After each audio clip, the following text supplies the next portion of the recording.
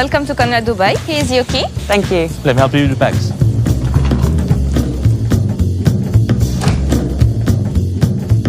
Nice room. How's that?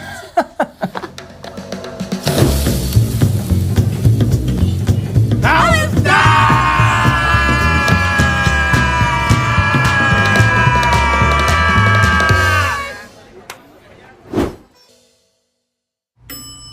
How's that? Hello everybody, welcome to Southport Cricket Club for Lancashire Thunder versus Northern Diamonds. Always a big occasion. My name's Mike Perkins. I'll be bringing you the commentary with Alison Byrne today. But let's start with some news from the toss, and Ellie Threlkeld is here alongside me to give us that news. Ellie, has the coin come down in your favour, and what have you chosen to do?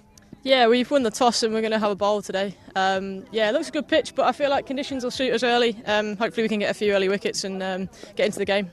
Yeah, I mean, the ground staff seem to think this is going to be a good pitch today, so that's certainly your thinking as well.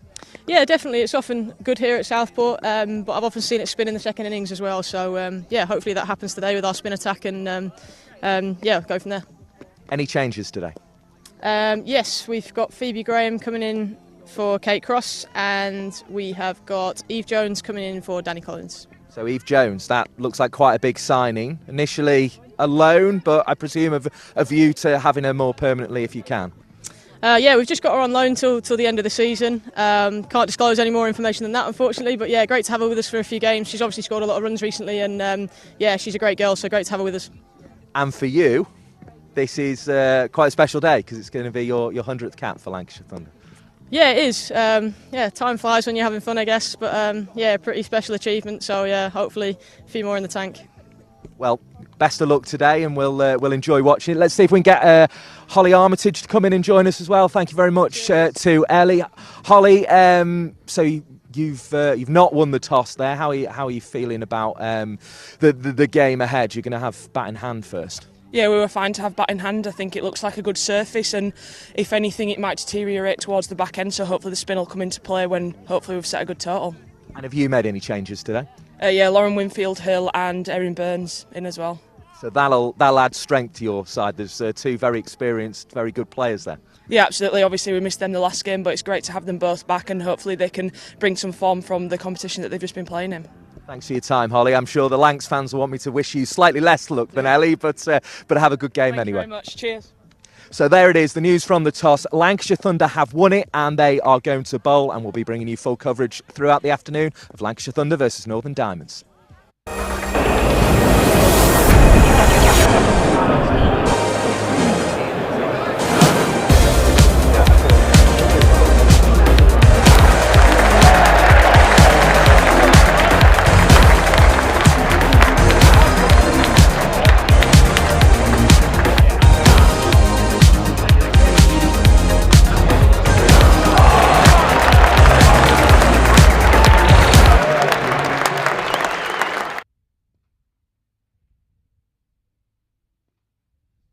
And as if by magic, you join us in the commentary position. You're looking through towards the pavilion here at Southport and Birkdale Cricket Club on Trafalgar Road. And as we were telling you there, Thunder have won the toss and they have decided to bowl in this game against Northern Diamonds. Crucial for Northern Diamonds because if they win, they could go top. The person you're seeing on screen at the moment is Eve Jones, who is one of those two changes we were mentioning there. Phoebe Graham, the other one. Eve Jones, very interesting indeed. We'll get the thoughts of Alison Byrne, the former Lancashire and Cheshire captain, on those changes in just a moment. The lineup in full, though, is Seren Smale, Emma Lamb, Alice Clark.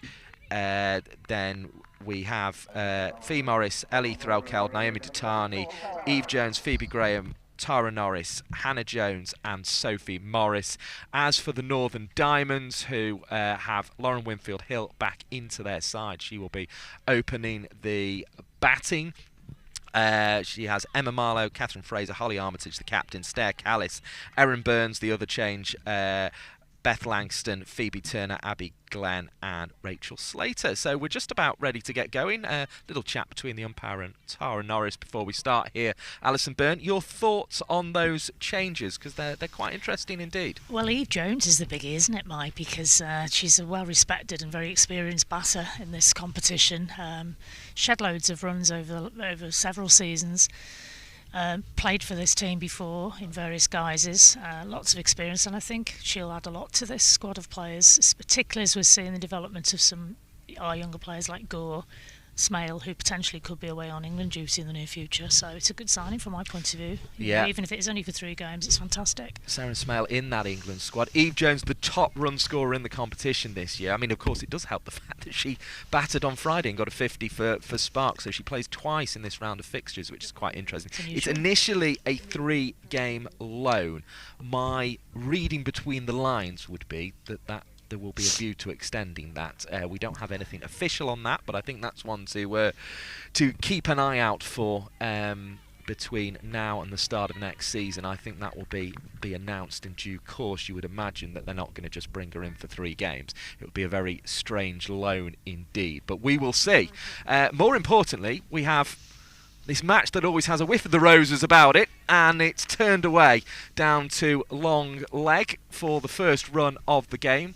Sophie Morris is there with the fielding, picks up and returns. 1 run off the bowling of Tara Norris. It gets Lauren Winfield-Hill underway. It was another of the prolific 1,000-plus run scorers in the regional competition. 1,361 runs going into this edition, plus another 293 this season. She's been a little bit more in and out than she might have liked this season, I think, with injuries and 1 or 2 things like that. Missed the previous game as well, but she's back in the lineup now, and she's been partnered at the wicket by Emma Marlow, who faces up. Little trigger movement back into a crease, turns into the leg side, finds Fee Morris at mid-wicket, and there is no run on offer, Alison Byrne. So we're underway. For everything else that's been going on there, we're talking about transfers, we're talking about Tier 1, which of course is crucial for Northern Diamonds, because Durham, one half of their team, does get Tier 1 status next year. Yorkshire will have to wait a further year for that, as in comes Tara Norris to bowl the 3rd ball of this game, and it's driven smoothly down the ground. That's going to actually beat the inner ring and go away for 4 runs, much to the delight of the Northern Diamonds players away to our right-hand side. 4 added to the total. It's 5 without loss. Lovely smooth drive. Well, looking at that shot, I think the batters are going to get good value for their shots here, because that, it came off the bat beautifully, didn't it? So it's a good old, looks like a good old batting trap there. Does indeed, and that's certainly what the groundsman was telling you this morning. But as we were saying, essentially for everything else that's going on, this is always a very, very important fixture. As this one goes down the leg side, it'll be signalled a wide. It's 6 without loss. A reminder, you are joining us on the Geo app and Lancs TV today, so absolutely fantastic to have you with us on Sunday. My name's Mike Perkins. Alison Byrne, the former Lancashire and Cheshire captain, is alongside me, and we are underway in the first over. So well done you for being bright and early here for the start of this game. And here comes Norris again, pacing in, heel to toe as she does. Left arm over the wicket, and it's driven smoothly again, but this time to cover where Eve Jones finds herself and picks up, and that's a position she often occupied for the Sparks, who have been her regional It's another team. Bonus having Eve Jones. She's a bit of a gun fielder, I believe. I haven't seen her a lot in the field, if I'm honest. I'm usually glued to her batting. Yes, well, indeed, and as I say, she made a 50 just on Friday for the Sparks in her final innings, going out with 2 wins there, but she's now back in the all-red of Lancashire Thunder, as this one's driven through the onside. The Tarney gets across and will prevent a run being scored there. I think if they'd really wanted one, they could have probably scampered through there, but they thought better of it in the first over, particularly having already taken 6 from it. So that is representing a good start at the moment for Northern Diamonds, who will be very keen indeed to make sure that they finish with a trophy. I think they will want to go out as the winners of this competition. They've won it before. They're the only team other than Southern Vipers to have won it, as this one's driven smoothly away to the cover boundary now, and Marlow starts well. 2 boundaries in the first over, 10 without loss will be the score at the end of it, and Tara Norris looking rather ruefully at her cap as she takes it from the umpire there. A fantastic start for the Northern Diamonds. Very nice. And we know this is going to be a good wicket. You've got the insight from the ground staff on that. Well, Ellie Threlkeld knew it when she made her decision to chase here, but she decided she wanted to sort of know what was on the board, if you like. yeah, it's an interesting toss decision actually, because talking to the ground staff, one of the groundsmen, Don I think it was, he said to me, I said, what's it going to play like? And he said, put it this way, it's a road. Fair enough. There should be a shed full of runs. And looking at those shots there, you can understand why he said that, because he came onto the bat beautifully, and the player at the wicket there, Marlow, just played a couple of beautiful, delicate shots almost. It wasn't forced, it was just timed off the bat beautifully, wasn't it? So, but as they say, hopefully it'll be the same for both teams. I can't see the pitch changing much today. I can see the weather changing a bit though, so that'll be interesting. Yeah, it's cloudy and windy at the moment, but it feels almost as if something is going to get blown in during the course of this game, and it's just going to be a case of, are we able to play through it? I don't know if that's the best impression of Don we'll hear all It's day. the only one you're going to get from me, so it's the suck it up, best one we've Buttercup. got from Phoebe Ali Graham. Byrne, as this one's flicked away into the leg side off the bowling of Phoebe Graham, and Lauren Winfield-Hill will start exactly as she did in the previous over, with a single down behind square on the leg side, 11 without loss. So the reason we're saying that Eve Jones, who's just caught the ball as it's been thrown round there, is back in the all-red of Lancashire is because she won the double with Lancashire, the county championship and the T20 title in her time captaining the side, and she also represented Lancashire Thunder in the KSL days. As Graham comes in short of a length, cut beautifully by Emma Marlow, who you don't want to jinx a batter this early on in their innings, so we will touch the wooden bench we're sitting on for her sake, but she is looking in very, very fine touch indeed in the early stages, and she has cut that one away.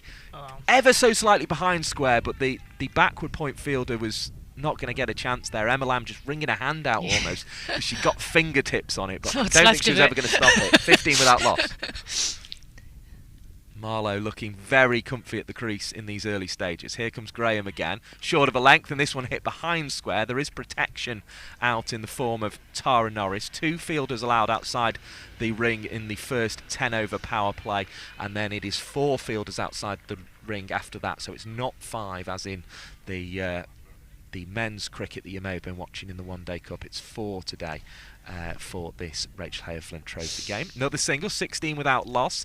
Marlow to the non-striker's end, and that allows Lauren Winfield-Hill to assess her options. She sees Seren Smale in at gully catching, and Seren Smale, of course, about to go away and represent Kate Cross's England, as it will be in Ireland. So great recognition for Kate Cross's career there at both international level and domestic level, as that one takes the outside half of the bat from Winfield-Hill. She felt just about in control of it by the time it left the bat, but perhaps not at the point it first made contact, if that makes sense. That sort of split second she seemed to gain control of the ball and just guide it over the top, but certainly was pushing out in front of the body as she tried to reach the ball. 17 without loss with the single.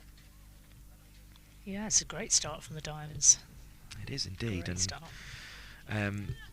A great start from all of you as well at home to be joining us on the Geo app and Lancs TV. As Graham bowls, it's full and it's chopped into the pitch, and there is no run on offer. Graham will come and pick that one up herself. It was a bit of a sort of almost into York herself in looking to get forward there, did Emma Marlow, and that was the reason there was no run on that occasion. Yeah, I like the way she sets up this player. If you notice, she's got really still at the crease. Takes a little back step. Sets up as a little backward movement, or it has been. She's going to change it now just to be awkward. No, goes back, and then step. She comes forward. Oh. Just beaten on the outside edge there by Phoebe Graham. A delivery of full length what a there. lovely delivery that was. Perhaps just trying to take advantage of that little backward step, because it will make it will limit the amount that Marlow gets forward, and I think Graham just used that extra half a yard of length there to, probably wasn't even half a yard, it was just maybe even a few centimetres of length, just to get the ball nice and full and beat the outside edge. But we've seen Marlow can drive the ball straight down the ground, so that's the danger with that tactic. Graham's got the advantage of being considerably taller than most of the bowlers on show today, and she did get that one to lift a little bit, so perhaps it was not just the line that beat her there, but the bounce that the ball arrived at Marlow. So the score's moved on to 17 at the end of the second over. The context of this competition, as we were saying, is that Northern Diamonds looking to go top of the table. Thunder still in with a chance, but it's a slim chance of qualification as this one's tucked away into the leg side. Smale will come off the rope at backward square leg, pick up, and there is 1 run to the total, 18 without loss. It seems relatively easy work for Winfield Hill at the moment as well, even though it's slightly less spectacular work at this point in time. She's happy to give her slightly younger partner the strike at the moment with her shots that she's been playing to date. Can't blame her. First train of the day rattles off towards Liverpool in the distance, the big yellow Merseyrail trains there, as in comes Norris, and there's a little puff of dust there as Marlow went back into the crease to push away into the offside, but didn't produce a run. 18 without loss it remains, but a very, very good start indeed for the Northern Diamonds here. Marlow settles again. Hands on hips at both mid-wicket and forward square legger Morris and Clark respectively. And Norris bowls a ball that's defended with a neat little movement back into the crease again from Marlow. Got to Tani at mid-on, and we've got the backward square leg on the boundary and the long leg to complete that field with the sort of the squarish mid-wicket and the straightish mid-wicket, or more conventional mid-wicket in the form of Morris and Clark. And then on the offside we have a short third, a backward point, a cover, and a mid-off round in the back of the ring in the form of Phoebe Graham. And it's into the offside. Marlow goes, but she finds the cover fielder, so no run available on that occasion. And that's Eve Jones again with the fielding, ensuring it's a dot ball. Overcast conditions, as we say here at the moment, with the cloud relatively high. Always a lovely scene here at Southport Cricket Club, particularly with the bowling coming from the Grosvenor Road end, with the white houses and the grey slats roofs behind Norris, who bowls well too wide of the off stump there. Rachael on her 100th appearance, as you were hearing at the toss there today, gets across with the gloves and prevents any more than 1 being added to the total, so 19 without loss it goes to with the wide. And you were saying to me in the build-up, she's just 2 catches away now from the 200 mark. I know, what an amazing achievement that is. Shows you how reliable she's been over the years, doesn't it, Mike? As Norris comes in. And bowls a ball that is driven up to Phoebe Graham, and that one is easily dealt with up at mid-off, creeping up towards the 200 mark. Of you watching the early stages of this game, and we like to see that creeping up throughout the day, so do make sure you hit the thumbs up button if you're enjoying the coverage, and do make sure you tell your friends as well. That's the other way to spread the love. These things.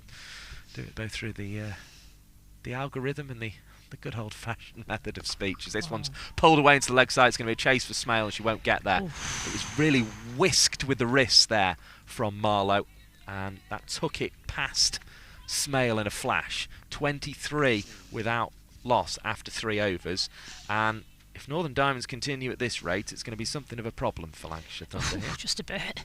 But that actually, you know, Norris pitched it a little bit short, so I think she's trying to catch her out a little bit by surprise, but Marlow was so sharply onto it. But what I was most impressed with was also the speed at which it went across the outfield. It's a real Bobby Dazzler of a batting pitch, this, by the looks of it. Yeah, it's looking lush this year. I know it struggled, I think the year where we came here for South East Stars, it was struggling a bit when it was a very sort of dry month, but today it's looking really lush and nice, and it was it's always quick here, so it continues to be so as Lamb comes in, picks up right-handed, returns to Ellie Threlkeld, and 23 without loss. The score remains after the first ball of the 4th over. Yeah, that last shot nearly took out the kiddies on their picnic blanket tucked to the right Yes, of us. it did. Mum was there a with bit Mum, aren't they? blasé about it all. I think I had my heart in my mouth more than she did. Here comes Graham, wide outside the off stump. Threlkeld comes across. It's not signalled a wide though, so none of those little fluorescent yellow telegraph numbers on the black scoreboard in the distance move on that occasion. It's no run again. But yeah, it's great to see Ellie Threlkeld there with the gloves 2 away from 200 catches and making her 100th appearance, and she is well and truly the captain of Lancashire Thunder at the moment. As back in the crease goes Winfield Hill, defends that one. It's been a more circumspect start from Winfield Hill than it has from Marlow, but she from her 6th delivery there is on 4. She won't mind that one bit. She certainly won't. It's a team play, team game at the end of the day. 23 and a bit, 23 off 3.5 overs is good going. Good to see Thunder keeping a slip in there though, when the ball's still newish. Latest ball from Graham is pushed into the offside where Eve Jones picks up and prevents the run again. So 23 without loss it remains. 69 the best score for Lauren Winfield Hill in this edition of the competition. But as we say, she's come into it with 1,361 runs, including 663 of them last season. That was the best of her seasons and the best in the competition last season. She pushed that one leg side, no run on offer again, so better over this one from a Lancashire Thunder perspective. Excellent over from Graham. Very determined, very focused player.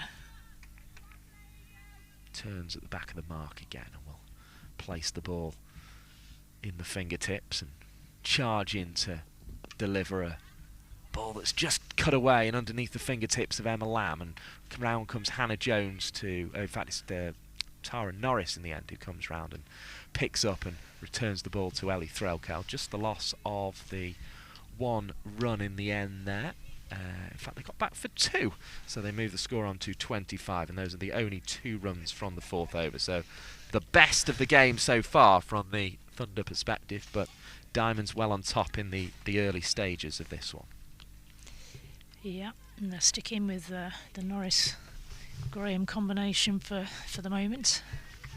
So these two sides have played 11 games. Diamonds in second on 32. They can go past the Southern Vipers with a win, who are on 34 at the top. You've then got South East Stars, 31 points from 12 games. Sunrisers, same number of games, 30 points. The Blaze, who are looking very strong at the moment. They're coming good at the right time, having had a disastrous start to the competition.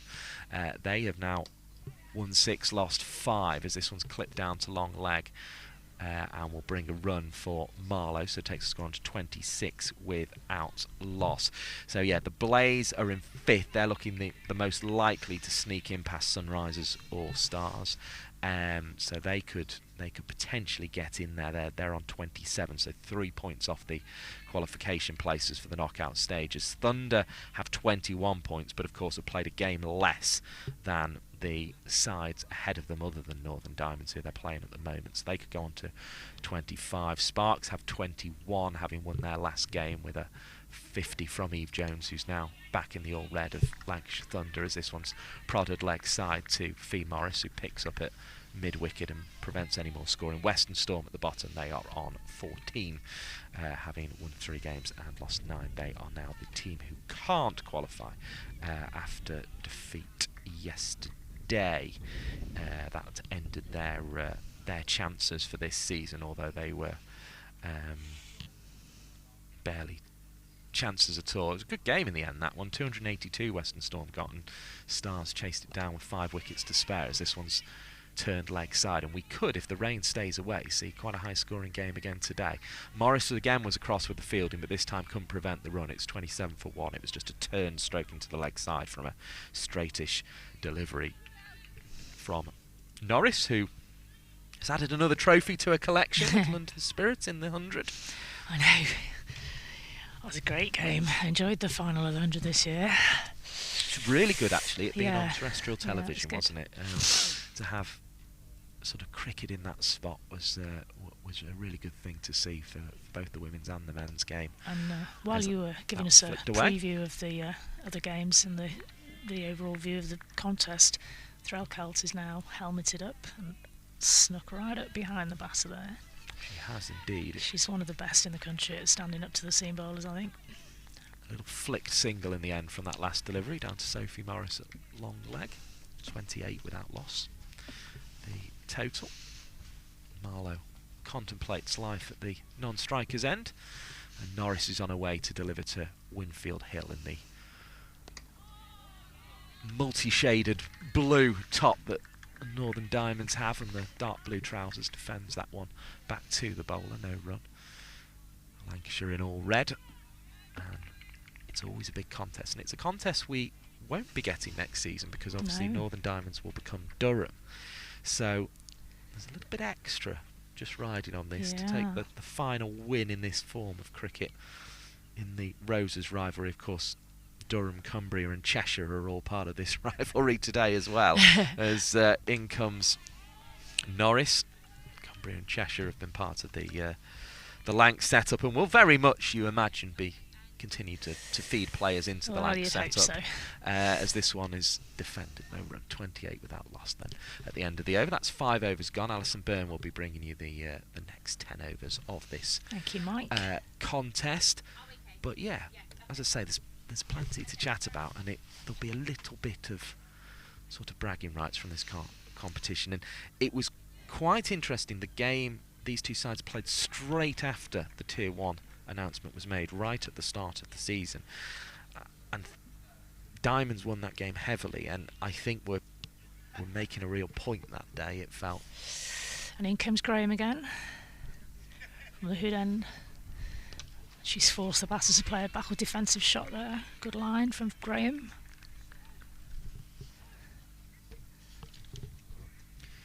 Yep, continuing with that miserly line and length from the previous over. I don't know what I called that end. It definitely isn't the hood end. It's the Harrod drive It's the Harrod drive end. Beg your pardon, listeners, viewers, ground staff, residents of Southport. Second ball in. What's uppish? Oh, and tall Graham must have been close to that as it sailed past her right hand and out to mid-on for 1 run. I think we're obviously at a kind of angle at almost like backward point at the moment, so we didn't get a brilliant look at it, but it felt as if she was having to go across the pitch to get to the ball, if that makes sense, and that's what took it out of that very long reach of hers. Had it perhaps been on her side of the pitch, she might have had a better opportunity. She's bowling well though. She certainly is. And again, she's beaten the outside edge, or was it the edge? No, umpire's not at all interested. That was the question though from Graham, wasn't it? She felt there was maybe just a little flicker at the last moment there. It almost felt as if she was appealing. Did it perhaps take just the very bottom corner of the bat where the edge meets the toe? Umpire Jasmine Naeem not at all interested there. The arm stayed well and truly by his side. As Graham's got fired up a bit here. That's a nice shot under the circumstances. Winfield Hill, she just placed it into the covers. No pressure to get runs quickly at this stage. They've made a good start. Negate some of Graham's passion. The ground's filling up a bit as well, actually, considering it's a very grey start to the day. There's quite a few people in front of us taking their seats. Got a few picnics around. So come on down to Southport. Looks like it's going to be a thriller as Graham thunders in again. Oh, what a beautiful shot. And that's the class of Winfield Hill. She just leant back slightly and placed it down to the square boundary there. Lovely shot from Winfield Hill for 4. Not much the fielder could have done about that one. No, it was perfectly in the gap at point, wasn't it? And away it raced from Winfield Hill. Yeah, it's a lovely Sunday cricket scene here at Trafalgar Road at the moment. It is again. It's Great sight to behold, Graham thundering in. Little dab down, but Lamb's too quick for that. And again, another good ball. And at the end of that over, the score is moved on to 33. A slight reduction in the scoring rate in the last 2 or 3 overs, Mike, but certainly 6 overs for 33. No wickets lost. All safely still, waiting their turn to come into bat. I think the Diamonds would be thrilled with that. Yeah, it's been the bowling of Graham, really, isn't it, that's kept things together. That was her 3rd over, and she's probably been the most miserly in the last couple of overs that she's bowled. And it's very nice for me to be in Southport watching cricket again, because I've been reporting on obviously all the horrible mass stabbing that happened here. I was there on the scene reporting on that, broadcast probably I think 25 to 30 radio stations during that week. So it's very nice to be back to normal, because this has been a town that's been very much hurt in recent weeks. So it's good to be back here actually watching sport. I nearly came to report on one of the football team's games as well. As in comes Sophie Morris. Change of bowler, Sophie Morris, left arm spinner, Wirral girl, as I keep banging on about because I'm very proud of her. And she's just beaten the outside edge, so it's not a bad start. She's had a good start for Thunder, really, hasn't she? This is the first season really where she's been considered a regular. Again, good ball. It's just been dabbed down to short fine there for no run. Yeah, it's an embarrassment of riches in terms of left-arm spinners at Thunder, crazy, because you've got Eccleston when she's available, Hannah Jones and Sophie Morris, so you've got 3 very, very good left-arm spinners here. Spin queens. 4 lefties as well, as you say. Cray. She comes again. That's a nice looking shot. Stroke that out to extra cover, but there is a fielder on that boundary covering that eventuality who's fielded it, and they've just taken the 1 run for that. So it's got confident start from Morris. As you say, plays her cricket on the Wirral. She does, Upton. And so yeah, hello to Upton Cricket Club. I'm sure there'll be a few of them tuned in this morning. Definitely a few down at Upton Cricket Club. She plays in the men's teams down there as well. As she still turns out for the ladies' team. Div 2 Cheshire. That's what I like to see. Grassroots cricket being supported. Again, she's stroked that one out to the extra cover boundary, but it's just the one. It's just the one score to total, making it. Keeping it simple, Morris. Very repeatable action.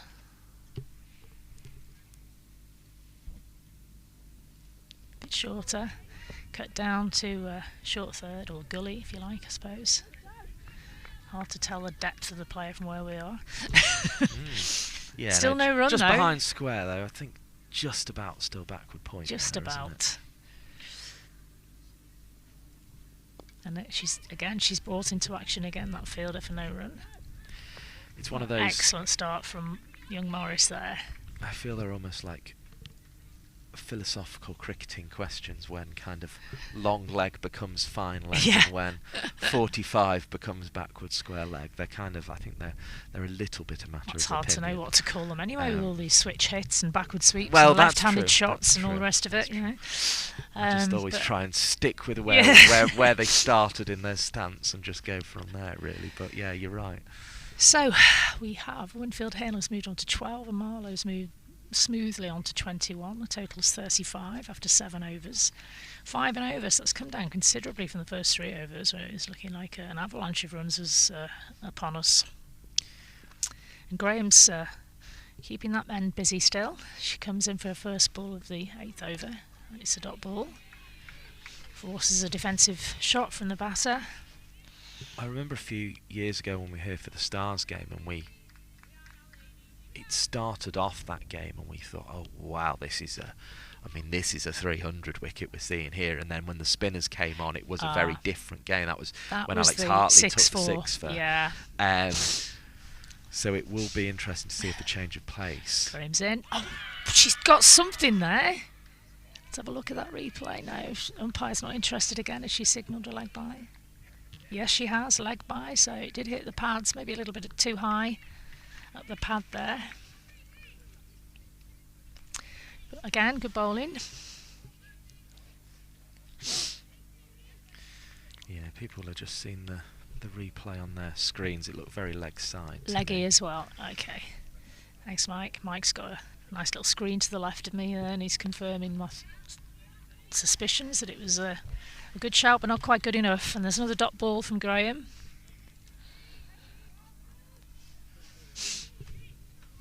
Easily feeded in the covers. Seren Smale, soon to hopefully get her first England. Which he has got full her cap. first England call up. Well, But she's yeah, got a call the up, full cap. waiting for the cap. Yeah. Sure, Crossy can sort that out. Might be worth a shandy or two in the bar. Dot ball again. Graham's got a head of steam up again in this over. Auntie Kate, as they Auntie call her Kate, now. do we? Oh, how cute. But yeah, it's great to see that recognition, isn't it, of Kate Cross. If anyone deserves it, it's her. Come on. Let's see what Graham's got up her sleeve. She rolls in a little bit leggy, but there's somebody there at square leg on the one. No run. Reminder, you're watching this game either on the Geo app or on Lancs TV's YouTube channel. You're with Mike Perkins and former Lancashire and Cheshire captain Alison Byrne. Yeah. So, I feel a wicket coming on, Mike. Am I wrong to say that? I am. See what Phoebe Graham's got. Oh, nearly!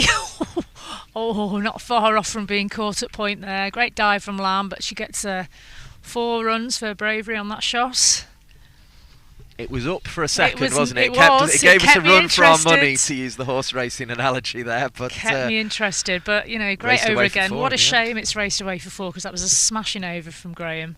She did deserve a wicket there. And the total for the Diamonds has gone on to 40. So they're going 5-8 to 40, so still going at 5 and over. That's respectable. It's not out of reach for the Thunder at this stage. I thought that was a very tidy first over, though, from Sophie Morris. And the wasn't fact she was it? bowling it in the power play as well was particularly impressive. Well, they've given another over, unsurprisingly. Captain Threlkelt's very pleased with it. So They've gone with a sweeper either side. Mid-wicket and cover are the 2 fielders out. Yeah. Bit quicker, I thought, that one. She's driven it through the covers, but to no avail. As you say, very repeatable action, and her variations are very subtle. She sort of bowls one ever so slightly slow, one ever so slightly short, but she's moving things centimetres, it almost feels like, or just very tiny amounts in pace. The thing I like about Morris is that she bowls at the stumps consistently in line with the stumps. Okay, she might bowl one short sometimes, she might over pitch, but even the ones where they are at the stumps, so even if the batter makes a mistake on them, you bring in any opportunities of the dismissals then. So she's bowled another dot ball. Oh, and that's a nice Yorker. Jab down from Winfield Hill. Fresh from the Caribbean, lucky devil, playing in the Women's Caribbean League. As has Erin Burns, of course, but neither of them were in teams that reached the final.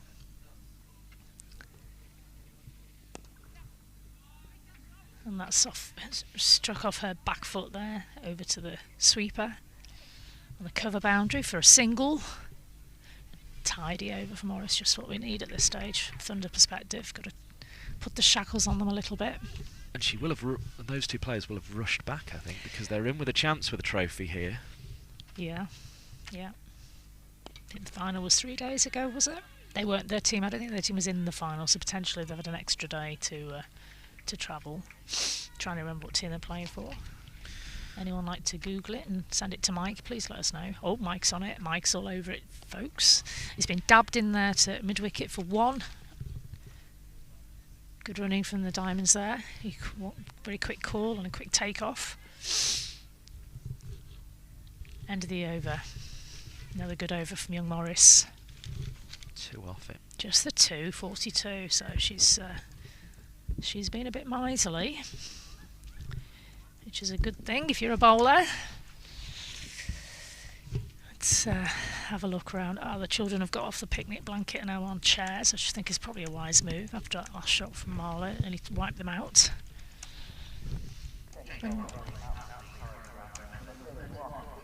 And it's Fee Morris coming on to bowl. So we've got Morris at one end and Morris at the other end. So we've got Fee Morris coming from the Harrod Drive end now, replacing Phoebe Graham, and Sophie Morris in the Grosvenor Road end.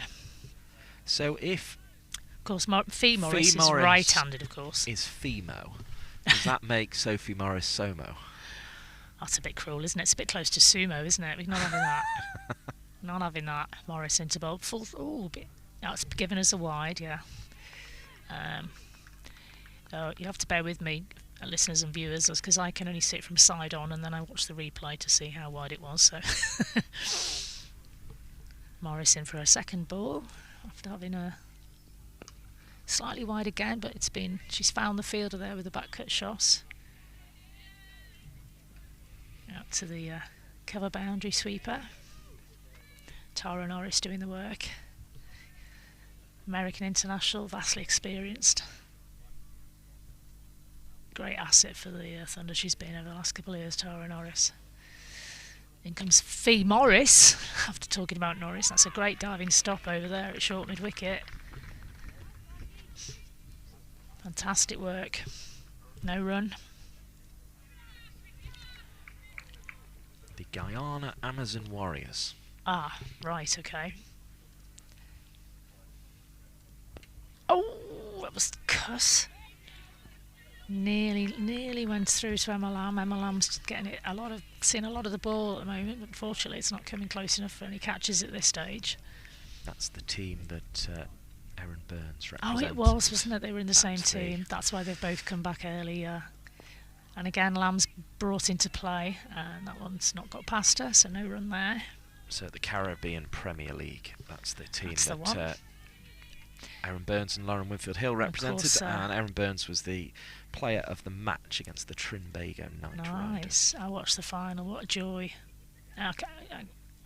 She's moved down the trap there to try and negate Morris's bowling, but Fee Morris saw her coming and dropped it a bit short. I think that's great bowling from Fee Morris. Yeah, guys, if any of you get a chance, have a look at YouTube on the final of the Women's Premier League Caribbean, because the joy in the play of those young women when they were playing their cricket was a sight for sore eyes. Just joyful cricket as it's placed down nicely to the square leg boundary, rolling stop down there just for one run. Mike, if you get a chance, look at the celebrations of the Barbados team. Never seen anything like it. Scores moved on to 45, so the spinners are stopping the run rate a little bit here. They've brought it back between them quite nicely. At the end of 10 overs, 45 runs, so the run rate's down below 5, the first time they got in the match since the end of the first over anyway. And Erin Burns actually topped the impactful batters chart. Did she? 172 runs in the competition. And that's the end of the power play, so Thunder can now move a couple of fielders back if they wish, and they have moved one further fielder on the boundary. It's still fairly standard field. Morris in. Dot ball, I should say. Sophie Morris. Susie was her auntie who I played hockey with, get it right. Sophie Morris. Sorry, Susie. I'd hate to say your bowling was not quite as good as Sophie's. And it's a big drive down the track. No room. You clapped your hands there, Mike. Well, so did Sophie Morris. Do you think had a it's little gone sniff through at our that one. hands? Couldn't tell from where I am. Let's have a look at the replay. No. Moving forward. Third ball of the over. Morris. Back foot drive. Out to the covers. One run. Yeah, you'll have to have a look at that again for me, Mike, and see if I've missed something.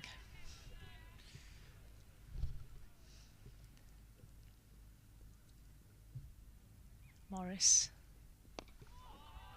Ooh. She's got a little bit of movement there. No run. It's placed out into the leg side. Yeah, Sophie Morris bowling very tidily indeed. Certainly is. She's coming in for the fifth ball of this over. Score on 46. She bowled that one from a little bit wider on the crease, but they've taken a quick single to mid-on.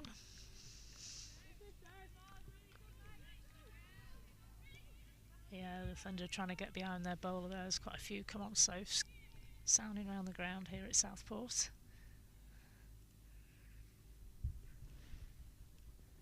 Speared in at the stumps again. Another run. That's the covers. But again, Tice, 3 singles from it. 48 off 11. So Marlowe's moving herself nicely onto 28. Winfield Hill's on 16. They're set bats. Rachael at the moment, I think, is just looking to potentially just keep the runs down. At some point, no doubt, she'll be thinking how I can get one of these out. Of course, she's got options available still to her in the form of Hannah Jones, the silent assassin as we call her. Datani with her left arm seam. And of course lots of overs left from the 2 seamers, so the opening seamers, so it'd be interesting to see where she goes next with this. But for now it's Fee Morris to come into at the start of the 12th over with her right arm off breaks. Ooh, a bit of a slap shot out to mid-on. Don't quite think that was what Winfield Hill had intended initially, but no run. Morris twiddles the ball in her hands. Bit shorter. Ooh, sharp hands from Rachael there. Winfield Hill with the attempted sweep missed, and Rachael had the bails off quick as you like.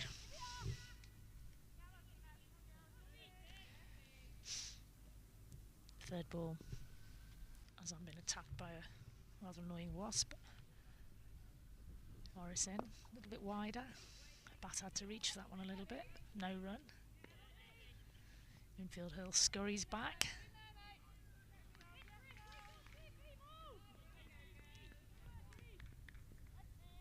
Just waited to see if there's any blue sky trying to break through. The sun is definitely trying to break through, but the clouds have cleared as yet, but maybe later. Reverse sweep. She's got hold of that one. What a shot. Wow, what a shot from Winfield Hill. Reverse sweep into the gap. Brings up the old 50 for Northern Diamonds in pretty sharp time after halfway through the 12th over.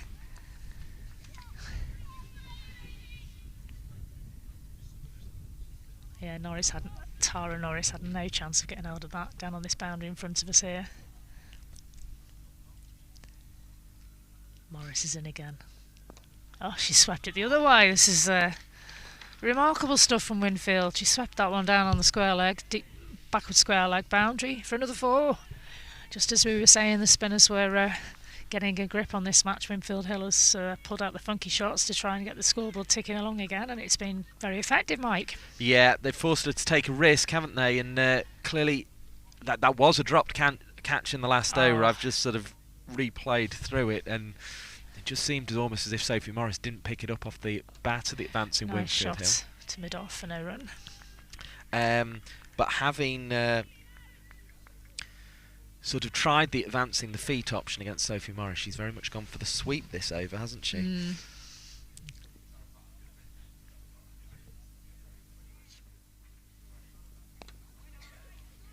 Dot ball, Fee Morris, good ball. Yeah, okay, fairly expensive over there for Morris. It moves the score on to 57 for the Diamonds at the end of the 12th over. Yeah, well, good overall round really that for the Diamonds, yeah. bringing up the 50, taking 9 runs from it. Just they hadn't had one of those for a little while, I'd say, almost since the first 3. We saw them take 23 runs off the first 3 overs, and then it had been very sort of slim pickings from there right up until the start of that 12th over there, where they took 9 off it. Oh, Sophie Morris a little bit quicker that one, well blocked from Marlowe, who's looked very comfortable at the crease so far this morning. But it definitely looks easier, doesn't it, against the seamers than it does against the spinners. A little bit shorter from Morris this time, and Marlowe rocks back, plays it easily into the point boundary for a single. What I quite like though is they've gone for 3 back as far as I can see at the moment to Sophie Morris. So they've put backward square leg back as well as mid wicket, and they've got a straight mid wicket in the ring, but they've not gone for 4 back yet. Yeah, it's still relatively attacking in the context of the match, isn't it? So there's another single there, again to the point boundary. Because it almost seems as if we play... overthrow? Sorry, Mike. No, it's not. You're quite right to keep an eye on that ball because it did scuttle through. But no, it almost feels like we play cricket on default sometimes and we just go back into a set field. So it's quite good to see them keeping them up and almost saying to Marlow, right, you've got to try and hit it over the top of the mid-off and mid-on. That's flicked to mid-wicket. No run. Alice Clark there. They've got to go at the top of the order in the last game. You imagine with Eve Jones coming in, she might not today, we'll see. I would be a bit surprised. Alice Clark is doing some great work at mid-wicket in front of us there. Stopped another single there. Another wicket keeper. Yes, yeah, there's plenty of them about.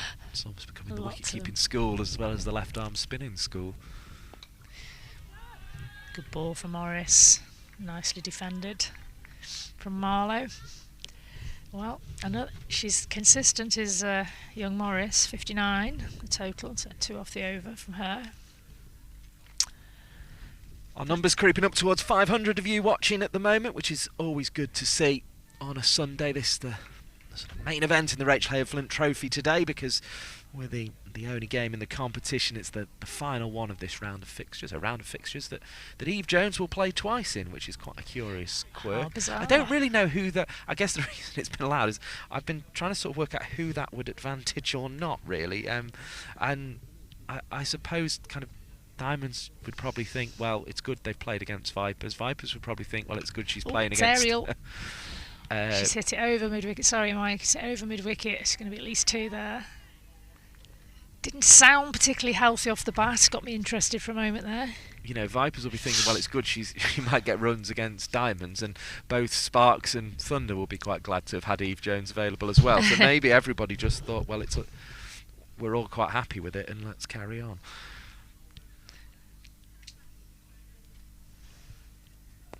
Oh, and again, she's gone aerial over the square leg boundary there. It's dissected the 2 fielders and picked up nicely by the gentleman finishing off his subway. Great shot. Yeah, taking a few chances now. Must be a controlled breakfast risk. sandwich. That Controlled now. risk. Seems quite early for a sandwich. Yeah, well, there's a couple of driving subways on the road up here from through from city centre Liverpool over to Southport. There's a nice dual carriageway, 2 or 3 little spots you can pop in for your Subway and your Costa and whatever. And other outlets are available. Well, you don't have to say that. We're not on the BBC. If they want to sponsor us, though. Just did. Too late, said it. It's driven out to the extra cover area for a quick single. Yeah, we're not on the BBC today, but if Costa or Subway do want to sponsor us, they're more than welcome. I'm sure they've got a coin or 2 lying around. Yeah, I'm happy to have a free Subway anytime you like. Mate. Vegan cheese, loads of salads, no olives. Oh, and Morris is coming in. She's carrying on regardless of our sandwich talk. Bowls a good ball for no run. Noticeably looking for the boundary a little more now, though, Diamonds. There's 2 fielders out on that boundary. Oh, it's a good ball. Jab down though. That's good. That's good cricket all round. Actually, really good ball. Batter did well to jab it out and take a quick single. And the fielder did well actually as well to stop Lammy it escaping the ring. I hope her back's all right after all this rolling around. It's not been good over the last year or so, is it? It's getting better though. After her operation last season. Certainly not stopped her scoring runs, which is the main thing. Oh, now that one surprised the batter. Shot up, didn't it? Great bowling from Fee Morris. And that is the end of the over, the 14th over. The Diamonds have moved on to 68 for the loss of no wickets at this stage. The sunshine's out as well. Yeah, definitely. The sunshine is definitely breaking through the clouds momentarily here at Southport, which is good to see.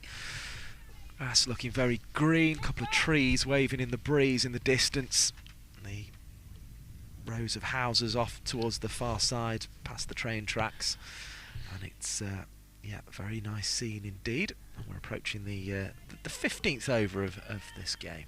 As the batters just have a quick little discussion. Winfield Hill just gets a bit of a drink, I think. Well earned. Although it does seem to be warming up a little bit. Winfield Hill, who is actually overtaken Marlowe now. He's on 33 and Marlowe's on 30. So she's taken her time, she's showed her experience, she's had a good look at the bowlers and picked a couple of balls to take chances to with those 2 sweeps that have raced her scoring along. There's Morris on her way again. In she comes. Another accurate one. It's placed into covers. There's that gap created by the extra fielder on the boundary just for the 1 run. And the sun's definitely trying to shine through now. I might even take my woolly hat off. It's almost sunglasses weather, isn't it? Well, you know, you've got those, haven't you, Mike? You brought them. You didn't bring a coat or a jumper, but you brought some sunnies. And that's beating the outside edge from Morris. Good bowling. You do know we're in England, don't you, Mike? It may prove to be a naive decision as the afternoon goes on. Half jacket will travel. I had a boot full of spare clothes. You're lucky. And the bats. The bats are set up, ready for Morris. Sophie Morris coming in again. Well bowled, half fielded from Sophie Morris, but she's got back up. Dot ball though, that's the main thing. Yeah, that one definitely on the ground, but the one in the 11th over. Oh dear. She just didn't seem to pick it up at all off the bat. It's gone leggish, and that's a nice place shot through the mid-on boundary there for 4 runs. Beautiful timing there. Batters meet in the middle for the traditional fist pump. It's almost like it's compulsory nowadays, isn't it? Yes. You'd always be quite Fist offended pump. if you didn't get one. Yeah, I didn't. You'd wonder what you said. Mate, I did a good shot there. My mate just ignored me. Didn't fist pump me. What's going on? Nice shot though. I think Marlowe Lovely. needed that boundary. Well placed. As you say, she had slowed up a bit. Oh, off the back foot again. She does like to play that shot with a bit of pizzazz, doesn't she? Does Marlowe? No run on this occasion. Yeah, she's got a bit of style about her, definitely. Comes Morris. Bit straighter. That's a good diving stop. Good diving stop. Keeps it to no run. And that is the end of over. And by her very high standards, that's an expensive over because she's given 5 away then. 73 at the end of the 15th over. They're whizzing by though with the spinners, yeah. Spinners here. The 2 Commentator's Morrises dream. bowling in tandem, Sophie and Feet. Indeed. Hannah Jones though is going to break that up now and come into the attack, it looks like. So Ali Threlkeld using her full complement of spin here. And it's handy that Fee Morris is so good with the bat that you can almost get an extra one in. I suppose Diamonds do that a bit with Erin Burns, their overseas player as well, who'll come on and bowl a bit of spin. One of the famous cap-wearing spinners, of course. Oh, yeah. I can quite concur with that. Which is basically a ponytail thing, from what I understand. It's a fringe saves thing, you mate. having It's to a redo fringe it thing. as that one's played Yeah. into the cover region, and Eve Jones slides across and just stops it escaping the ring. 74 without loss. Yeah, if you're taking it off and on the whole time, there's a lot of redoing of hair to be done, so people like Erin Burns tend to leave it on. As here's Hannah Jones bowling. Couldn't stop the ball herself, but mid-off does the job. She got a bit on it and did enough to prevent the run. So Jones choosing the Harrod Drive end of the ground, whirling away here in her first over. Twisted into the leg side with a drive there. Threlkeld proving she is definitely one of the best with that one-handed take from a fairly poor throw in the end from Datani at mid-wicket. Just tumbled away and took it one-handed, did Threlkeld. Kept things nice and tidy, as well as captaining the side, as this one's driven up to Phoebe Graham.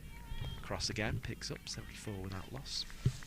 Little discussion between the batters. Word of encouragement perhaps to Marlowe. As in comes Jones again. Twirls another ball that was actually fuller than it looked as it had left the hand, and it ended up going down on the leg side for no run. Up, well, down towards the bowler there. As in comes Jones, who I think went for a similar length delivery there, but got it slightly wrong, and Marlowe will be frustrated that she didn't spot the full toss and hit that for runs. 74 without loss. A very tidy first over indeed, just the one from it.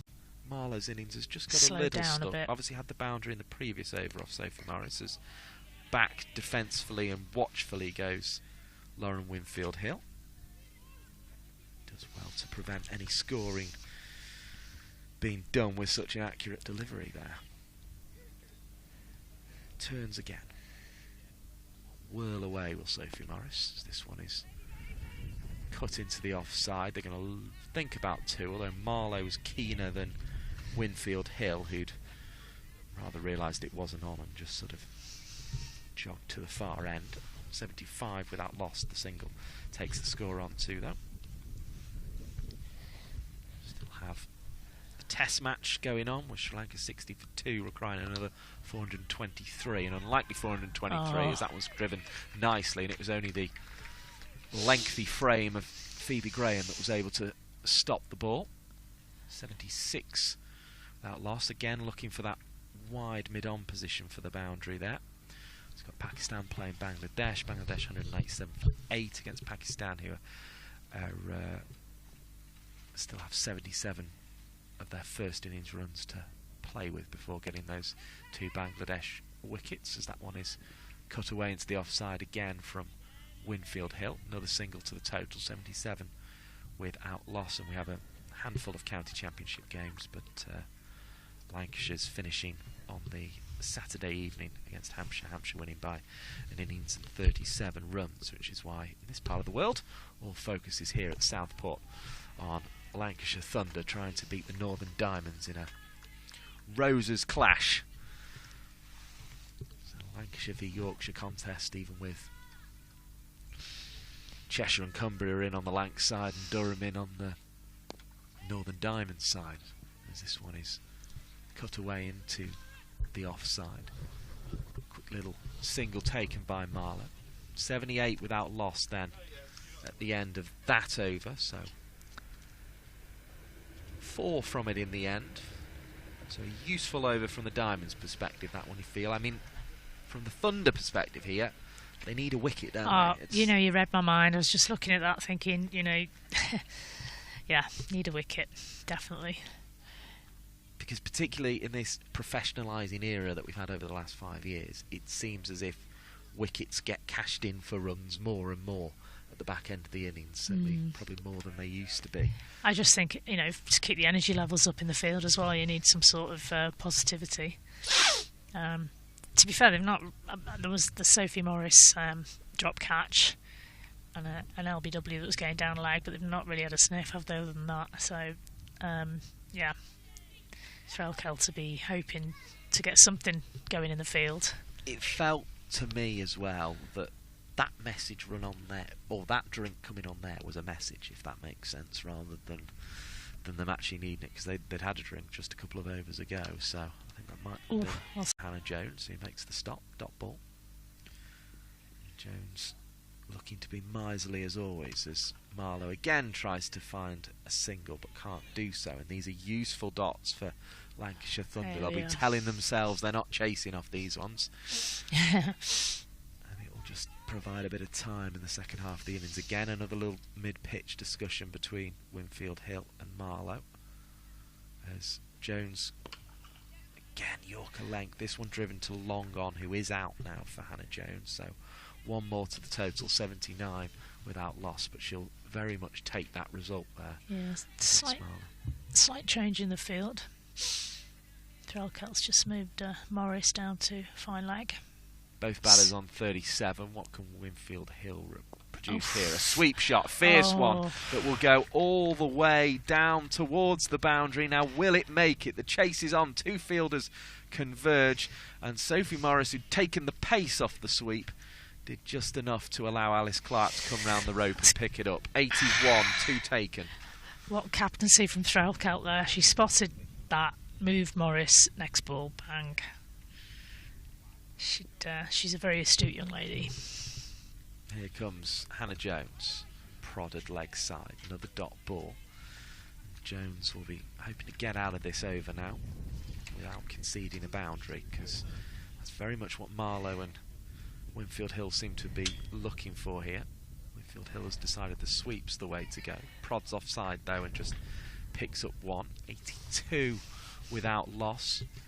Another over that feels like it went in Diamond's favour, but without decisively going in their favour, if that makes sense. You know, it just kind of kept it was a the score Diamond's moving. over, but not a decisive Diamond's over. I think we're going to have another change of bowler. Tani's checking her run up. So this will be interesting because Datani's kind of in that middle pace, if you like. Yeah, and left arm seams. Occasionally tricky to manage, isn't it? Yeah, If you're a right-handed bat, cutting moving it in, seaming it away. So this will be an interesting moment to see how this goes. Whether she sort of bowls at the pace where she kind of can take enough off it to make it tricky in the same way as the spinners, or will she come onto the bat nicely in the way that Norris and Graham did in the early stages. Norris obviously probably more similar a bowler to Datani because they both bowl left arm. Yeah. Norris is the slower of the two, I would She's say. not had an awful lot of bowling this season, so, you know. No, and she's generally bowled at kind of just trying to fill overs in. As she probably is here. That one was a full toss outside She got the off away with stump, that. and it was missed out on outside the off stump by Winfield Hill. But so she's kind of come on and bowled sort of bits and bobs spells, and generally has taken a little bit of tap this season as a result. But we missed Tatani's presence a fair part of this season through a shoulder injury as well, didn't we? I don't know whether it was a bowling arm or her other arm, to be honest. Ooh. Bowl short of a length. It's whisked Silly. away, and this one should go for 4 and does. There was a able chase round the boundary, but it was never going to be a successful one. 4 more to the total, 86 without I loss. don't think she's got the pace to be trying to bowl it that short, frankly. On this pitch, there's not much variance of bounce. It's going to it's a gift really for the quality of batters that we've got on show here in front of us. It certainly wasn't a half-hearted chase by Fee Morris, but she knew she was never going to get there. As soon as it left the bat, in comes Datani again, left arm over the wicket, defended by Winfield Hill up the offside to Alice Clark. And Winfield Hill will be feeling better, you imagine. 44 now to her name. She's been there before. She's gone on from there before as well. That's the worry, isn't it? Yeah. She's no stranger to a big score. Holly Armitage at the toss describing it as, certainly when she speaks to me, she said, we've got our overseas and our best player back. As that one's clipped away into the leg side, and 87 without loss it moves on to. Yeah, good comeback from Datani. The next couple of balls after she was mullered down to square leg, dot ball and a single. So good character. Motion from Winfield Hill to suggest it's a bit skiddy to Marlow, who then made the "is it wobbling either side" signal back. Short of a length and through to Rachael. I think that was a bit of a lucky one in some ways from the Thunder perspective, because any bat on that, it would have been racing away towards the boundary at backward point, which does look at one of those direct routes to the boundary. Maybe it's just our angle from mid-wicket at the moment that makes it look that way. But it certainly looks on, doesn't it? It does. In fact, either side of that fielder at backward point is creeping in now as Datani approaches and bowls. It's a good length and it's defended off the back foot. Across comes Eve Jones. Can't get the throw away as quickly as she would have liked, or as accurately as she would have liked. Rachael picks it up, 88 without loss with the single. That's Winfield Hill back on strike. Well done, Winfield Hill. Canny old player, eh? Yeah, getting near the 50. Oh, get me back on strike. She just knows what she's doing, doesn't she? Just knows what she's doing. And it's always good to keep the fielders on their toes, because they're sort of, well back on that side. If you're going to drop a couple of quick singles in there, it might tempt a boundary fielder in a couple of yards more than they should be, and next ball for it shouldn't be. It's cat and mouse. Umpire Naeem takes the cap from Hannah Jones and clips it in place. Umpires' jackets have all sorts of things on them, don't they? Little hat clips and pockets to hide ball counters in, as that one's chopped away on the cut out to Fee Morris. Doesn't get it cleanly for once and returns it to Rachael. It doesn't cost an extra run though, so she'll be happy with that. 89 without loss. The fluorescent yellow numbers show on the black scoreboard in the distance over towards the train tracks. It's just raised up on a hill slightly here at Trafalgar Road, Southport, as the bowling coming from the Harrod Drive end. And diving there is Eve Jones, back in the all-red of Lancashire. Preventing. She's played for this team on and off for a number of years, hasn't she, Eve Jones? But she'll still be thinking, this is my debut, I need to, show them what I'm made of still, even with all her... 90 without loss, as this one is cut away out to Fee Morris on the cover boundary. One more to the total. 91 without loss. Again, Fee Morris struggling to gather the ball. She had a bit of a tricky over this one in terms of the ball early. Just hasn't behaved itself for her. It's only 11:30. It's still early. Not awake yet. We're getting through the overs well, aren't we? It's almost as if Lancashire know the rain's coming later on as well, and they're trying to make an extra effort. That's driven beautifully, dissecting the fielder at cover and mid-off, and away it goes for 4. Beautiful stroke all along the 4, and it brings up 50 for Lauren Winfield Hill, who just with a casual wave of the bat, because she does this on such a regular occasion towards her applauding teammates. 95 without loss, 50 for Winfield Hill, comes up in the 20th over of the innings, so in good time. Yeah. Bit good, isn't she, Mike? Yep, she bit good. Definitely is. Just never seemed to happen at international level for Lauren Winfield Hill, but at this domestic level, she's an absolute dominant performer. And it's been good that she's had this setup to come into and continue to be that as she's bowled. And Hannah Jones does not like being hit for 4. Goodness me. First ball after Winfield Hill brings up the 50. Jones manages to run one through her and into the stumps.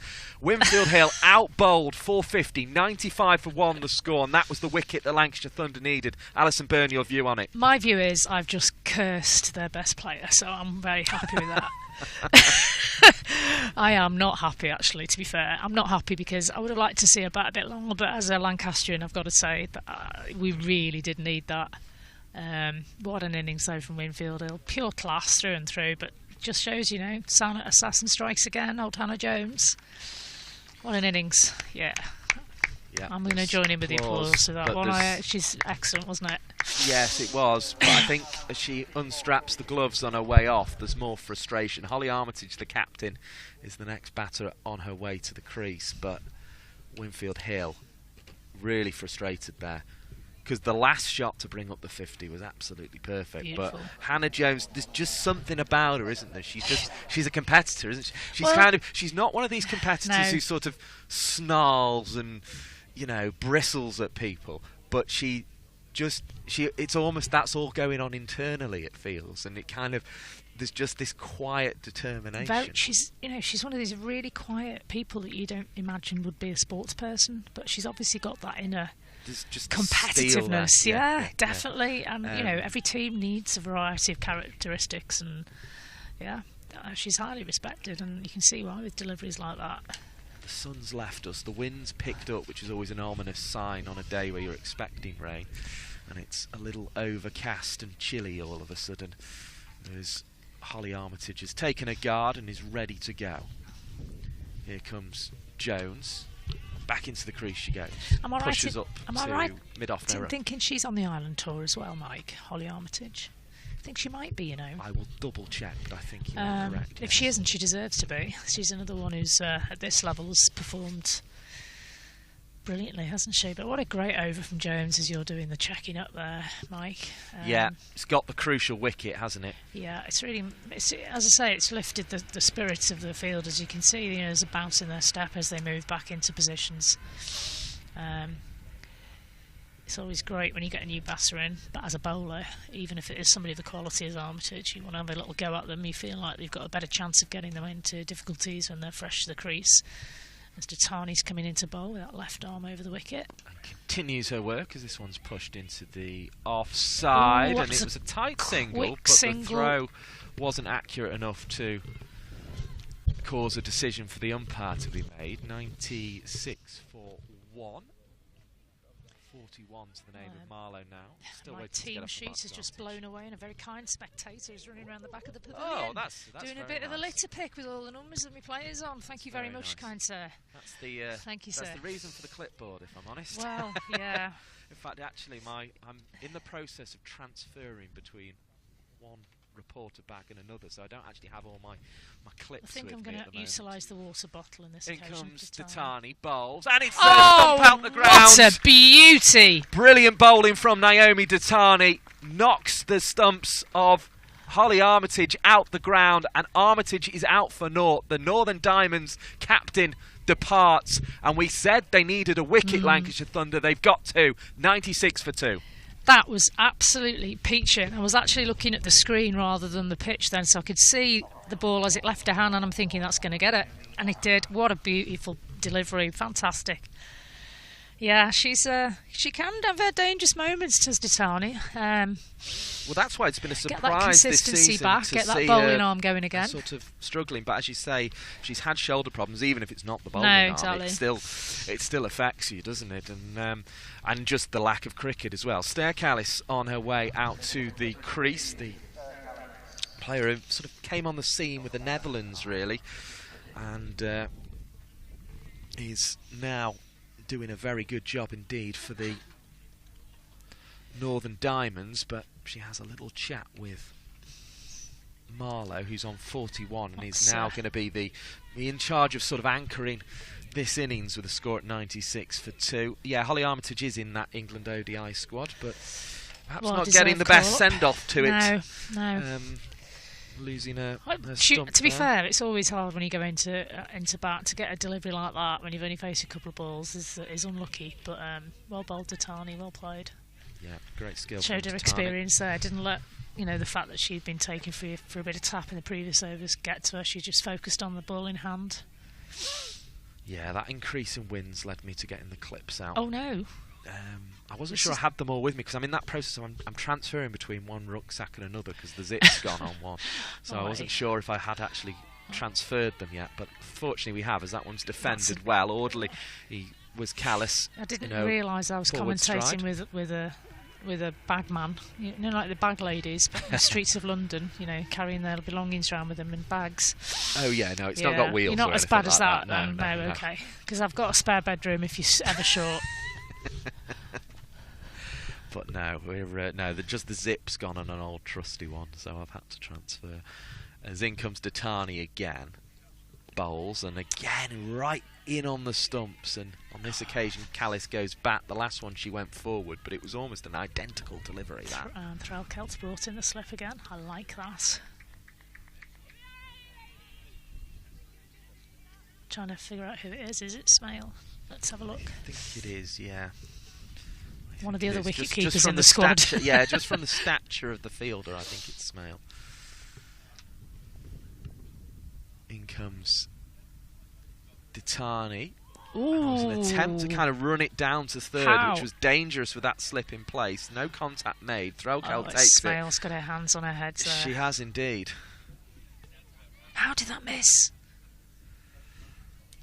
I don't know. Missed everything. Yeah. Pads, bat, wickets, everything. Felt like it was going to be an outside edge, didn't it? We've got Danny Collins on at the moment as well as a substitute fielder. She's one of 2 changes today.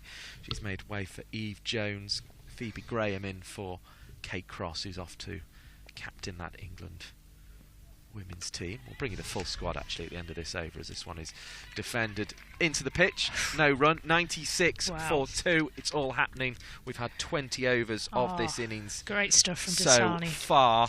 So yeah, that England squad in full to face Ireland. The ODI squad: Kate Cross, Holly Armitage, Hannah Baker of Sparks, Tammy Beaumont, Georgia Davis also of Sparks, Lauren Filer, Bess Heath, another Diamonds player, Freya Kemp, Emma Lamb, Rihanna McDonald-Gay, Paige Schofield, Bryony Smith, Maddie Villiers and Izzy Wong. So that's the ODI squad. The T20 squad is Kate Cross captaining again, Georgia Adams, Holly Armitage is in that squad as well, Hannah Baker, Tammy Beaumont, Mahika Gore of Lancashire Thunder makes the T20 squad, Rihanna McDonald-Gay, Karis Pavley, Paige Schofield, Seren Smale is in the T20 squad, Bryony Smith, Maddie Villiers and Izzy Wong.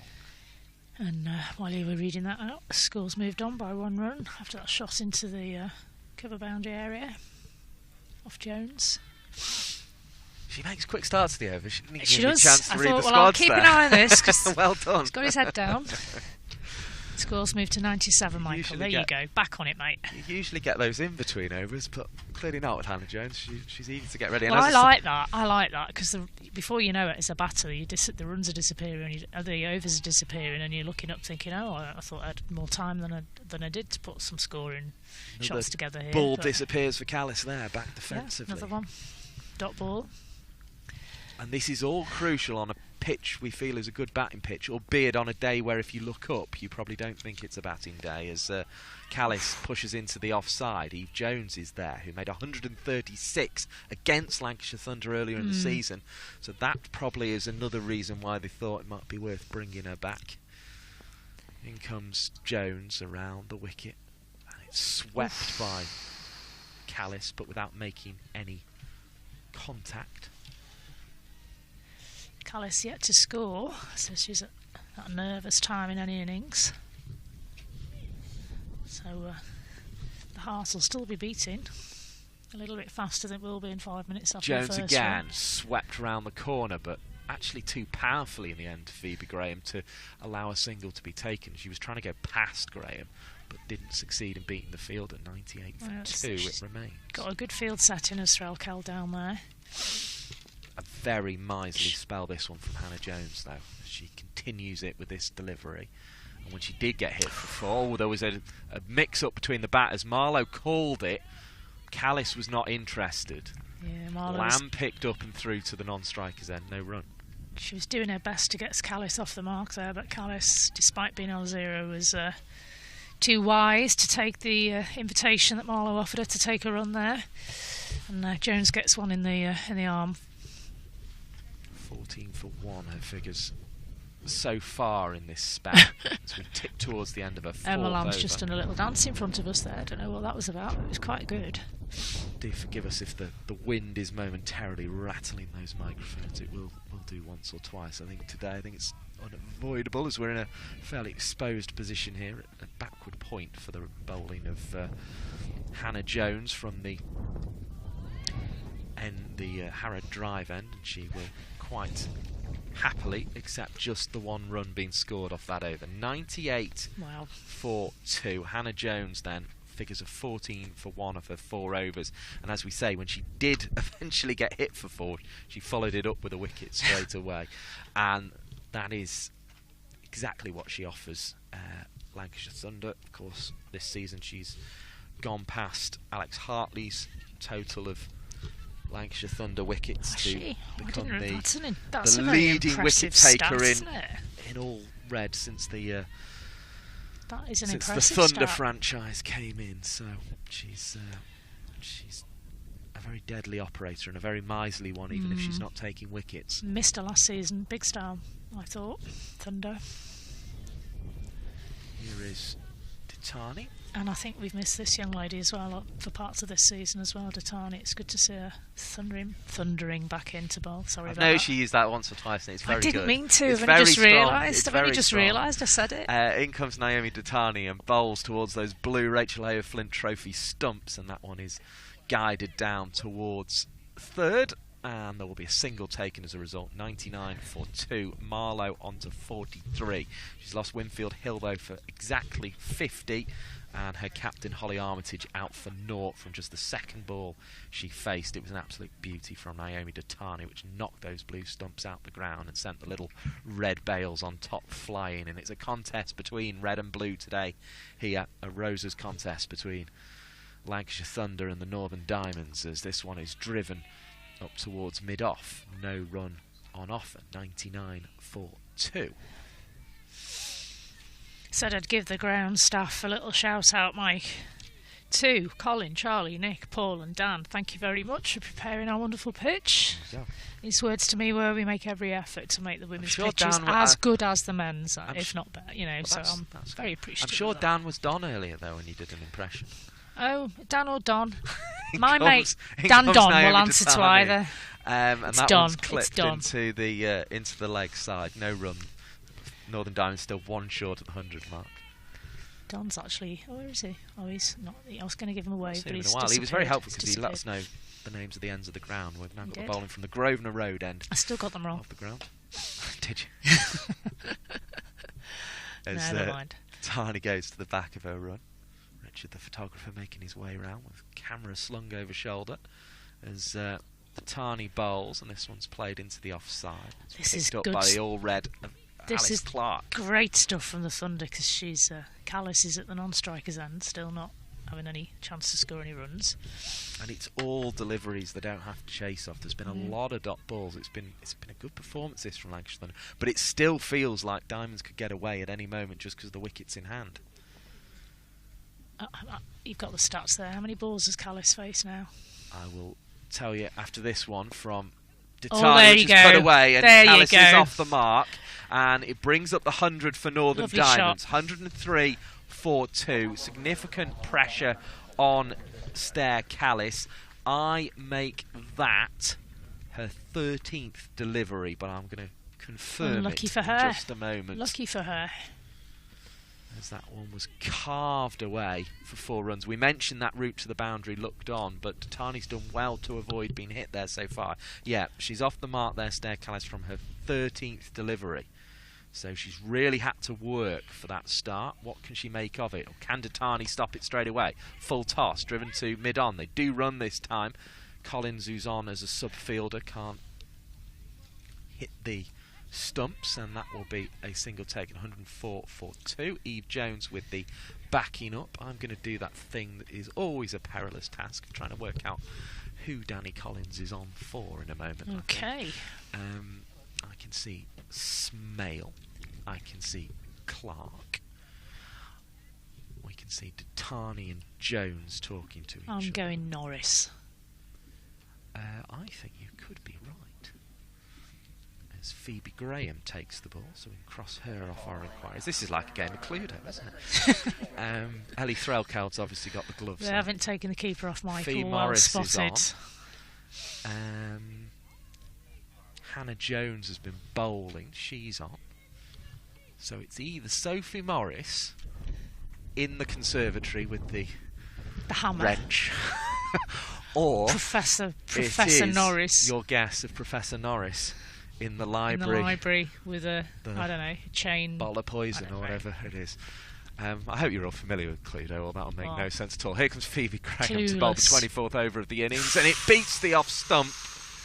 And Threlkeld is there. There is no run. It wasn't taken cleanly in the end, but there was no outside Yeah, that's edge. it. I think this It's is the- definitely Norris, isn't it?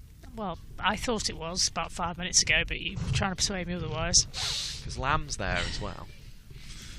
So I hope she's all right, because we're going to need her bowling later Well, on in this definitely, innings. yeah, and obviously she will not be allowed to bowl for the period of time she's off the pitch, is generally the rule. So as Ooh, that well one bowled. just sort of stopped in the pitch a bit for I think this is a great Callis, move who's from now Falco. faced 16 deliveries for her 5 runs. Yeah, sorry to interrupt you, but I do think it's a good move from Selkirk, bringing Graham on at this stage, get a bit of pace on the new batter, see what she's like. Threlkeld's seen something there, hasn't she, to encourage her.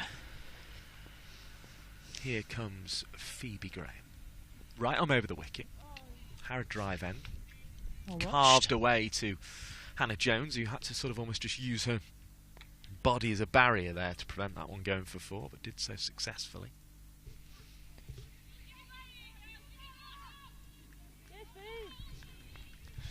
A lot of encouragement between those in red at the moment, just trying to keep themselves going. And here comes Graham again. charges in, bowls in these windy conditions. Yorker length, stabbed out by Marlowe, who's still not got past that half century. It's taken a while. 105 for 2 the score. Yeah, they've really stalled, haven't they, in the last 5 overs or so. Tani just keeping loose at mid-wicket here. Little message passed to Hannah Jones, who's down at third. There's Graham bowls, flicked into the leg side. There's going to be at least one on offer. And it is just the 1 run taken out to Seren Smale in the England T20 side, or in the squad anyway, 106 for 2.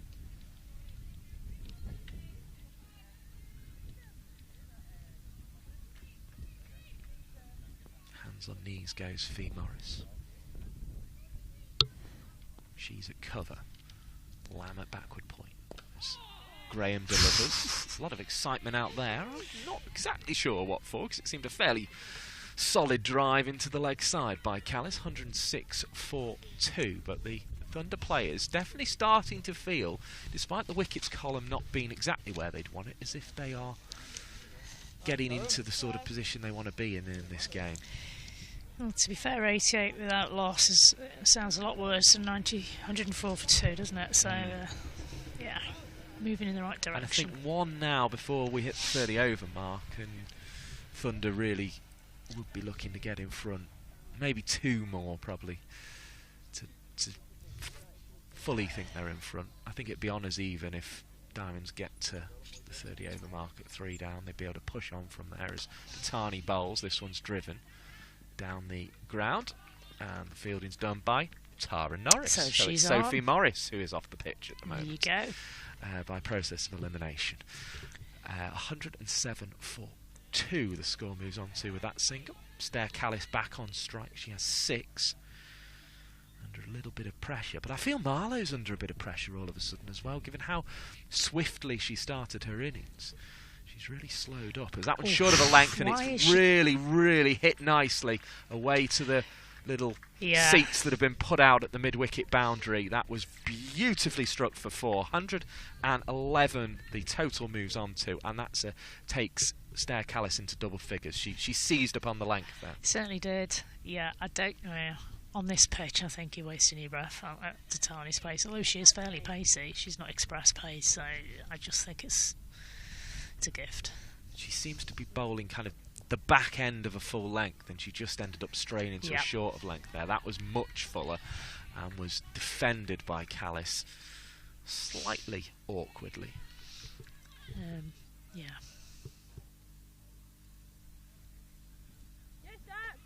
No run on that occasion. You can always hear Rachael behind the stumps encouraging the troops, can't you? Wherever you are in the ground.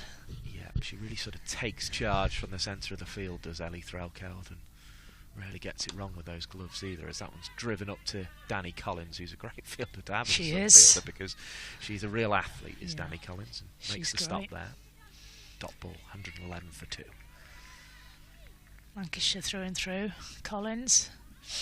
Reminder you with Mike Perkins and Ali Byrne, Geo app and Lancs TV if you just join us, and thank you for doing so. It's been excellent to have now 844 of you on the live stream. Do make sure you hit the like button, as 116 of you have, because that helps other people find the stream. You can subscribe as well to Lancs TV and Lancs TV 2 to be aware of whenever we've got broadcasts going on, as well, as that one slips down the leg side and will be signalled a wide ball. 112 for 2, so having been hit for the boundary, conceded the wide, a little bit of pressure on Tani in this over all of a sudden.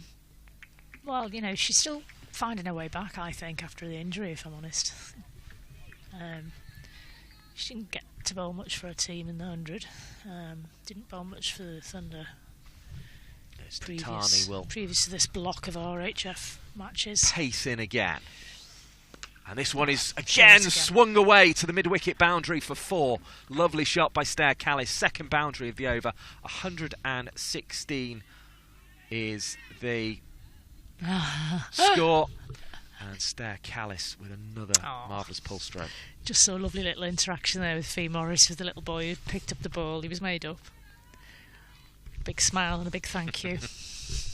A new favourite cricketer, no doubt, if Fee Morris wasn't already his favourite cricketer. As in comes Naomi Ditani again, defended.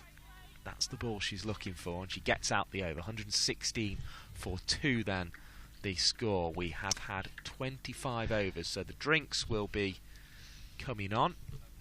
Ali Byrne will be picking up ball by ball once we resume, but it's a good chance for us just to have a little bit of a chat and just have a little bit of a think, as I see a few more of those little thumbs ups ticking up on YouTube, which is always good to see. Who's on top here then, Ali? We were sort of discussing it in the build up to drinks. A couple of wickets for Thunder's pegged it back, but Diamonds have felt like they've had a degree of control throughout. They do, and I think they've still got some decent batting still to come, haven't they? They've got Australian international player in Burns. You know, I still think, for me, batting first is such an advantage on a good pitch. Get the runs in the tank, put the pressure on. Even Catherine Fraser was opening yes, batting in the previous exactly. game, so she's down there. She knows which end of the stick she's holding. Beth Langston is evergreen, it seems, with both bat and ball. Yeah. It was amazing just to see her crop back up. It was almost, we almost thought she'd shuffled off. She was no longer part of the squad, and then all of a sudden she's back in. She's scoring 50s, taking wickets. Oh, I'm pleased for her because, I mean, she goes way back, doesn't she, Beth Langston? She was in the 2017 England World Cup squad, and didn't get a game. So she's been in the nets bowling, and you know, seems like one of those. Always missed her ACL injury when she was playing well, and now she's back with a vengeance, and I'm pleased for her. You know, she seems like one of those captain's dreams of a player that will just do absolutely anything for you. You know what I mean? She'll just sort of, you know, if you want her to feel fine like both ends, she will. If you want her to score a 50, she will. If you want her to take wickets, she will. Carry the first aid kit, drive the minibus, sort of you know it. Who every captain loves to have around, because she can sort of do everything, but almost happy to just do whatever's needed. Yeah. So the ground staff having a little conflab there. Must be happy with their work so far. And also, it's a good time to mention our scorers, isn't it? We haven't given them a shout out yet. We've got Vanessa Halliday, ex-Lancashire player herself, a bit of a steaming bowler, and Mr. Mitch Cregan. And the other thing I know you want to discuss, and it's probably an opportunity to do, is you've been away with Cricket Without Boundaries as well. I have. It's a charity. There's my little hat. It's still got the Rwandan dust on it, just so you how the colour that we came back, filthy. But it's quite a few fairly well-known people have been out with that charity. They go to various parts of the world, take some coaches out, take some kit out, do some coaching in different schools, places like Rwanda, Nepal, Uganda, and train the local coaches and sort of set up different areas where cricket then becomes a little hub. They do health and social care issues, they talk about gender equality, and their big thing is cricket is for everybody. Cricket is for everybody. See, when we went to schools in Rwanda this time last year, actually, we would first thing we'd do is introduce ourselves. We'd say, can tall people play cricket? Yeah. We'd have a tall person in the group. Can girls play cricket? Yeah. Can people with glasses play cricket? Yeah. So it was all about inclusivity and sport for all, which I'm very passionate about anyway. But also in some of those communities we were travelling out to, it was giving people a real sort of sense of, fun, if nothing else. Yeah. They've been, particularly in Rwanda, they've been through some horrifically traumatic times in our lifetimes. That I'm not going to harp on about. I'm sure you're well aware of what happened there. And sports has been a great healer in many ways to those traumatic experiences. And we've got the girls' team in Rwanda now, the women's team, are outperforming the men's team. They were set up pretty much at the same time, which is lovely. And it's great going out there and seeing young female coaches going into these rural schools in the middle of nowhere, where you're playing on a field full of goats. And that's why the hat's got the condition it has, I guess. Yeah, the red dust. Please, it's called Cricket Without Boundaries. People, have a look at the website. It is a charity, so as with every charity, they depend on the support of good people like your good selves. And I know there's a trip going out in October. A friend of mine's going out in October to Rwanda again. Uganda, Nepal, and some fairly high-profile cricketers have been out there. Holly Calvin is one of the main people who's been out there. Laura McLeod at Central Sparks has been there. Anyway, back to the cricket. I talk too much as usual. Telling us about it though, because it's definitely well worth hearing about as we were waiting for the players to get their refreshments. And Phoebe Graham's on her way again. Ali Byrne. Thank I'll you, let you Michael. pick up from here. And she comes. Oh, it's Ariel. Oh, who's underneath it? It's Lamb. It had to be. Well taken. What a great start. You know how often it happens when you have a drink and then you come back on and something happens in sports. It happens in all sorts of different sports, doesn't it? But Graham's deserved that. She's bowled with passion and venom. She's thundered in, as you say. Well done. And Lama had an idea earlier on that something was going to happen to her because the ball was following around the pitch for quite a while, wasn't it? So what a time to take a wicket straight after the drinks. It's the number 7, Emma Marlowe, who is out, walking off the pitch, caught by Emma Lamb off the bowling of Phoebe Graham. She made 45. That was her 66th delivery of the innings. And now there really is an opportunity for Lancashire Thunder to put themselves in front in this game. Erin Burns, the overseas player, on her way to the crease, so it won't be easy. But if they can pick up this 4th one now, you feel Lancashire Thunder are just starting to make the inroads they need. And Emma Lamb was very happy with that catch indeed. It just looped up to her, the perfect one to get after drinks. It's one of those that you think, great, and then as it's coming up in the air you think, oh no, I can't drop this one. The heart starts going, yes. Da-dum, da-dum. You can hear it as the ball's coming down. But yeah, she couldn't drop that one and she didn't. So. Good stuff. Anyway, yeah, Erin Burns, as I say, fresh from the Caribbean, with playing with Lauren Winfield Hill over there. Oh, that looked a fun tour to be on. Oh, I love watching the Caribbean girls playing cricket. They love their cricket. As Graham comes in, steaming in. Second ball, sensibly played from Burns. Forward defensive, old school.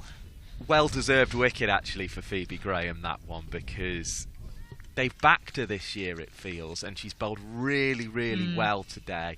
Okay, first over, Marlowe got her away a few times, but she's been the pick of the seamers today, and it feels like Lancashire Thunder, having been in and out in the previous season, went on loan to Western Storm for a game, for instance. Nicely played from Burns, off the back foot into the cover boundary. Morris has swooped, kept it to a single, so she'll be happy to be off the dreaded quack. Yep, we've seen one of those. For Holly Armitage has been inked in for 0. 117 for 3 the score goes to. But yeah, Phoebe Graham, she was sort of in and out the side last year, struggling to get into it actually. But this year they've really backed her and she's bowling really well as she delivers again. Again, back foot defensive shot. She's got right behind the ball there. Thou shalt not pass. A lot hinging on Callis and Burns then here in this partnership. Callis who defended that one. So we've got a Dutch girl and an Australian girl at the crease. Multinational nature of cricket in England in women's cricket at the moment, generally, isn't it? It's an international sport. In comes Graham, back foot again, almost identical to the previous shot. Played with great care. It does look a real struggle for Callis at the moment, though. She got a couple of boundaries away off Tatani. But they've very much been the anomaly within the innings. Yeah, she's still on 14. Burns is just a single to her name at the moment.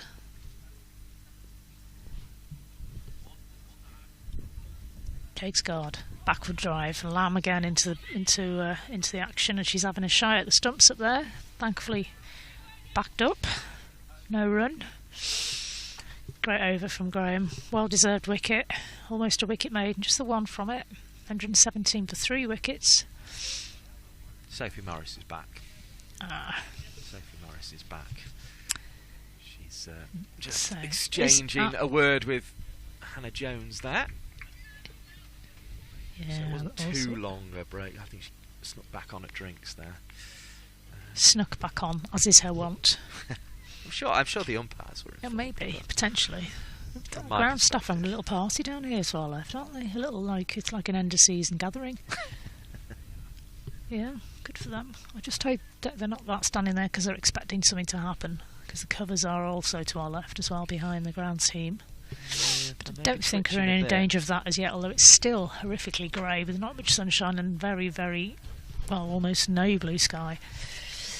But it just looks as if some of the Saturday club players from Southport and Birkdale have come down to have a chat with them here. Datani is continuing the spell from the Grosvenor Road end. Left arm over the wicket. Nice straight driven towards Hannah Jones. Well, this is interesting, isn't it? Because she did get a little bit of tap in the previous over to Tani, but the captain Rachael sticking with her here, showing some faith. It's a good sign. Yes, because there's a new batter for her to have a go at, so to speak. She comes in again. And again Burns defends that one for no run. Threlkelt's covering quite a few miles up and down to the stumps there at the moment. Still not tempted to stand up to Datani. Quite considerable distance back actually.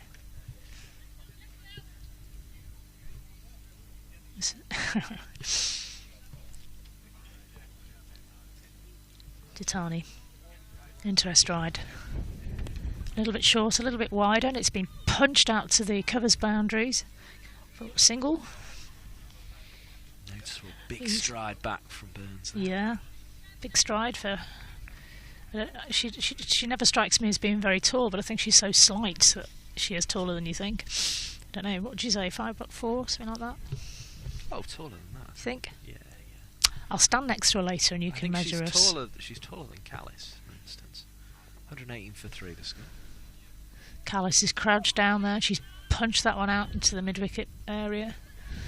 For a single. She's got a very low stance, hasn't she, Callis? Bends her knees. Yeah, lots of chat in the field now from Thunder. You feel that their tails are up slightly. It almost feels like this is the crucial partnership here.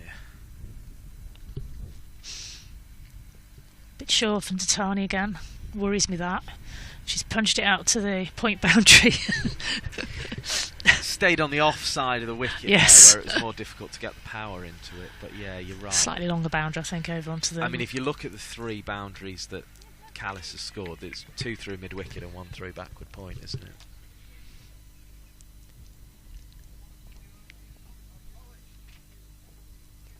Had to wait 13 balls for that first scoring delivery. Here she goes. Oh, she's forced her back again. It's good bowling from Datani. Really is. Score's moved on to 120. Still 3 wickets down. Those wickets being fairly crucial, one of Lauren Winfield Hill, Emma Barlow and skipper Armitage. And Marlow. What did I say? Harlow. Oh, do you know her what? Off to Ken Barlow there. Harlow. Just because I used to play with a girl called Emma Barlow. That's what it Did is. you? She was a really excellent player in Appleton in the Cheshire League. Oh, yes. Top scored regularly for the league and for Appleton, and that's what it was. So shout out to Emma Barlow if you're listening. I never enjoyed playing against you because you always scored runs, but well done. Nice club not far from Warrington. Warrington, It's, that's it. It's got quite a wavy outfield from memory, hasn't it? It's got kind of like, it sort of undulates quite a lot. It's sort of up and downy. Do you know, I don't think I ever played her at her pitch. I was always not available, quite beautifully. I mean, let's be honest, that could be confusing to cricket grounds. It's a lovely little but village, I'm pretty though. sure it does. Yeah, it's a sort of nice little village setting. Always got a good And tea Graham there. has kept the ball. She strides in. Oof, that was a definite edge there. No slip in place, unfortunately, this time. Jones recovers. 1 run. I wonder if Threlkelt's tempted to throw in a slip at this point. The important details of the batters out, though, are that Lauren Winfield Hill made 50, Emma Marlow 45, and Holly Armitage was out for a second ball duck. Or no score.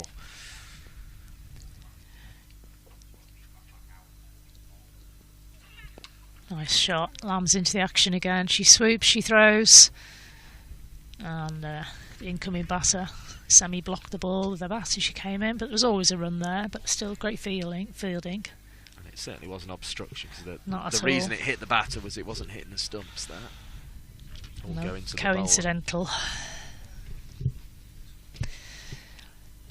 122 the score, partway through this over. Nice drive, not quite fully timed, had a bit of a tinny sound to it. No run, straight to mid on. Showing the attacking intent there though.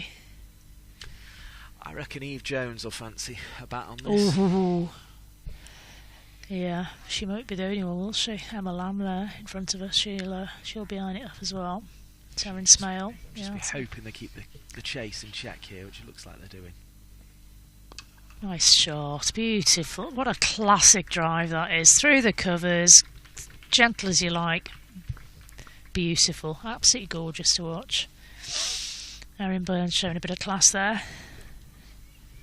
Another 4 to the total, 126 for 3. But you're right, it was just all beautiful. On the floor.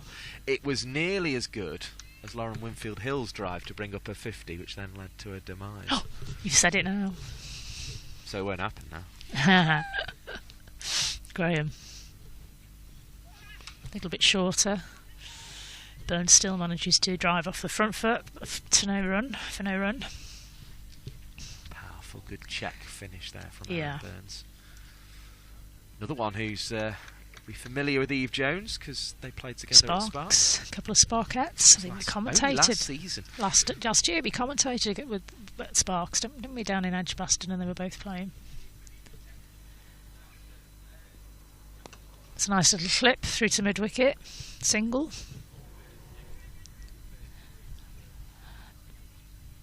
Thrown in, a couple of bounces to Rachael, so then has to make her way back again. Oh, helmet's coming on. Well, she's just carrying it back. Yeah, we'll see. They seem to be keenly. They seem to be just contemplating where her bowlers are at the moment. Is Ellie Threlkeld, and yeah, she's just sort of having a chat with the umpire there about exactly how many overs everyone's had. And Sophie Morris, who's back on the pitch, is going to come back into the attack here, Ali Byrne. Perfect. Here she comes, Sophie Morris.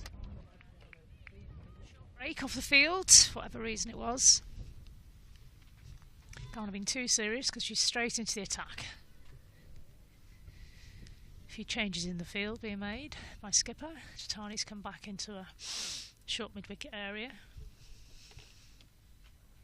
Morris is still sweeping this boundary to the right of myself and Michael. In comes Morris.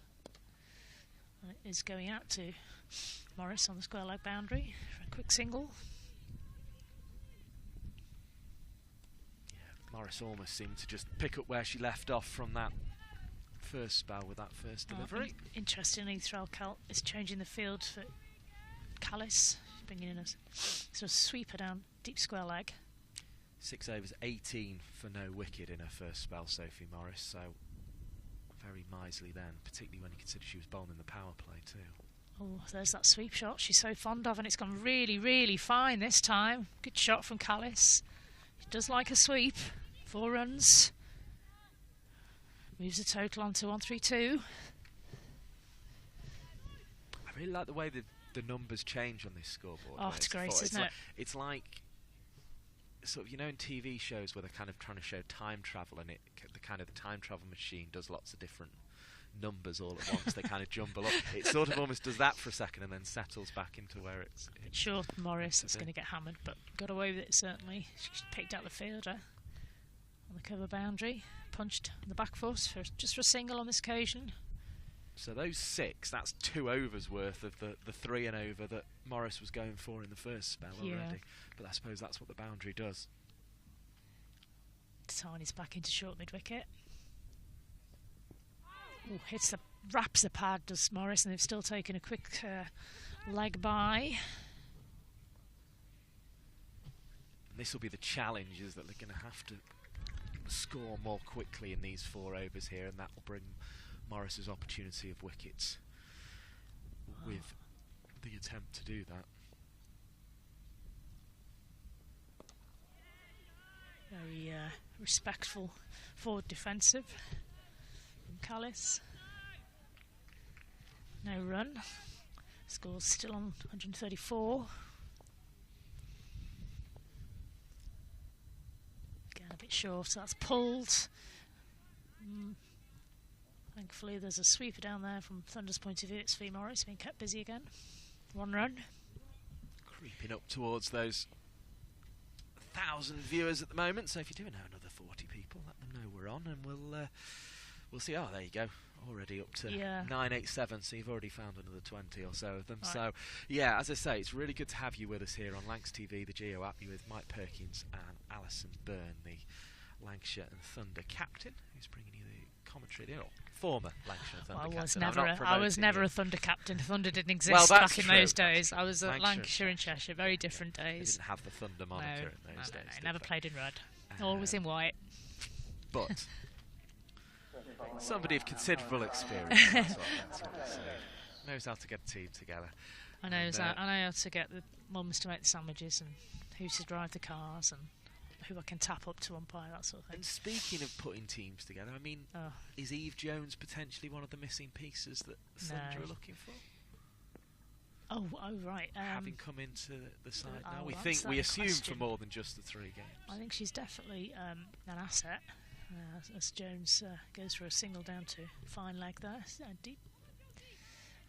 Sophie Morris fielded that one. Yeah, she's a great asset. As I said earlier, she could do great things for the Thunder, I feel. Again, another sweep shot.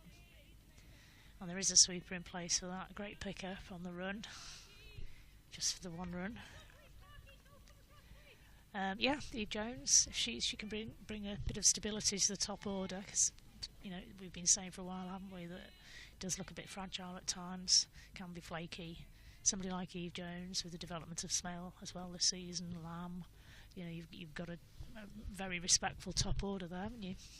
Another sweep attempt. Has she gone too soon? You're just expecting the finger to go up there because it was Hannah Jones. I wanted it. I was looking at the umpire, beady eyes, daring her not to give it. 3-6 well for bowled. 3 the Dot ball. Yeah. And also, of course, if Smale and Lamb, as Jones comes into bowl, nice shot into the covers for nothing. They brought in a short cover for that reason potentially. Yeah, as I said, if Smale and Lamb are hoping to push on with their England careers, then they're going to need people to be available for the Thunder in those times when England duty calls. She's used her feet beautifully there, and that's been taken. What a catch! I thought she'd beaten the fielder in the deep there, but no such luck. And it's Tara Norris, American international, as Mike throws his biro at me in excitement. Thank you, Mike. Good job. I've got my head guard on. Fantastic work there from the fielder. What a great bit of fielding there, and another wicket down. That's what the Thunder were wanting at this stage. And it's Erin Burns. Yep, dangerous Erin Burns. Runs for Erin Burns today. Yeah. Looked to go over the top. She I did thought drive it nicely, but not out of the reach of Tara Norris, who takes the catch off the bowling of Hannah Jones again. It's a good job it wasn't Tara Norris that was off the field on this occasion, wasn't it? Even though she wasn't off the field last time, and I said she was. Great bit of fielding. At the start of the game, Holly Armitage saying, well, we've got back our best player in Lauren Winfield-Hill and our overseas in Erin Burns. They've both fallen victim to Hannah Jones. And Armitage herself out for naught against the bowling of Naomi Dutani as well after that first Jones wicket. So Diamonds have almost just lost wickets at the wrong time. It's felt, losing one after drinks in the form of Emma Marlowe as well.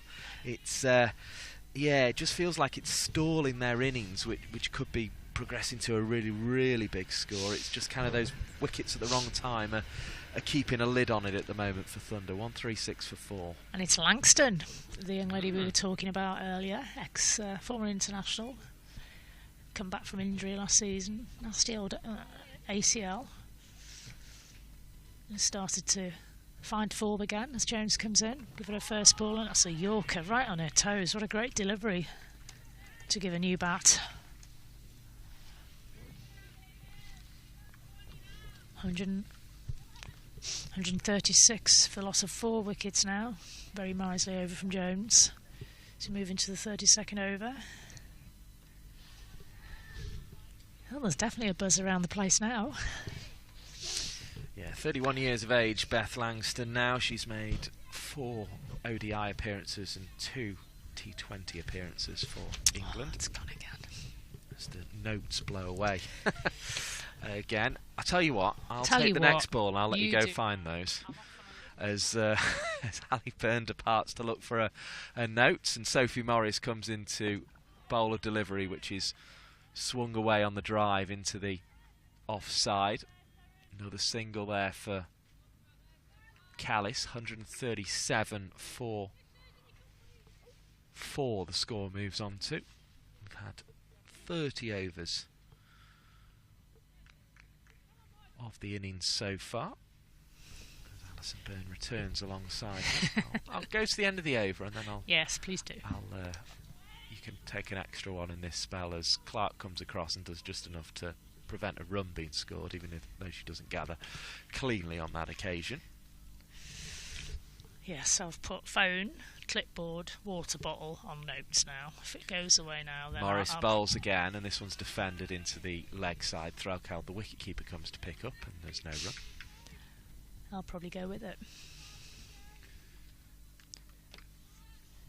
Langston again, just settling into her innings, yet to score though. Be a big wicket if Morris can get it. She floats one up, just induced a little sort of twiddle towards the leg side that didn't make contact. Now I wonder if Langston's ever faced Morris before. Another dot ball, Sophie Morris on her way, trying to add to the collection. Can't do so here because it'll be a single. Clark across, picks up right-handed, returns, 138 for 4.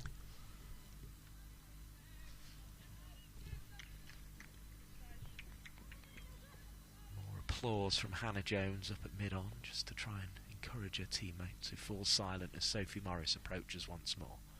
Delivers just back of a length, chopped down into the pitch, and that'll be a single out to the cover boundary. 139 for 4. The score will be at the end of the 31st over of the innings. 134. Another miserly one from Sophie Morris.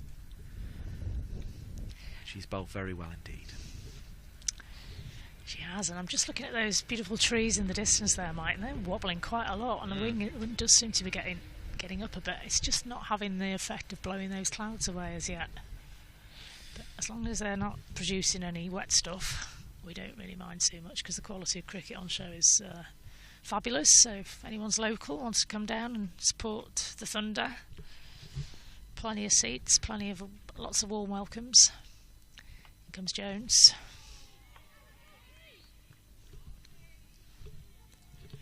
Dot ball. Almost take it for granted now. Dot Jones.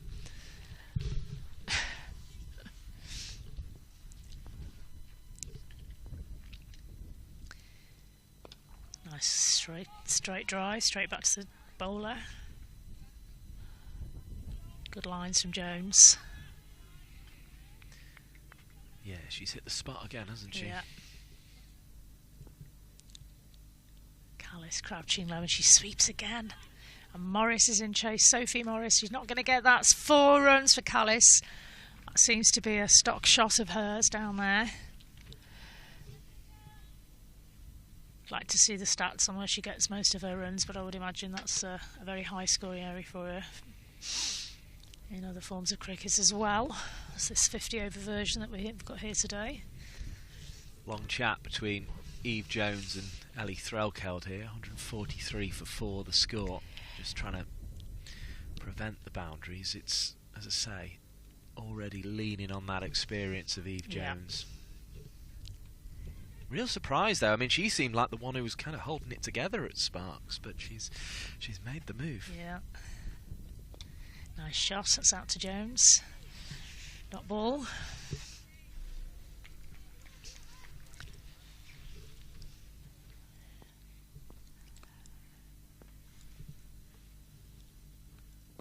And again, lovely easy drive out to the covers for single. Out to Sophie Morris. One bounce into the keeper, as he should, as a deep fielder. Try and get it one bounce into the keeper. Make it easier, look after your keeper. She's not taking it off her toes and her head and her ankles and wherever. Again, well bowled from Jones. Forward defensive. And a great over.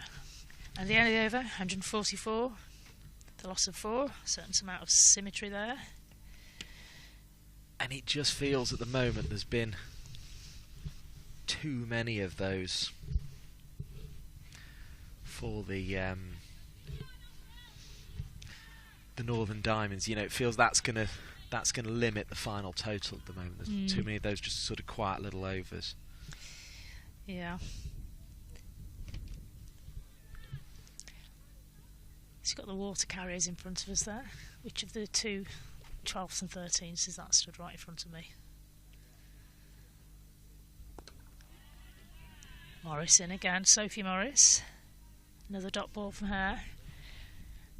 As I say, she does spear it in at those stumps. It's wicket to wicket for Morris.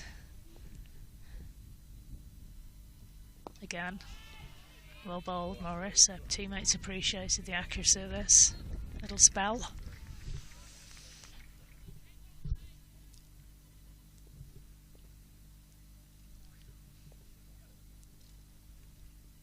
Again, forces the defensive stroke.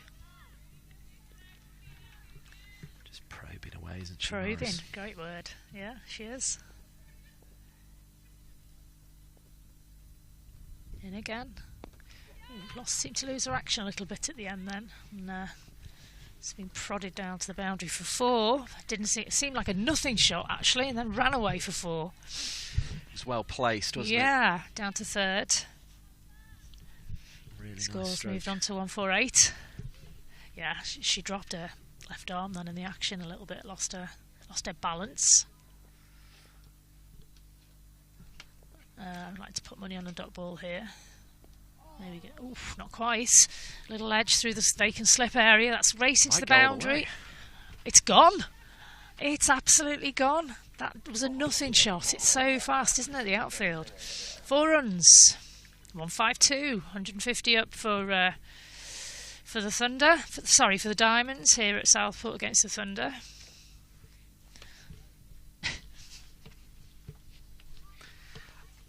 You're going to have to excuse me for a moment because I just dropped a pen in a very awkward place in relation to our bench, so it's going to be quite tricky to get this back, I think.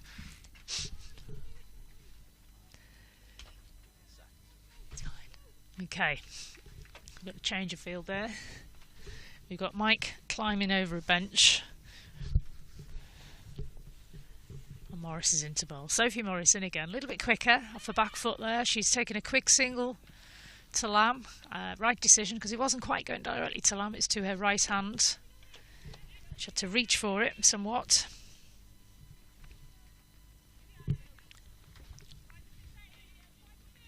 And at the end of the over, 153 for the loss of 4 wickets. 4 big wickets. Long Winfield Hill gone for 50. Armitage for a duck. Emma Marlowe and Erin Burns for 10. You're right, Mike. If you could see what I could see, guys. Just about. Yeah, well done. Yeah, luckily there's no commentary box camera Thank today. Thank goodness. It's just as well because I've got my silly. Those of you who are old enough to remember Crossroads, I've got my Benny Hill hat on because the wind was so strong. As Jones comes in again, first ball of her new over. Hannah Jones, dot ball. Predictably so. That's going to be her name, Hannah Jones dot ball. She should get it changed by default. It's amazing how many times her first ball of an over is a dot ball, actually. I'd like to do a stat on that. Another one. Yeah, very consistent. And also, she does come into bowl very quickly. She nearly caught us out again then, didn't she, Mike? Yeah. Likes to just Keeps get on ticking. with it. Third ball. He's gone for the strike. And that's a really good little swoop around there in the covers. From Eve Jones.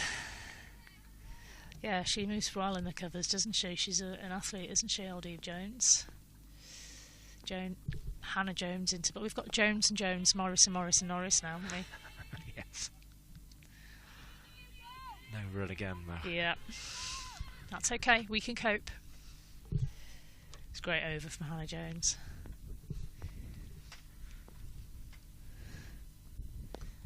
Swept down to that favourite square leg boundary just for a single. Beautiful throw from the boundary. 1 run, 154. Yeah, it's going to be the back end of the innings where a bit of thinking is going to have to be done by Thunder, because it's been mainly Morris and Jones who've been bowled the bulk of the overs. And it's blocked again.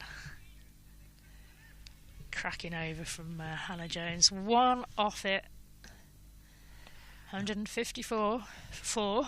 Moving into the 36th over. And that means she's conceded 21 from 7 overs, so she's gone at exactly 3s. Sophie Morris was going at 3s in her first spell, slightly more expensive in her second, but she's only gone for 37 so far in her 9 overs. This will be her 10th here, but it'll mean that Sophie Morris and Hannah Jones will have all but bowled out, and then they'll be looking to find from the bowlers who've been a little more expensive some hopefully bowling some more overs at the lower end of the order for diamonds as opposed to the top order.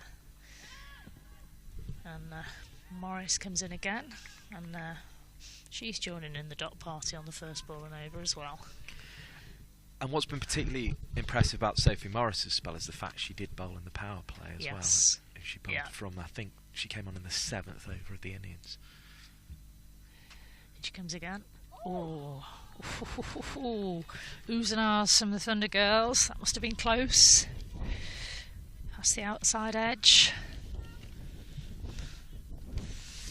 Callis is off stump. Rocks back again.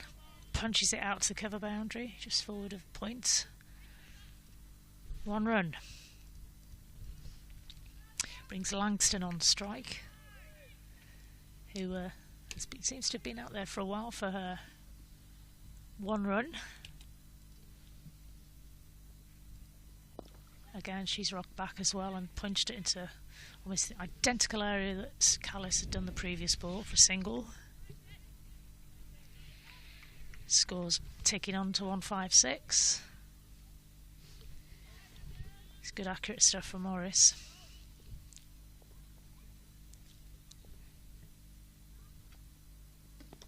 It's a little dab down there. Tap and run. Down to square leg. 1 run. Just looks absolutely in her element here, does Sophie Morris, doesn't she? Yeah, she doesn't look out of place. Doesn't look out of place. Came through the system here at Lancashire, through the academy, of course. Straight drive. Again, no run. That's a quick over and a very successful one. 157 for 4. Again, she's doing that 3 and over average that you mentioned. Yeah, and I make that. She's just over that in the end, I think, just because of the boundary in that second spell, but she's completed her 10 overs for 40 runs in the end, so 4 and over Sophie Morris has gone for. But yeah, very, very good spell of bowling indeed. The ominous thing from the Lancashire Thunder perspective here is that Callis is into the 40s now, 42. So if she can go on, then they will inevitably get to a very challenging total here. But if they can get Callis out, then they really are through. In comes Jones, a big swish of the bat, and that could even be... Oh no, 1 bounce 4. What a great shot. What a great shot. Amazing strength. Yeah. Yep, can't underestimate these pair. Got some shots in the bag, haven't they?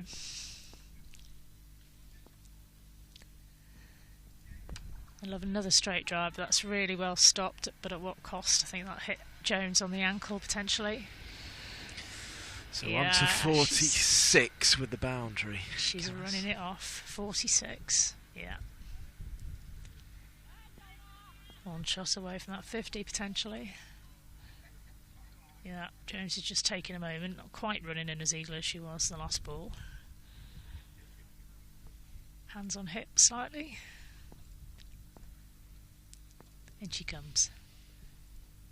Straight drive. Somebody out there on that boundary for that shot now. 1 run.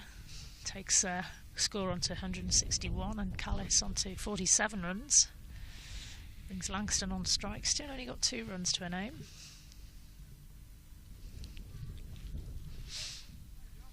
In comes Jones. A bit quicker. Straight drive. Jones decides to use her hands to field this one. A little bit less painful.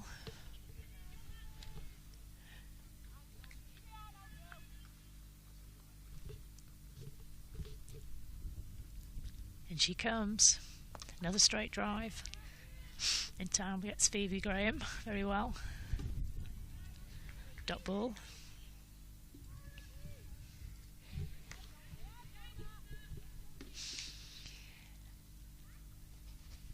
Jones is poised again, getting her balance, setting herself. Ooh, wraps the pads. They've run a quick leg by there.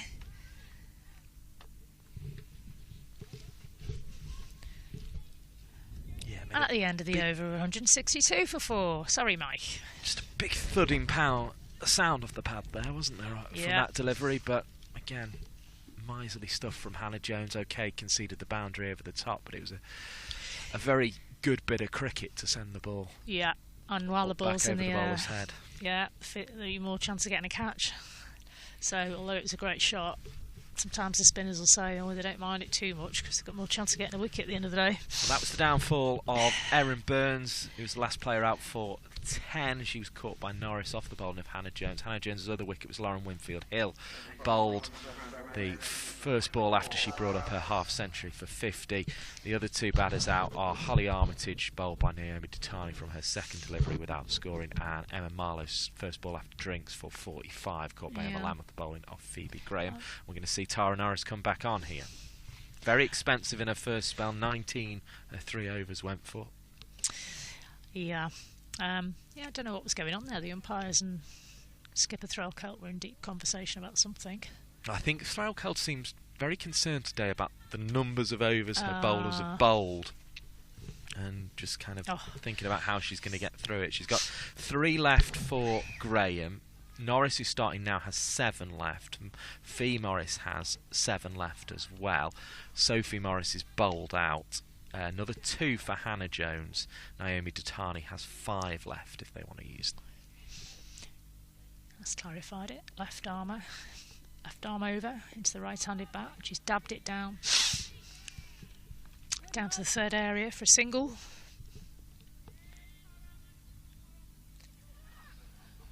Brings Callis onto strike, nudging towards that magical 50 mark.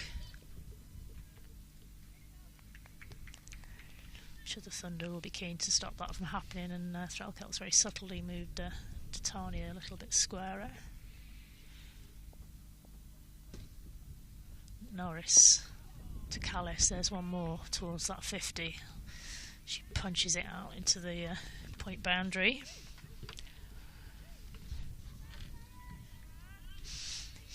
£165 the score here at Southport and Birkdale Cricket Club.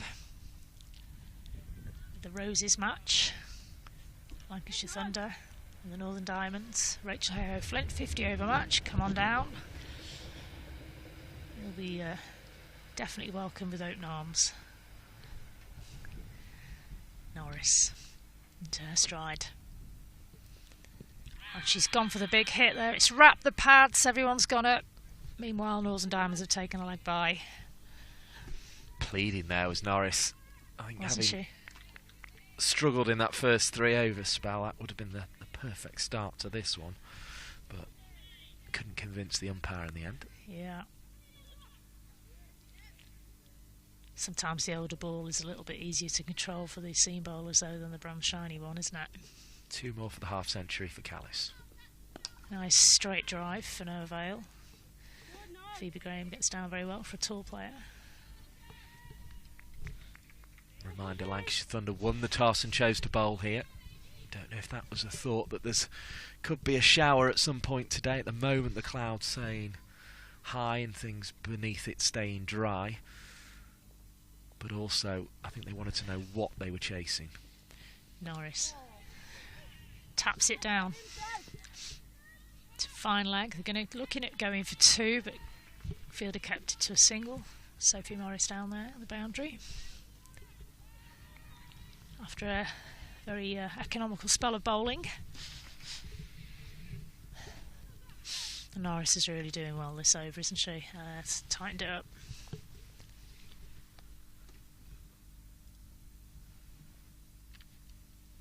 And she comes. Batter's taking a big swing at that. What a glorious shot through the mid-off area. Even the long legs of Phoebe Graham couldn't catch up with that. Great shot. Great shot from Langston.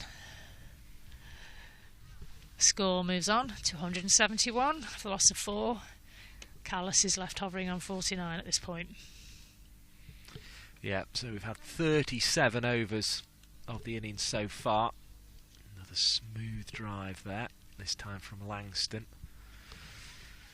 But she's been made to wait for her opportunities to score as well, and it's been steady going right throughout this Northern Diamonds innings. Of course, if they win, they go to the top of the table. If Thunder win, they keep their hopes of getting into the top 4 going. That's edge down to Lamb. But, backward point again. The good thing about this competition this year actually is it has been very competitive, and it does feel like any side can beat any other side. There's been some good signings as Jones comes in to bowl a second ball, and it's dabbed out to mid-wicket for a single. And that is the 50 for Callis. And you can probably just heard the little cheer of appreciation from the Diamond players in the pavilion to our right. That came along, crept up on us, that one, didn't it? It's all those little sweep shots down to the boundaries, done it. Well batted. Callis. Just a little raise of the bat in acknowledgement. Right, can Jones do it again? Oh, she very nearly did, you know. Last time somebody got a 50, she bowled her out next ball.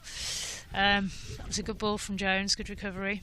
Yeah, Callis had taken the precaution of bringing her up with a single, hadn't she, and getting to the other end. But yeah, Langston's edge nearly found straight after the 50. Oh, well bowled again from Jones. She's wrapped Langston on the pads there. She's tried to go for a big shot through mid-wicket.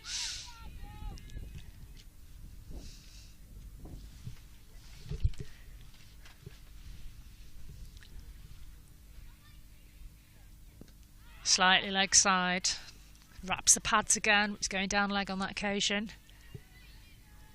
Half-hearted appeal. Well bowled.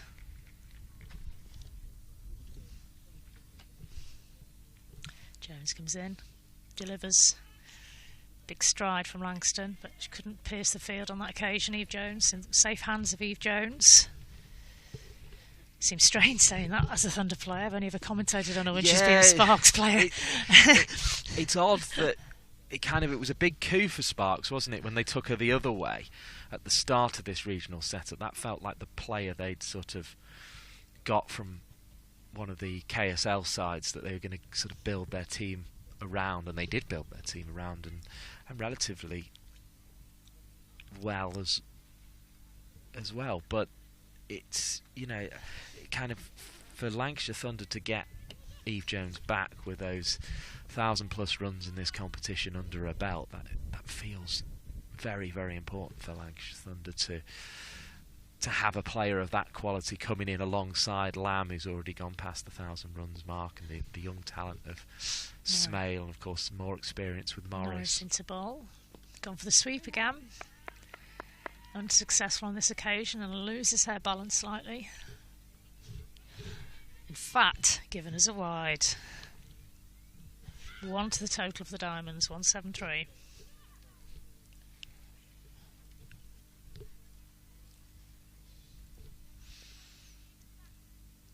Norris. Reaches her delivery stride. Big hit, big hit, big hit. Ooh, and it was a great effort to get there. She'll be annoyed though. Morris is a fantastic fielder. She got 2 hands on that, saw it early, moved quickly, got the hands on, and then it just bounced out. She's not happy. I would have bet my house on that one going into hands. Just couldn't get still, could she? At any point, she was always on the move there, Morris. And, great effort. And that's what cost her. Taken runs to boot. 175 for 4. Disappointing for Tara Norris as well. Defensive shot, follow up. Yeah, Callis is a bit lucky there. That previous shot, she chose the wrong fielder. Very lucky. A reminder, the voice you're hearing there is Alison Byrne, former Lancashire and Cheshire captain, alongside myself, Mike Perkins, on the Geo app and Lancs TV.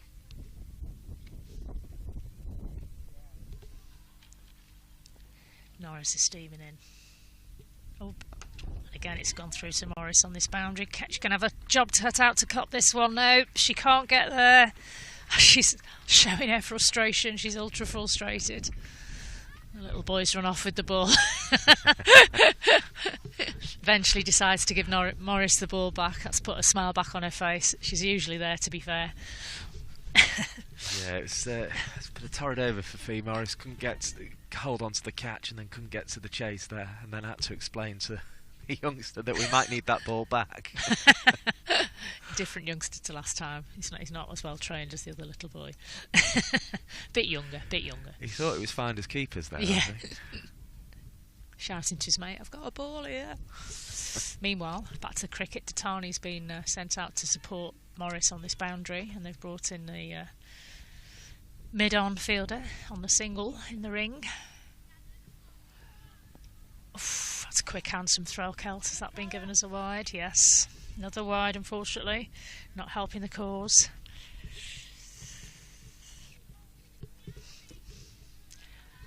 Scorer suddenly jumped up to 180.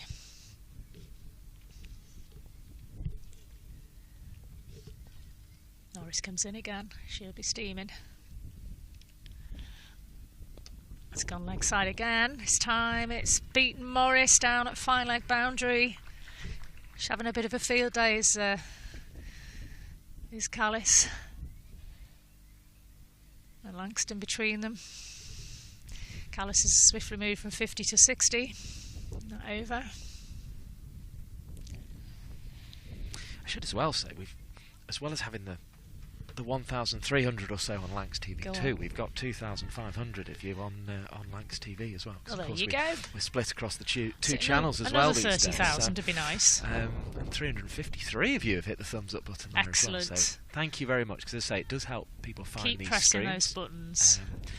And if you want to subscribe, you'll be made aware of whenever we're broadcasting here. So good to have you with us. Norris hoping for a dot ball. Oof. Ooh, little edge, and it's gone. It's gone for 4. It's gone for 4. Nothing went right for Norris in that over. Very, very unlucky. Very unlucky. 188, 16 off the over. So terrific interest in this Roses clash, and little edges like that feel as if they could be the thing that sways the game one way or the other. She's not escaped yet. Of course, there was a wide, so she's still got another one to bowl. It's been a tough day with the ball for Tara Norris. Well, I remember being here one year watching her hit sixes and nearly winning the match for Thunder at the end. You never know. Oh, and again, and another edge. I don't believe it. Another 4, same spot, same mark. Oh, that's an unlucky set of balls there.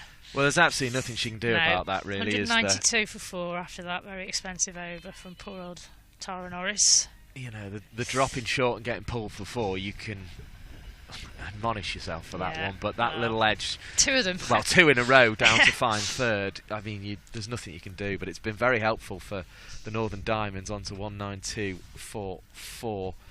Yeah, Norris now has gone for 46 from her 5 overs, so Lancashire Thunder might have to come up with another plan from that end of the pitch now. Because if even the edges aren't sticking, then there's a big problem there, unfortunately. Well, the only downside for the Diamonds at the moment is that the physios are on for one of the batters. I think it's Langston, is it? Taking a bit of attention there. I think it's a tactical break, this one. Do you as much reckon? as anything. You're Yeah. very cynical in your old age, I Mike, know, aren't but you? You really are. We never had all this in my day. I've Physio coming on. What are you on about? I've watched a lot of these cricket matches. Really? And these are the sorts of things that tend to You happen. just scored 20-something off an over. Why do you need the coat? Yeah, no. Bit of D-piece on the back. Chance for Emma Lamb, though, to get a tablet on board as well. Obviously, we know she's had It's a long problems day with if her. you're carrying injuries, isn't it? 50 overs in the field. Have you got any little niggles? Yeah, well, we know Emma Lamb's had the problems with her back. Yeah. So. But who knows? It could just be a little salt tablet, something like that. There's all sorts of things now. There's a little butterfly flutters past from the advertising hoarding. And Alison Byrne will bring you this next over here from Hannah Jones. Hannah Jones, and she comes, left arm. She advances down the pitch. It's fielded by Phoebe Graham. Stops it going for boundary, but can't prevent the single. So another 10 overs Lancashire Thunder are going to have to find after this one. That will be interesting to see where they go. Another straight drive. That's dug out from Callis, who's swiftly moved from 50 to 68 after a series of edges. Jones, a bit fuller, dug out beautifully actually, dug out, and it's gone for 4 again past Morris. Fee Morris is under the cosh at the moment, slightly down here in front of us. Yeah, it's quite a 4 runs it is. short boundary today. The rope's in quite a way here at Southport and Birkdale Cricket Club, and that was guided nicely away for 4. No power at all involved, just pure placement. But could be the same for the Thunder. Nice little dab. Lamb's in really quickly there, super fast. No run, and she's holding the pose, waiting for the bowler to get ready to take the catch.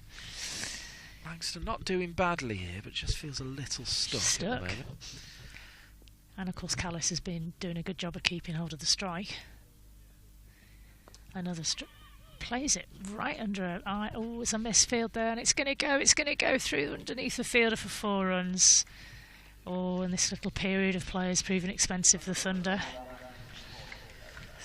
That's the 200 It up is as well. Yeah, that brings up with the a 200. boundary. 201 for 4. In the 41st over. Still approximately that 5 and over mark we were talking about earlier. So the Diamonds have not really run away with this per se, but they've had a bit of luck last couple of overs, which has really skewed the scoring slightly. In comes Jones. A little bit short, gone for sweep. Didn't get hold of it this time, and Sophie Morris sweeps up. And that's the end of the over. They switched at the end of that over. Phoebe Graham, the tall figure at mid-off, who they usually have there, I think just to sort of make it look a bigger hit to try and go over the top with the smaller figure of Datani. Good spot. Just who can get down to the ground. 201 for 4.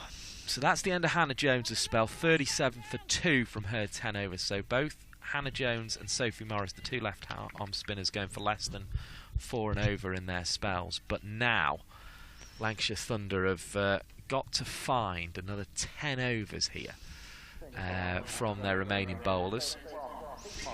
Fee Morris is the first one they go to. Of course, previous to her back injury, would have been able to call upon Emma Lamb, but she's not been bowling as yet, has she? And I think that's another factor in these things. I don't expect her to bowl I'd be at all surprised today. She won't to bowl see today. Emma Lamb I'm pretty sure she won't. bowl I think much in the remainder of her career now. I think that back injury might just have been the end of that, because why would you when you score as many runs as she does? Clipped away in front of square, off the boundary, from behind square comes Alice Clark. There is one more to the score, 202 for 4. It moves on to Langston with the single. She has moved on to 10 now. And Morris has changed ends, of course. Bowling now from the Grosvenor Road end and driven towards the Grosvenor Road by Stair Callis, who is on to 77. 203 for 4 the score with that nicely struck on drive. Langston again, facing up to Morris, who yorks her as she advances down the pitch there. Well bowled by Fee Morris now. Just wipes the hair away from her brow. She might be quite glad to have the ball in her hand and not to be having to chase it round the rope at the moment. Datani's come to do that duty now at mid-wicket, as we say. Alice Clark fielded the ball earlier in the overs at backward square leg. We also have a long on as Rachael sharply down the leg side, takes the ball, takes the bails, but the one thing she can't prevent is the wide. 204 for 4. So all the fielders back on the leg side, bar the fielder on the 45, which is Sophie Morris. In comes Fee Morris to deliver. Turned leg side. Scampering in is Alice Clark from backward square leg. Keeps it to 1. Does well. And that is the thing that bringing the rope in sort of hampers a little, is the ability to take 2s and 3s. On the offside, then we've got a fielder at third, a fielder at backward point, a fielder at quite far round actually, extra cover, one at cover on the boundary and one at mid-off, as this one is hit over mid-off and will go for 4, will it? Yes. Beats Tara Norris trying to scamper across from mid-on. She got round well actually. She to did. get She so nearly far, got it. but didn't get to the ball because it looked for all the world as soon as it had cleared Phoebe Graham, who's found herself back at mid-off, that was going 4-4. It does eventually. 209 for 4 then, the total. With Mike Perkins and Alison Byrne on the Geo app and Lancs TV. So this one's driven nicely along the floor, and it'll be successive boundaries for the Diamonds, and this is exactly what they're going to look to do in the last 10 overs. 213 for 4 the score. That one disappears through extra cover, and they will try and cash in these 6 wickets now for runs. And we said Stair Callis was looking ominous when she was in the 40s. She's on to 85 now, and she's guiding this innings for the Northern Diamonds. It's been a really, really good innings, hasn't it, from Callis? Loves the drive, loves the sweep. Runs quickly between the wickets. So, yeah, she's proven her worth to this team, hasn't she, the Dutch international? And when they lost Winfield Hill for 50, Emma Marlowe for 45 and Armitage for 0, they might have thought that chance of the total was escaping, but the 4th batter to come to the crease was Stair Callis, and she's now 85 not out, 213 for 4. Needs a little bit of assistance now from Langston. She's either going to have to get Callis back on strike, which has been the tactic so far, or go a little bit bigger. She just assesses her options now to Phoebe Graham with ball in hand from the Harrod Drive end of Southport and Birkdale Cricket Club here on Trafalgar Road, as this one's driven towards extra cover, well, wide mid-off really, as Datani got round from mid-off to just get a hand on the ball and prevent the 4, but needed Alice Clark to go and fetch it. Allowed 2 runs, 215 for 4. Yeah, it's a shame Datani didn't get down to that, but I don't think it would have mattered anyway. They would have, I think, got a quick single there. I mean, this could end up being below 250, or this could end up being 300 here. Yeah. As Graham bowls down into the pitch and whisked away on the pull for a single. 216 for 4.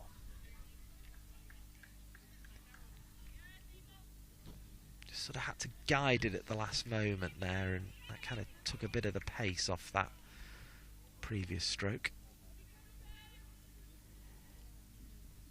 Yeah, you just sense that this is make or break time for this innings, don't you, Mike? It's like thunder are like, oh. Certainly with Callis on 85, assessing her options. If I was Thelkel, I'd be a little bit anxious at the moment, to be honest. What to do? If Callis stays in somewhere up towards 300, does seem on here. But obviously they're going to have to go at kind of 10s to get there. In comes Graham, bowls to Callis, who's just clipped it away behind square, very fine. It was a good pair of hands on that from Sophie Morris, which just took the pace off it. 2 more to the total, 219 for 4, yeah. 87 to Callis's name. Morris did well to get a hand on that, saved 2 runs at least. Yeah. Jones was really quickly around, wasn't she? Backing her up, the twin sisters. They've switched positions here of the fine leg who was in the ring, or the 45 really, goes back down to long leg, and then Hannah Jones comes from third to short third now as Graham charges in again. bowls back of the length. There's an appeal for LPW there, but I think it's very high, and it's really definitely hurt not her Langston. legs. Who's in some trouble here. Ali Threlkeld offering a little bit of sympathy now, although she was appealing for a wicket moments ago. 218 for 4 it remains. Langston. That will hurt. Graham's pacey. Callis regaining her composure here. Here comes Graham again, charging in. A nice straight line ball as quick as she can, but she's been driven back past her. Got long on out though, so it's just the one. Callis will keep the strike though, or she will get to the striker's end for the next over. There's still one ball in it, in fact, as Langston sees the switch made again between third and 45. So it's now 45 on the leg side, who is up in the ring, third back on the boundary. 219 for 4. And in fact, third's going to come up as well, and they're going to send long on back, because that was a fielder who'd come in there. So it's long on back, mid-wicket back, cover back, and there's a backward square leg as well. As this one's pushed to cover in the ring, so no run. Dot ball. Eve Jones picking it up, back in that old red Interesting thunder. period of play we've got now, with Threlkeld having to, he's struggling to keep up with all the field changes there, because she's juggling her pack a bit, isn't she, with the fielders? Yeah, well, it's almost one of those fields that kind of has to react every ball now to what the batter's intention is. As we say, yeah. No, I feel 250 is well within their reach. Oh, they'll easily get 250. Easy. I think it's just how much past it they go, really, isn't it now? I think Callis is taken a bit of time there, catch the breath. I think the ice pack will be on at the interval.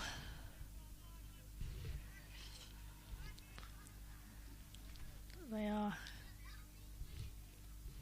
taking their time here, the Diamonds. Morris just moving Norris a little wider. Fee Morris this is, who's bowling. Sophie Morris has already tidily bowled out, conceding 40 runs from her 10 overs. Here comes Fee Morris again. Flicked leg side. Datani will pick up. Thrown into Ellie Threlkeld, who gathers for the loss of only 1 run. 220 for 4. And Morris again will bowl into the pitch, flick round the corner. Sophie Morris will have to go and do the fielding for her namesake. Fee Morris is delivering this over. 21 for 4. Diamonds needing boundaries every over, which is what gives Thunder a chance to pick up some late wickets here.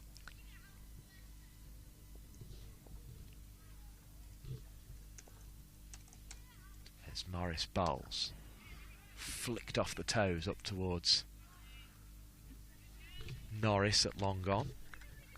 So another single conceded takes Callis on to 90. 222 for 4.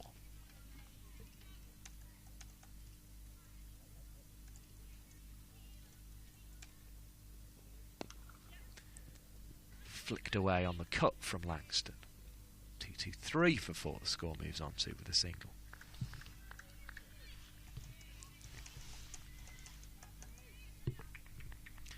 As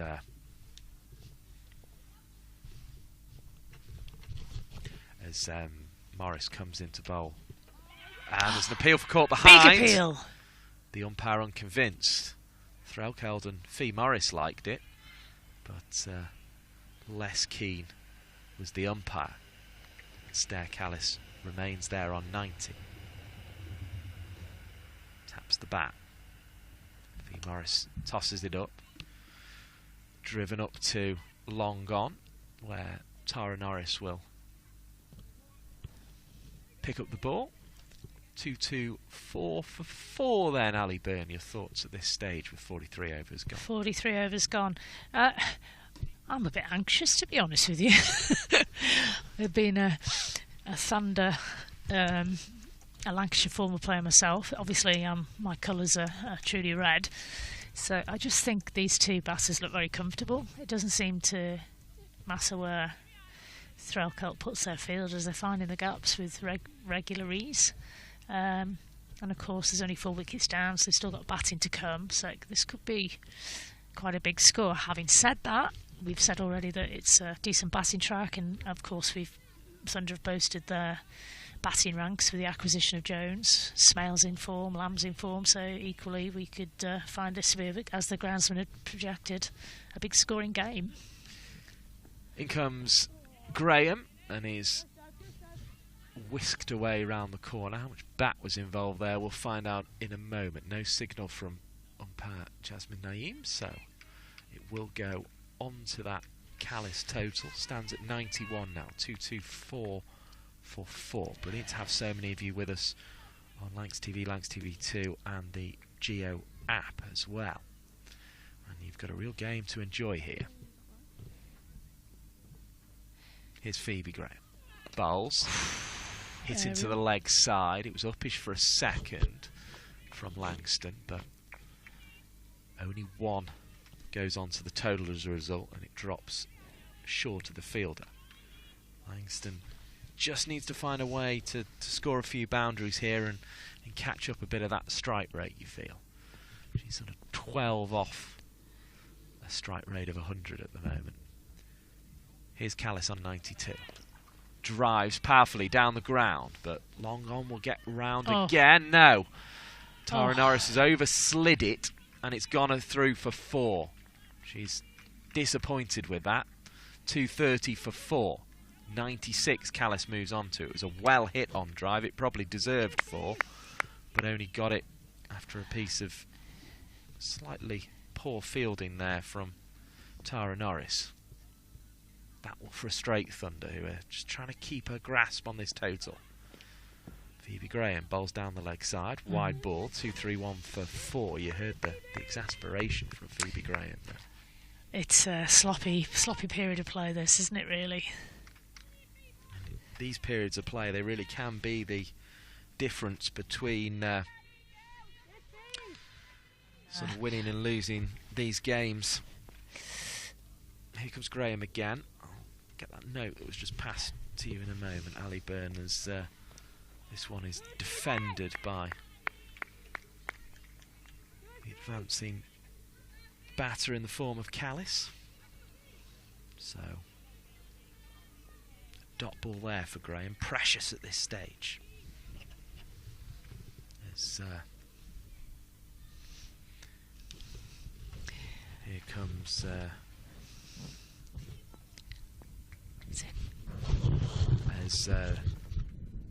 in comes Phoebe Graham again. As that one is played away into the offside by Emma Lamb. Just the one taken. As the total advances to 232 for 4. Callis now with her career best score in List A cricket, which is what we call the various forms of 40 and 50 over cricket, and even 45 over cricket. As that one's in the air for a long time as it's clipped into the leg side. Callis goes through again. On to 97. 2-3-3 for 4. So, on the brink of a first century in List A cricket. Long chat with Langston. There's not a lot to say though, really, other than keep going, mate. Well, and just go as hard as you can. Give me the strike. Keep getting those singles and give me the strike. It's a go-hard job here, isn't it? Yeah. 6 wickets left, but Lancs just seeming to slow things a little in terms of the scoring there from Northern Diamonds. But they'll be looking to go after Fee Morris here. Down the clip leg side. No run on offer for Langston. She's on 18. Yeah, I wonder if Norris's bowling is changing Threlkelt's mind about who to bowl the last few overs as well. Morris around the wicket now to the right-handed Langston, who turns it leg side off the back foot. Gets one. That's backed up. Bounced really horribly for Ellie Threlkeld. In fact, it's not bounced. It's probably the better way of putting it. 2, 3, 4 for 4. Throw from Clark from the boundary. Be after a few runs today. Here comes Fee Morris again. Round the wicket. Prodded leg side. Tatani's going to have to come all the way off the rope. And does so successfully in the sense that she prevents the 2. 2, 3, 5 for 4. Ooh, I see Alice has food. 98. Sorry, Mike, I got fairly distracted by No, the that's food fair heading enough. our way. It's, 'cause it is Two it's nice that time in the ladies. afternoon, isn't it? It is. Well, we are getting a bit packish, so yeah. Flicked away leg side. Across comes Alice Clark from backward square leg. And that's the 100 partnership as well. Brought up. So, round of applause for that. 236 for 4 the total. Moves on to with the single. Excellent. What a partnership this has been for the Diamonds. We were fearful of the opening partnership being the one that was going to cause all the danger, and then 4 wickets down the line, it's this partnership that's doing the damage. Yeah, they must have thought when they got the wicket of Erin Burns with a score on 136 that might have been the most difficult bit, but this one's pulled away firmly. Alice Clark does very well at backward square leg again on the boundary. 237 for 4. Callis on to 99. Yes, she'll be feeling a little bit nervous despite the confidence she's shown throughout the innings. To be her first century in this competition. In comes Morris around the wicket, turned leg side again. Again it's Alice Clark having to do the running. She must be puffing a bit this over. 2, 3, 8 for 4. Langston with the single goes to 21, so Callis will have to wait that little bit longer for the chance of 3 figures. I'm sure we will have many of her family tuned in amongst the 4,000 or so of you watching this game who have been throughout and have been enjoying your Sunday entertainment here. A Roses contest between Lancashire Thunder and Northern Diamonds, and Stair Callis on the brink of a century that I'm sure will be rapturously applauded from her soundly teammates. applauded. But she's not there yet. And this game vital in the context of the competition as well. If Northern Diamonds win, they'll go to the top of the table and all but end Lancashire Thunder's hopes of qualification for the top 4 as Naomi Datani picks up at mid-off. No run. I mean, it's been an outside chance for a long time that Thunder will make that top 4, but we will see how they go. Everything to play for both teams though still. It's not over till the fat lady sings. Oh, that's a full toss. Attempted slower ball, I think, from Phoebe Graham. She got it wrong. It's a no ball and it's a free hit for Beth Langston. She missed the no ball, which she'll be slightly disappointed about because that was a chance for a boundary in itself. But it came out so slow, I think it's understandable. She swung through it before it got there. 239 for 4 then. Of course, they're not allowed to change the field, are they, for this ball? So it is as it is. Naeem does the lasso sign. It's bowled short and slow and hit high, and away it goes. No, it's just been brought inside the rope by Seren Smale, who I've not seen in about 15 overs, I don't think, but she's picked that one up there, coming round from backward square leg, so she's done well. And she did very well not to go for the catch and potentially miss getting the boundary ball. Well, I actually good. thought it had gone between the two fielders who Did were you? converging on it for a moment. It appeared as if it had on that railway side of the ground, but they just keep it inside the ropes. There's a kind of green iron fence on the far side as well. Cut away Oh. and no run.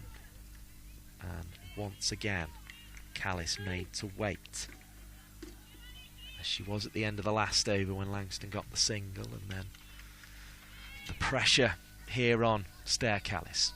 Already got a career best List A score, but she can make it a 3-figure score, 100, a century, the most prized asset of a batter.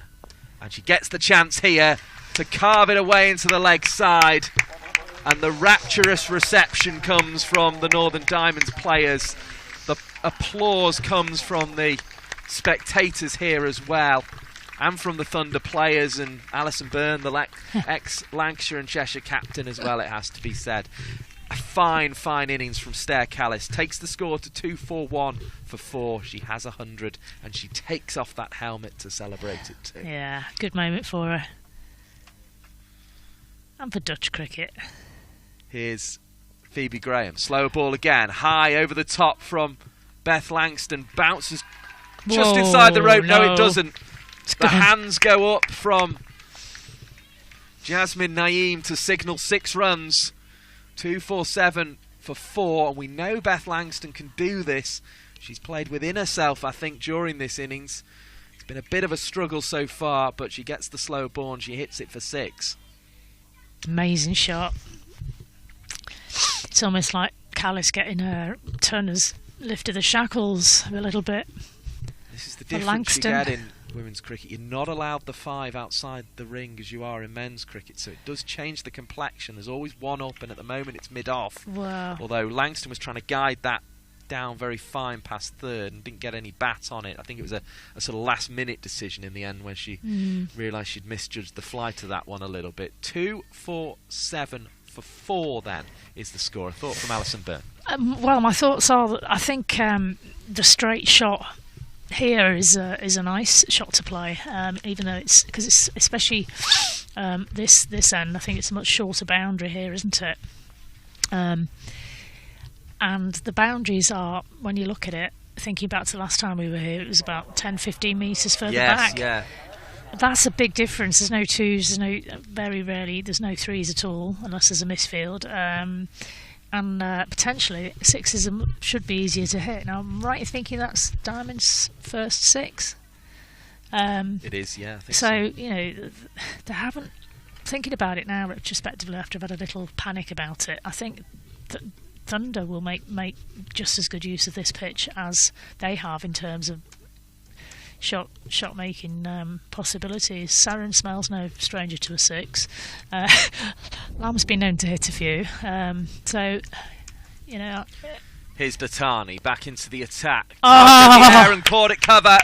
It's a really good catch by Saren Smale, I think, away at cover, and she's done really well to get round to that off Naomi Datani, and it brings to an end that magnificent innings from Stair Callis.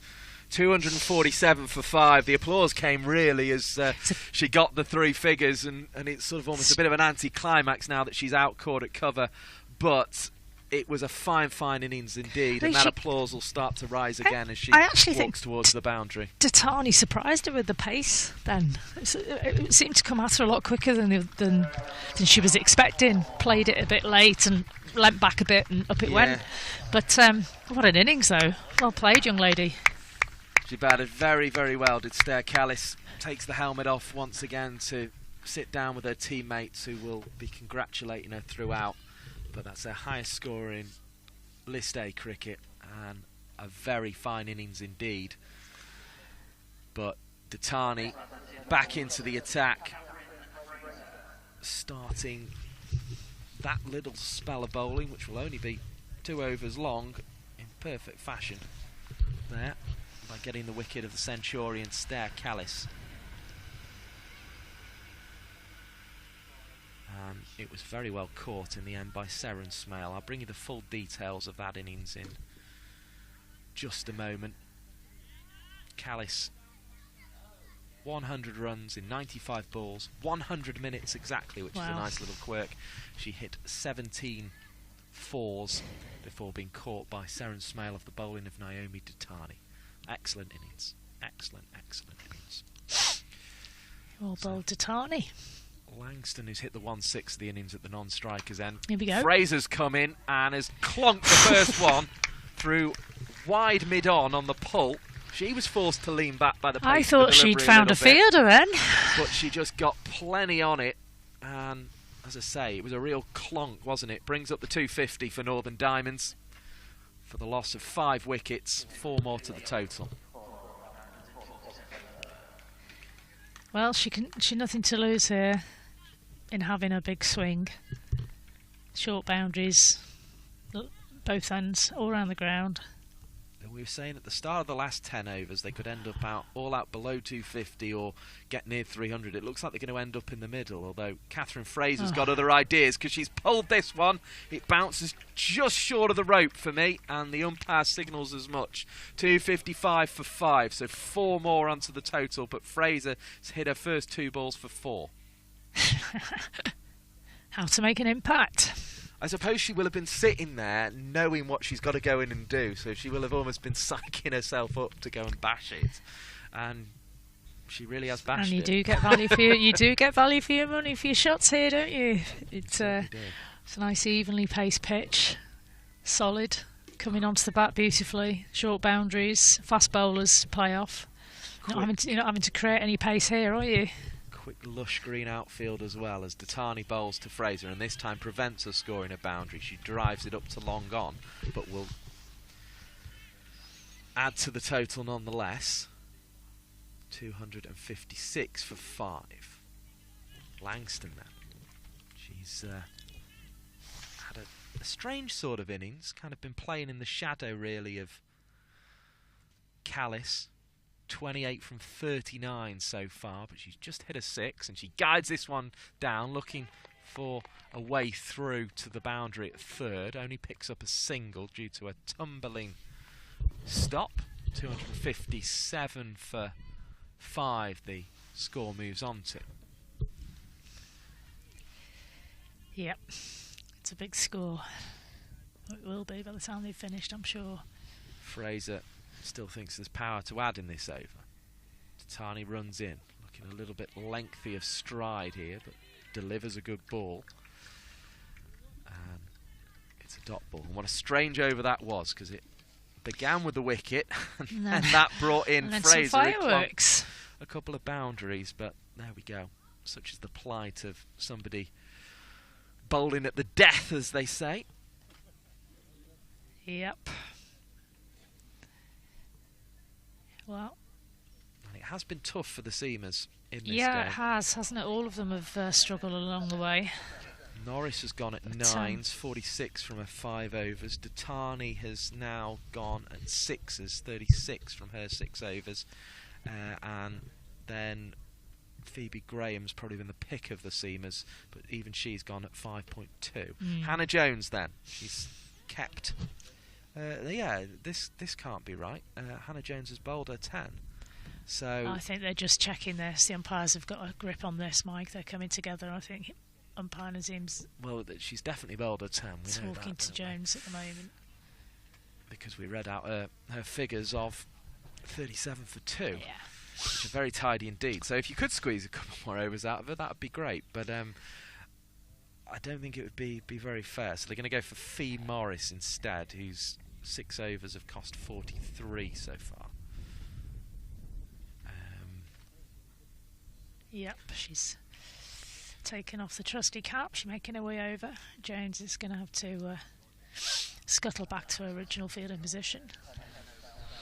I think she'll be praying she's not being put on this boundary, to be fair. Well, it was noticeable a lot of times, a lot more than you usually see from Ellie Threlkeld. She'd been to the umpires to ask who had what, because she was trying to. So it's clearly been just a bit of a struggle keeping track of it today.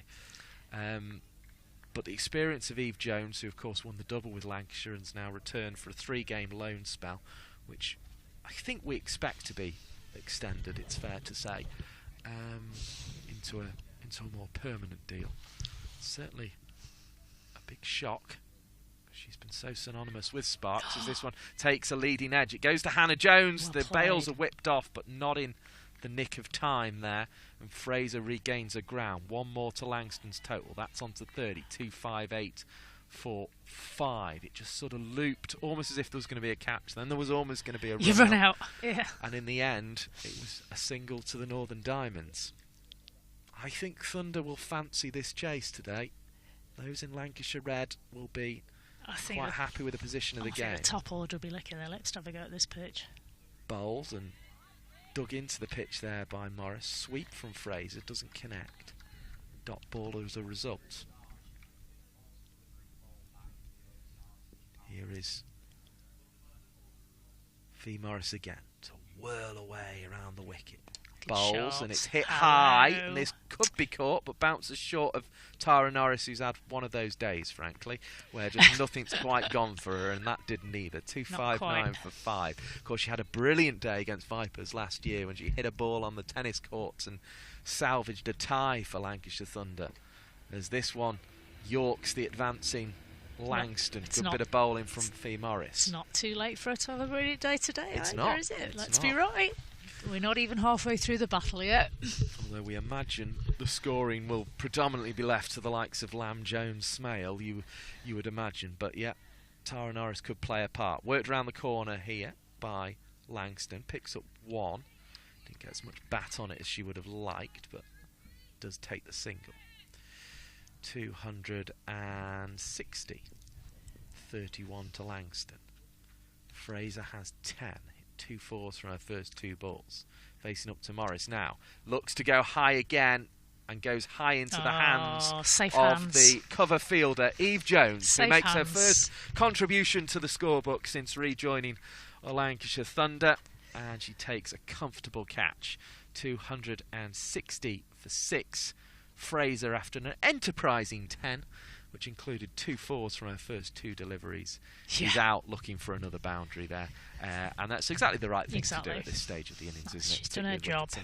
Abby Glenn on her way to the wicket next. Yeah. Very entertaining little cameo from Fraser there. But you know, when you see some people under a catch, you get a bit wobbly and a bit nervous. As soon as you think it's Eve Jet, and you just see the way she looked at it and just went, oh, hands out, yeah, it's fine, what are you all worried about? You just, confidence, isn't it? It's just... I mean, it was a straightforward. Oh, yeah, but... Let's be honest.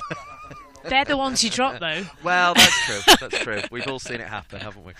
Beth Langston back on strike. She has 31. Abby Glenn's come to join her. Now, I thought the new batter was always meant to face first ball, but it's the end of the over, so that's the only time it doesn't happen, isn't it? As Naomi Datani bowls into the pads, and there's no run. Emma Lamb picking up there from backward point. She'll have a big role to play with the bat, as will Fee Morris, who's on the other side of the pitch at mid-wicket. Got to field her out at deep cover as well. And back to the mark goes Datani, pacing in now. Waiting for her is Langston, trying to get into that baseball position and club one away. But he's thought about it, went wide of the off stump there and a little too wide for the liking of Naeem Ashraf. And 261 for 6. The score will move to with the wide. Nice idea, just not quite executed well enough. Here comes Datani again then. Heel to toe, in she comes. Bowls short of length and clubbed away into the leg side. And every time somebody's gone short of length from this Grosvenor Road and they've been clubbed away for 4, I think it's a tactic that you have to be very, very careful with indeed. 265 for 6.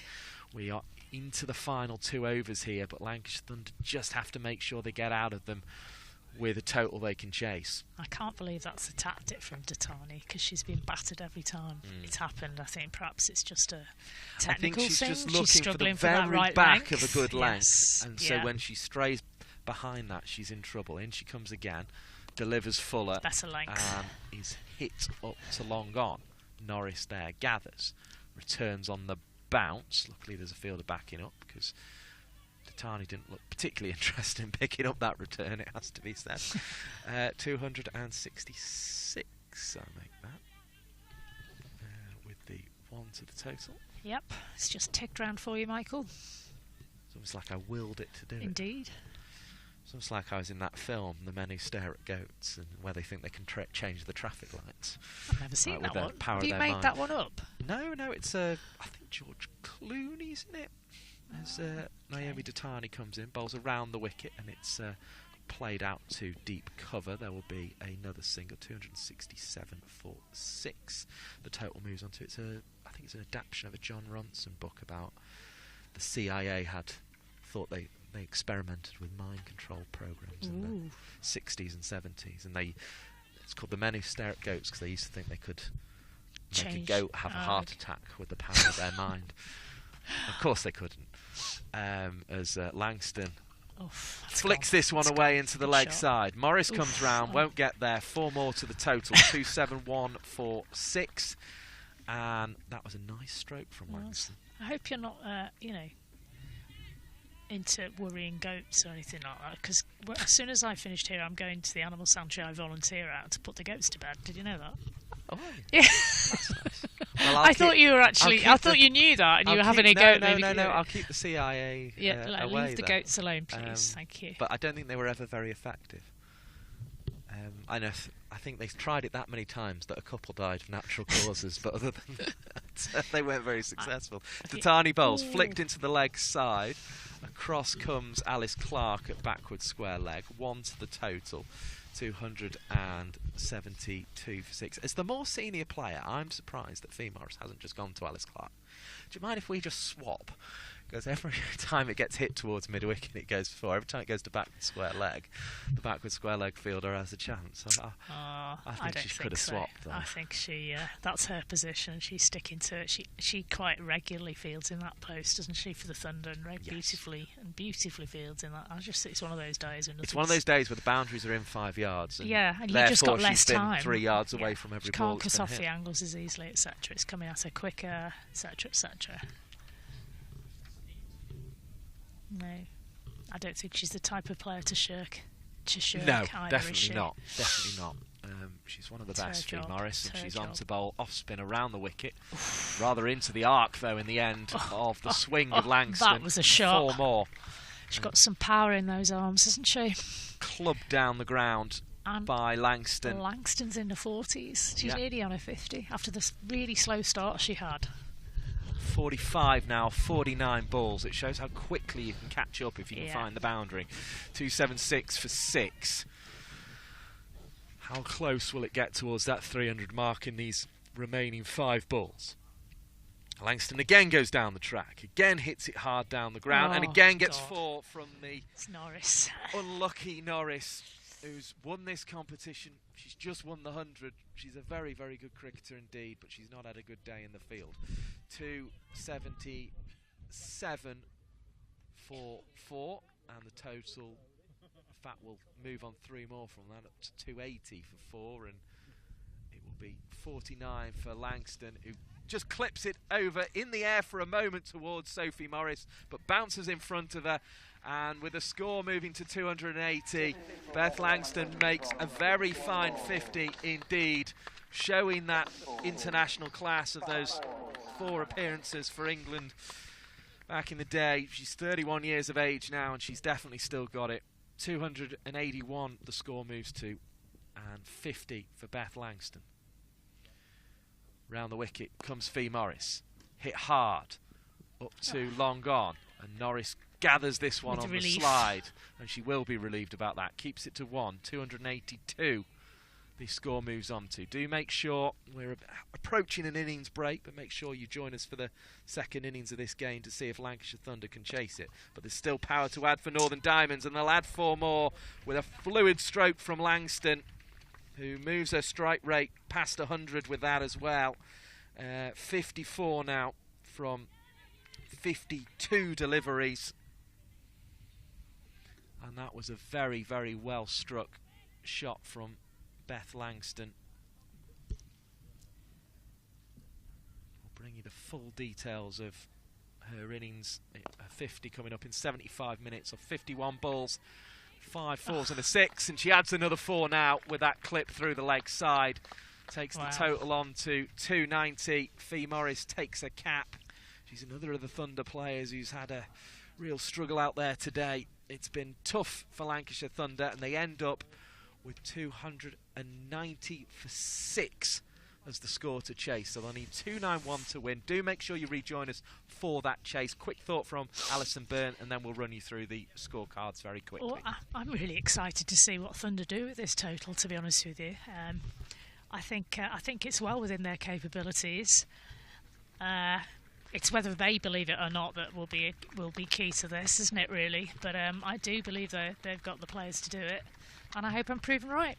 Yeah, we will see. They will have Eve Jones as one of those players. They'll have Seren Smale as well, who has just been called up by England. The class of Emma Lamb will likely be involved at the top of that order too. We'll see exactly what Ellie Rachael does with the order shortly. Do make sure you rejoin us for the chase of 291. Just to run you through the scorecard then, Lauren Winfield Hill and Emma Marlowe opened the batting for Northern Diamonds. They put on a score of 95 for the first wicket when Winfield Hill was out, having just reached her 50. She was bowled by Hannah Jones. She batted for 67 minutes, in fact, 60 balls, hit 6 fours in that 50. Holly Armitage out second ball to Naomi Ditani without scoring. Then it was Emma Marlowe who was out with a score on 116. She made 45, was out first ball after drinks, caught by Emma Lamb off the bowling of Phoebe Graham. 20 more were added to the total by Erin Burns and Stair Callis, who come together. It was Burns who was out, caught at mid-on by Tara Norris off the bowling of Hannah Jones. Stair Callis was the mainstay of the innings, and she was joined by Beth Langston, who the pair put on more than 100 together, taking the score all the way up to 247. Callis was out, caught by Seren Smale off the bowling of Naomi Ditani eventually, but she made that innings in 100 minutes exactly. Her century came up from. She faced 95 balls and hit 17 fours. Langston then was joined by Catherine Fraser, who hit a couple of boundaries in an enterprising 10 from her first 2 balls, in fact, but was caught looking for another by Eve Jones off the bowling of Fee Morris, and that left Beth Langston to complete the innings with Abby Glenn. Abby Glenn was not out for 2. Beth Langston made 58 of 53 balls eventually. 76 minutes she was at the crease. She hit 7 fours and 1 6. The bowling figures very quickly. Tara Norris 5 overs 46 for no wicket, no maidens in that either. She went at 9s. Phoebe Graham 10 overs for 52. She picked up 1 wicket.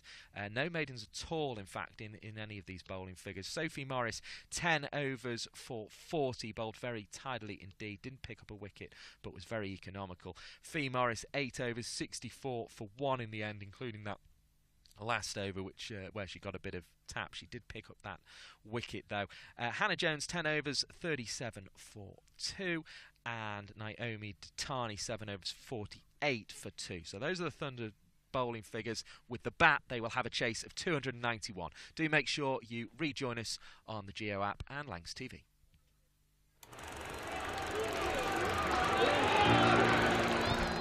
(1864). We were first class then, and we're first class now. With a dream to spread cricket through Lancashire's towns, where girls and boys, with willow and leather, become more than a badge, but the red rose together. A club where more than legends are made, but friendships, obsessions, moments replayed on our screens, in our minds, in our hearts forever. 'Cause it's who we are, our DNA, the red rose together. Statham, Briggs, Jimmy, Freddie and Joss Chappie, Sir Clive Lloyd, Carol Hodges, Kate Cross. What a roll call. It's a hard one to measure, with future names still to be written on the red rose together. We're all about people. It's what the red rose really means. Yeah, the ones signing autographs, but the ones behind the scenes. Our community, grassroots, the ones that feel tethered. Whether you're from here or belong here, we're the red rose together. And what about this place? Talk about world-class venues. Internationals, gigs, events. You can choose from a menu of triumph, of disaster, of pain, or pleasure. We've seen it all at Emirates Old Trafford, with the Red Rose together. Red ball, white ball, lightning and thunder. Have you ever sat back? Have you ever just wondered how far we've come? The storms we've weathered, or how far we'll go as the Red rolls together.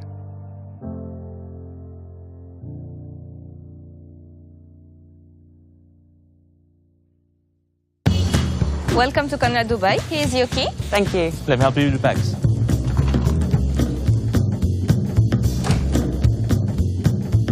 Nice room. How's that?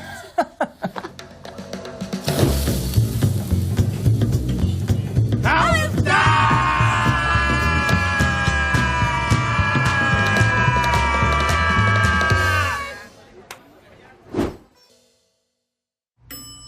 How's that?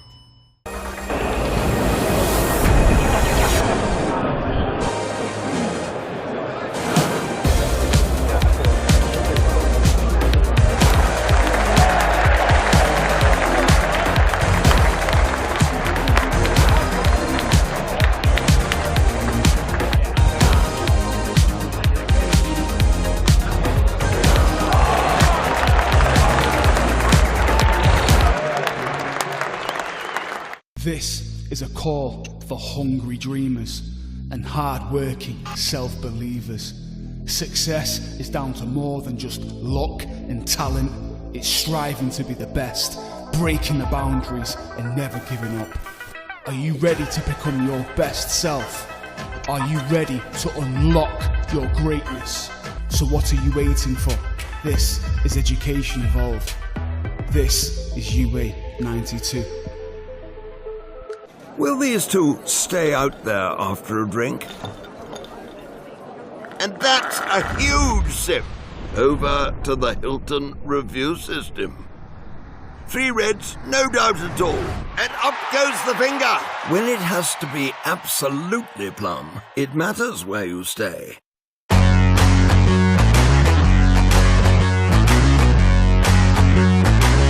Hi, I'm Keaton and this is Luke. We are the giraffe opening pair at Lancashire Cricket Club.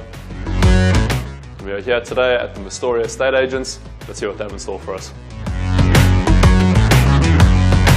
One of the highlights for me probably was making my Test debut. You aspire to play international cricket, and I think for me making that Test debut in Mumbai was a special moment I think I'll look back on. Property is potentially an option that, well, I've already started to go down. I'd like to explore more options in the future for sure. I've seen how positive an investment strategy that can be. If I could, I'd get a little clay pigeon shot up in the garden. Well, I'm not entirely sure the neighbours would be all too happy with it, but yeah, a little clay pigeon trap. The idea of dealing with the day-to-day stress of everything that comes with being a landlord isn't something that I would necessarily want to be a part of, to be honest. So using an experienced agent like Astoria would definitely be something I'd be interested in. I think it's our devilishly good looks, to be entirely honest. I'm not sure where the reference comes from. I think it's fairly self-explanatory. I think just making sure the advice you're getting is aligned with the goals. It's a big investment, it's a large chunk of your savings, so to make sure it's taken care of in a really sort of professional manner.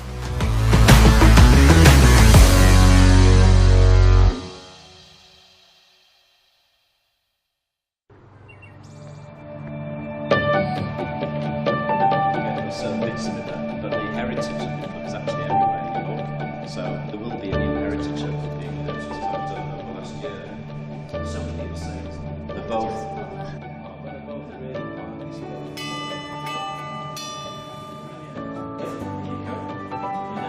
Hi Noah, nice to meet you.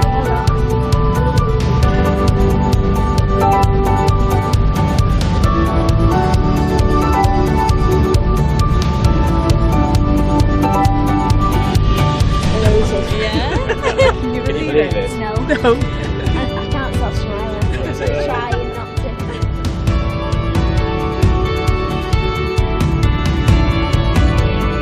Yeah, that's it.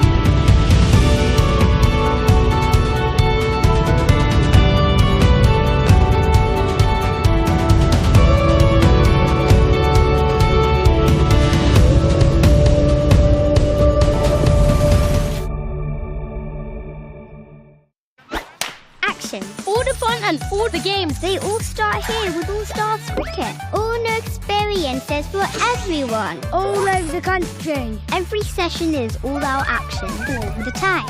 All welcome, all invited, even mums and dads. Skills, friendships, smiles, dreams. It all happens here. All you need is delivered right to your door. Best of all, it even has your name on it. All the activators are fully trained.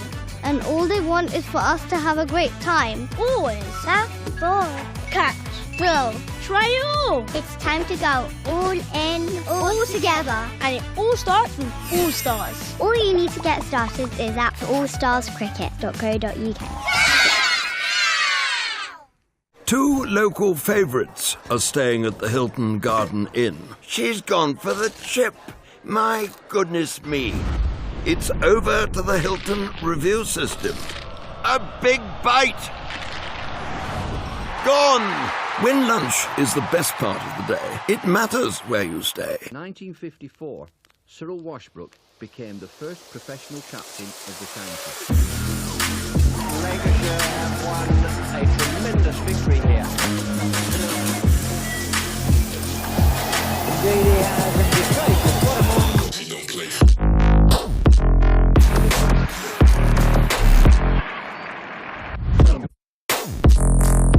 Well, the real thrust of that innings came from Hagen's Fairbrother. Fine chance, 2 runs at the winning hit. On come the crowd.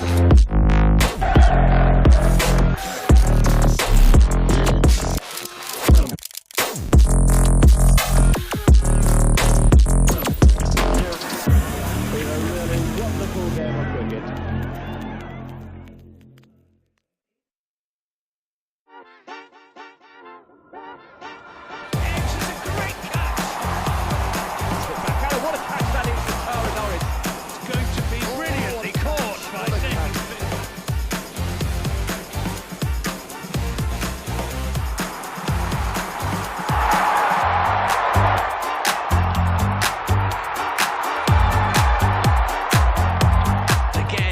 That's a big hit. It's another monster hit for 6. Big shot by Sol. It's into...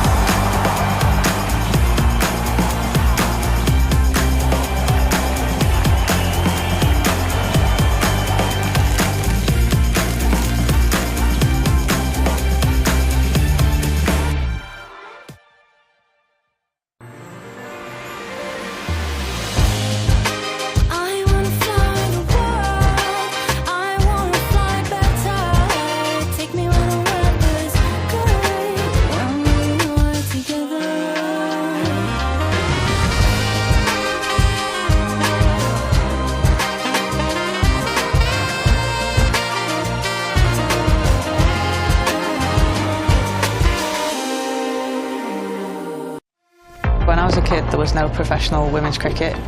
I didn't even think that women could be professional sports people. Especially early on, it just didn't really seem like there was a career in it. To support myself around cricket, I had to work at the petrol garage. I was the only girl, so I stood out. I'd love for young girls to be able to dream about being an athlete and it to be achievable. Thanks to the Hilton funding my contract, it's allowed me to play the game that I love all day, every day. We're like an engine and we need to be fuelled with the right gas. Without funding, we can't be visible. You can't be what you can't see. As a team, it feels like we're breaking boundaries. Thunder and Lancashire always want to put women's cricket at the forefront, and now I think that's really shining through. It's mad to think that without the Hilton funding, like, we wouldn't be playing cricket every day, training. Well, we could be, but we wouldn't have any money. Yeah, true.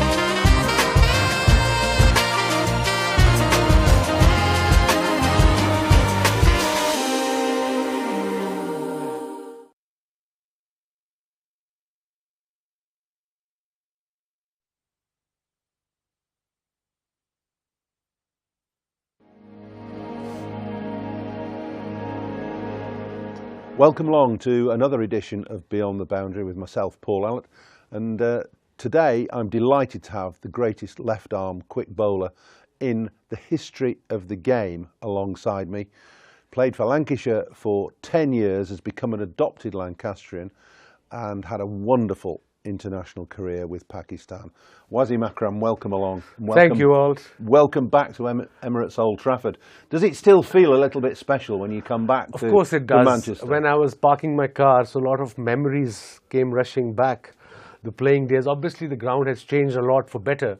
But yeah, every time I come here, last time I was there about 3 years ago, when there was a COVID test, so we were in a bubble in the hotel. Yeah. But over and all, playing for Lancashire has been the highlight of my cricketing career. You know, I'm writing my book, it's almost ready, it'll be out in November. Okay. So a lot of positive stuff of Lancashire. For me, playing for Pakistan and coming to Lancashire was like a little oasis. Everything was comfortable, you guys just played cricket. And we had 3 senior players, Paul Allott, Michael Watkinson and Graham Fowler. They used to make fun of all the junior players. Haha. It was a tough school at times, I agree. It was. But it's great that you hold Lancashire in such reverence and such esteem. But tell us a little bit about how you came to come to Lancashire in the first place, because you were a very raw international cricketer in the late 80s and 88. Yeah. You hadn't much experience of Western culture. None. I don't think you had much experience of playing over here at all, had you? Not at all. I think in 86, the great Imran sent me to play league cricket up north in Durham. Okay. I played for a club called Burnup Field. Yes. Boundary was about 25 yards one side. And it was tough for me, you know, as a kid from Pakistan coming to this weather and this country. But the idea was 87 we were touring. So just get the idea how the wickets work, how the weather works. So I enjoyed it. We used to end up every night at that nightclub on, you know, on the Newcastle River, on a ship. The Tyne, the River Tyne. Yes, yes. Yeah. I bet, and the fog on the Tyne was all yours. And then, yes, coming back to your question, 87, I think, or 88, 87, we were playing in Sharjah. Yeah. And Neil Fairbrother was playing for England. He got picked up. And Laurie Brown, a physio, great guy, one of the best physios I worked with, great human being too. They got hold of me there. They said, would you like to play for Lancashire? And remember those days, Lancashire county cricket was, you got to be #1 player in the world. Only one overseas was allowed to play in playing 11, and you can only register 2. That's right. So I thought they were talking about Lancashire League. I said, yeah, sure, I'm ready for Lancashire League. They said, no, county. I said, really? So yeah, that was my first experience that I found out. And you knew nothing about county cricket, presumably? No idea. None. Nothing about it? Nothing about county cricket. I only read about it in Urdu magazines, cricketing Urdu magazines, that's how it works. But when I arrived here, I remember in 1988, but before that in 87, there was a test match here at Old Trafford. And our chairman, Bob Bennett at the time, Lancashire think tank, they got my family here. Yeah. For my birthday surprise. They called everyone, my 2 brothers, my younger sister, my dad and mom, to celebrate my birthday here. I think it was on 4th of June, if I remember correctly. But that was the first experience of me of, Lancastrian hospitality. So the club embraced you right from the word go, and Yeah, you they did. in turn embraced the club. It was actually David Hughes and Alan Ormrod who were running the cricket department at the time, and Yeah. they must have been the two that instigated your first appearances for Yes, for probably. And I remember both of them, David Hughes, Yoza and Alan, has been a great influence early on as a 20-year-old kid coming from a different culture altogether and mixing up with Western culture, and they really helped me a lot. Remember the first time we met, we was a Forte Post House in Nottingham. Yes. That hotel on the first floor. Yes. And Alan told me to come to team meeting at 6 o'clock in the evening, day before the game. I said, okay. He said, it's in the bar. Okay, I said, that's different. I come from you're not a drinking culture. You're exactly. But again, you guys, the minute I walked into that wine at the bar, you guys all shook hand and said, welcome to Lancashire. So that gave me a bit of confidence. And remember, the next day there was a game against Nottingham, and I was sitting in the corner right somewhere, because huge seniors, I don't know if it still happens or not, the senior players, they have their certain spots in each dressing room, and they go and sit there. So you as a junior, you have to wait that everybody is comfortable, then you pick up your spot, if you get a spot. I remember wandering into a dressing room, and somebody, it probably wasn't you, was sitting in where I normally change. I said, listen, I've been changing for 15 years. I think it was me. Well, I would let you off. But that's a good culture, though. Yeah, I suppose it is in a way, although it might be a bit outmoded now. Yeah, no, probably. Now then, your rise and appearance in cricket was quite extraordinary, because you played very little first-class cricket, if any, in Pakistan. None. And you turned up and bowled at the nets. It was a camp of a Pakistan camp. It was a camp for 100 kids, young kids, and I did well for my club, Ludhiana Gymkhana in Pakistan. So they said this guy is good. So my name was in that in particular camp. And I remember first 4 days, there were 100 kids, and including Ramesh Raja, who played a test cricket then, one test, and Mohsin Kamal, another test cricketer, and top first-class performers were there as well. So nobody gave me the cricket ball to bowl, so I got a bit down, depressed. So I went back to my captain in the club, Sadiq Khan. I said, look, there's no point in me going. I've been standing there for 4 days. He said, no, you go tomorrow. I'll have a word with the camp commander, and he'll give you the ball. So the next day, 3-4 batters to go, he gave me the old ball. I impressed him for some odd reason. Agha Saadat Ali, another late test cricketer. And then the next day, he gave me the new cherry. And you see, I used to bowl big in-swingers then. And I troubled almost everyone. In-swingers to the right-hander? To the right-hander. Good ball from a left arm quick. Good ball. Yeah, so, I impressed everyone there. And then Javed Miandad was the captain of Pakistan squad. So he came to practice. So Gaddafi Stadium is a huge ground. So one side was our camp, and his net was the other side. So he wanted some bowlers.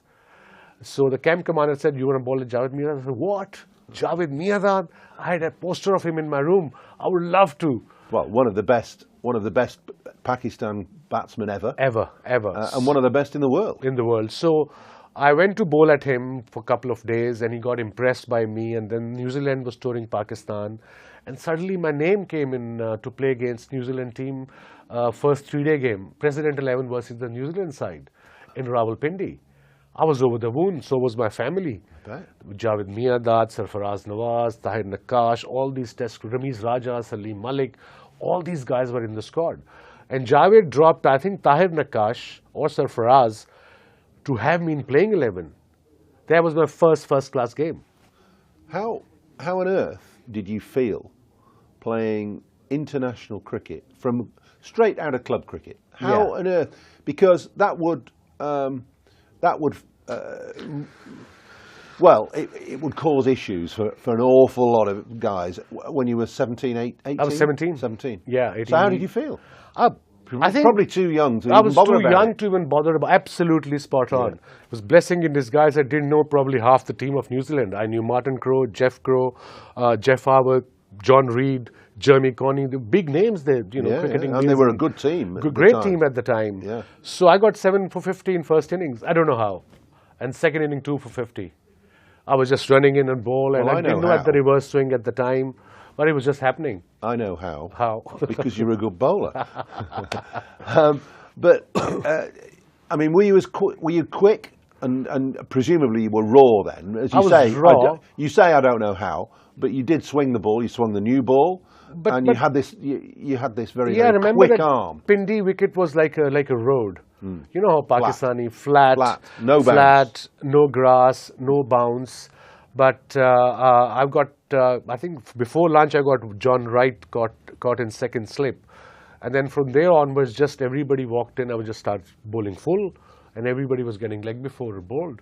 So yeah, I think I was too young and naive. It was blessing in disguise that I didn't know who the players were. And yeah, and you didn't have time to worry about it, no. Presumably. So what about your development then? Because you're set into the world stage straight away. Yeah. And you've got this natural raw talent.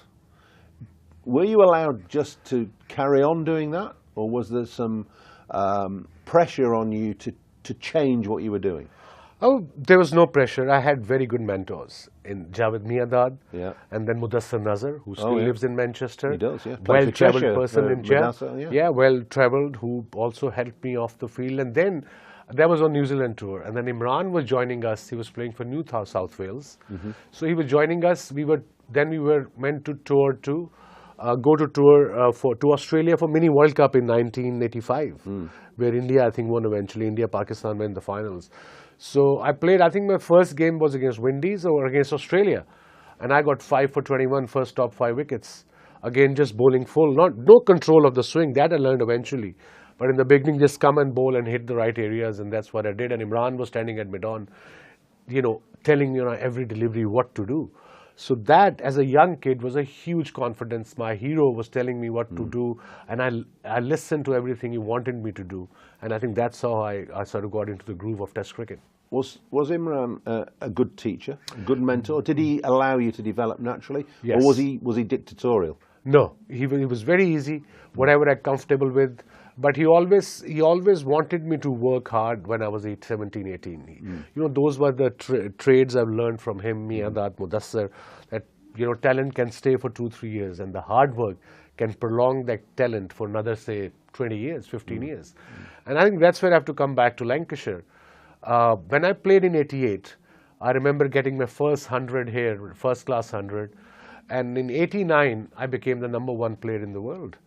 That 6 months of county cricket, playing with you guys day in, day out, travelling. And you guys were very helpful. You were helpful as a bowler, our captain, Yoza. I don't know. It's probably the best compliment that anybody's ever paid me, for you to say that I helped you with your bowling. But I'm flattered. I do remember giving you a real kick up the backside once when you came off because you said your nose was running and you didn't feel very well. Yeah, Tunbridge Wells, do you remember? Yes, I remember.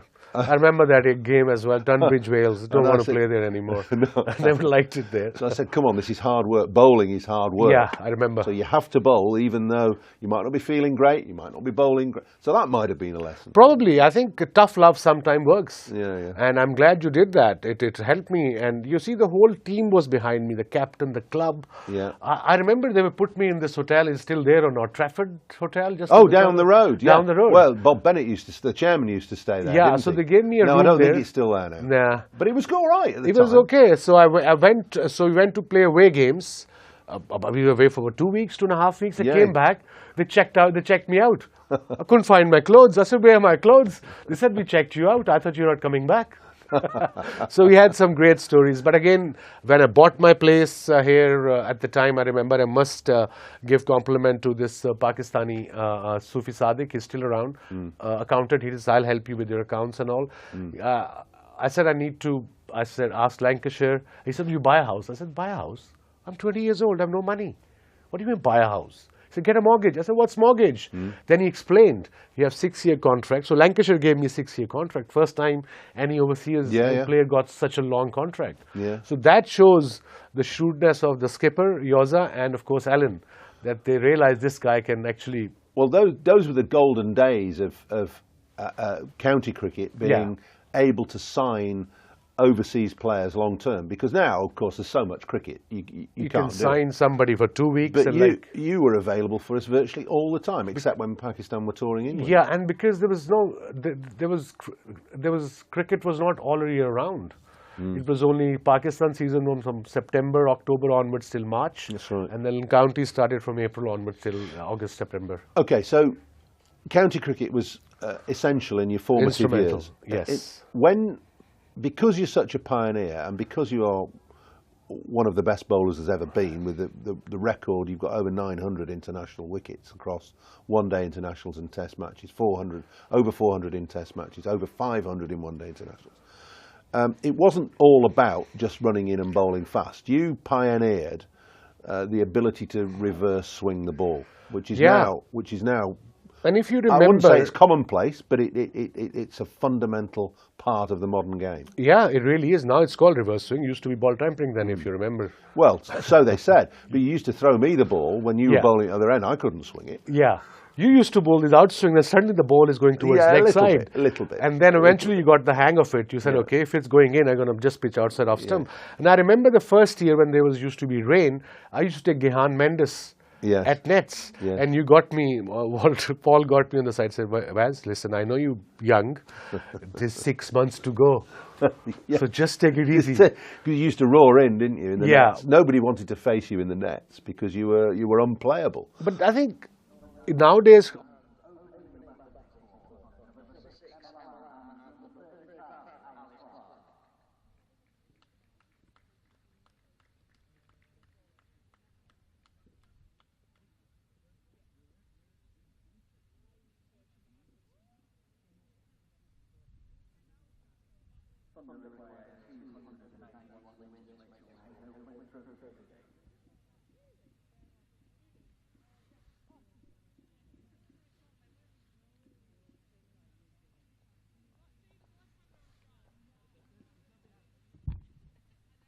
That's an issue with his desk.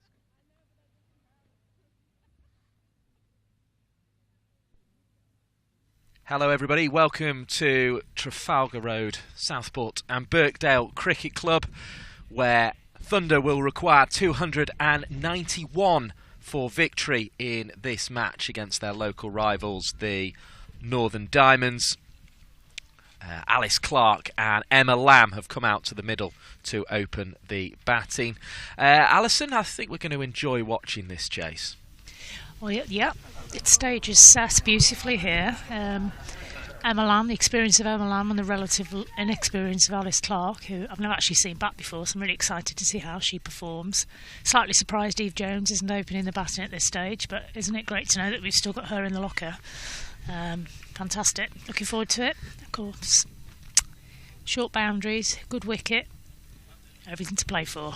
Yeah, quite some asset. As we say, she's already got a 50 in this round of competition as the bowling is started by Erin Burns. And interestingly, from the Harrod drive end, no run from the first one. Interesting, they've started with spin.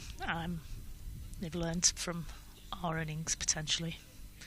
Burns bowls again to Clark, who just dabs into the offside and picks up a single. First run of the chase, so just another 290 more are required for victory in this this game, which, well, it'd be quite a chase, really. Given, I mean, it's as good as won a ball, isn't it? It's 10 short of that, but it's going to be a difficult task here, and it was late runs, particularly from Langston in the end, that got Northern Diamonds there. That one turns down the leg side. That'll be another helpful one to the total. 2 without loss. The score moves on to. It's Clark who interestingly faced the first ball. Lamb now facing up. Again looks to turn leg side. Took a bit of Lamb on the way through. No run on offer. I wonder how much this opening pair are expecting to face spin in their first over. I suspect not. Yeah, I think it maybe is a case of what would they least have liked to face, as that one turns down the leg side as well. So 3 without loss. So a bit of a mixed over here from Erin Burns. Of course, it was the seam that Lancashire Thunder started with, and It was an expensive first over of 10, then 8 from the second, and the 7 from the over that followed. Another one turns down the leg side, or another 5 from the over that followed, so it left it 23 Giving without us a loss. wide. After 3 overs in the first innings of this game. So another 1 to the toe, 4 without loss. Erin Burns just struggling with her line in the early stages here. Here's Burns again, forces the bowler back, the batter back into the crease, defends it away for no run.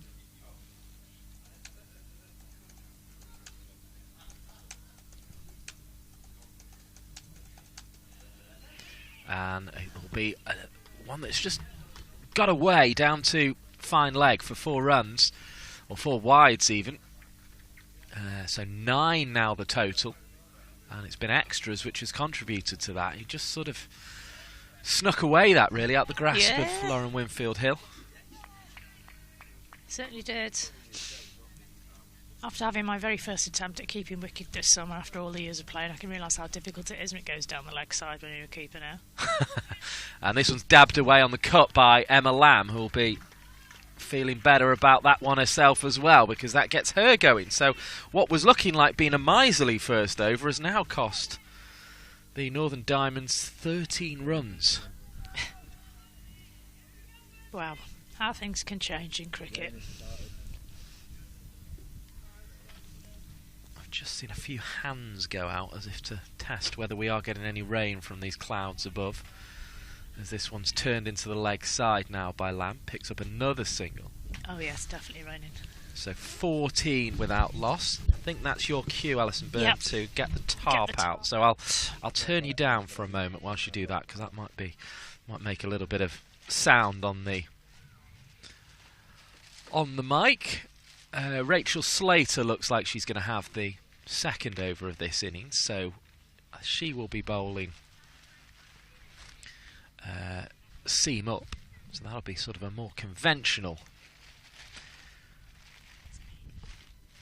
method of bowling for this period in the innings. Reminder though, the chase 291 for Lancashire Thunder to win this game against the Northern Diamonds. I think the interesting thing about Alison Byrne and the tarp here might be the fact that it's rather windy, so it could be an interesting experience getting our rain cover over the equipment here today. But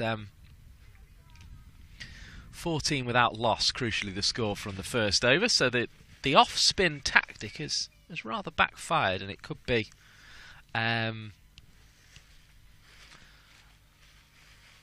something of the reasoning in why Rachael Slater has got involved at this stage. She bowls a ball which is defended out into the offside, and that's a dot ball to start with from Slater to Clark.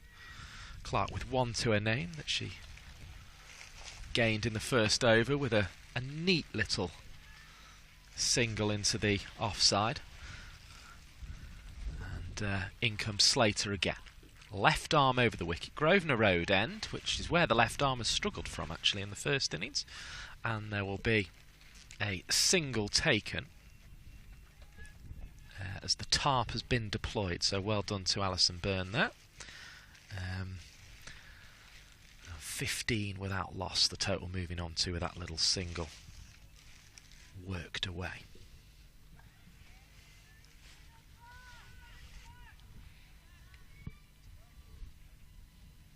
Slater again at the back of her run, left-handed.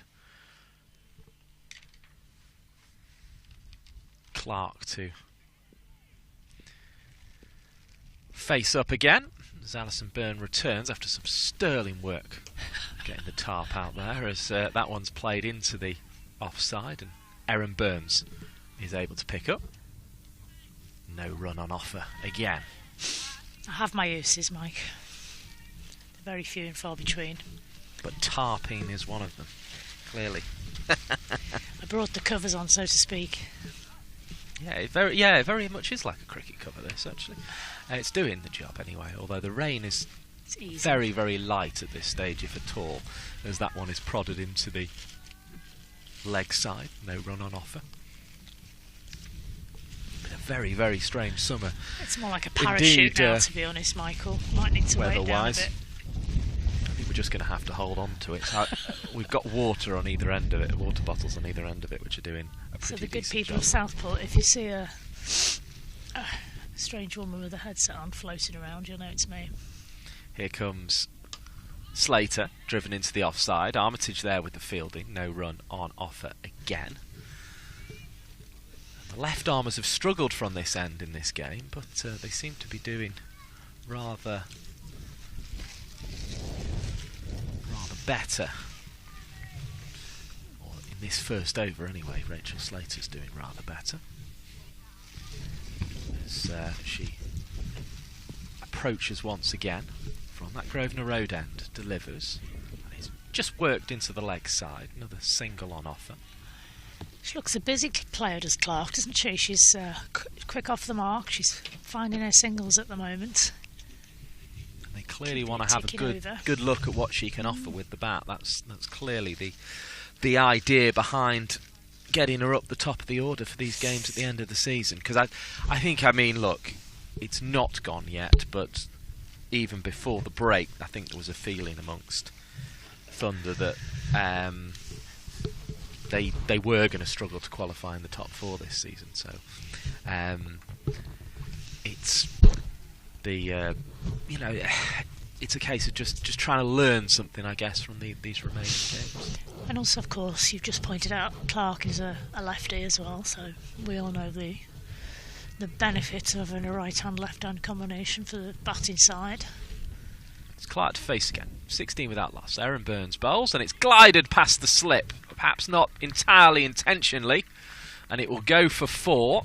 So Clark moves on to 6. Little punch of gloves with Emma Lamb. They'll take those 4 runs gratefully, because it moves them on to 20 from the first ball of the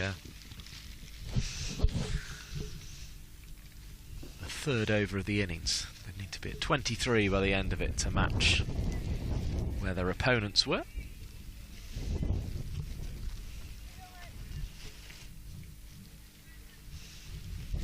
Burns again. Enjoying bowling to the left-hander more than the right, it seems, as she floats this one up.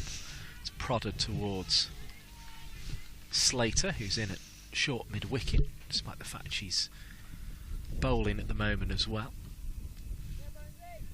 Marlowe's one of the fielders out the circle at the moment. And we also have one back at cover as well.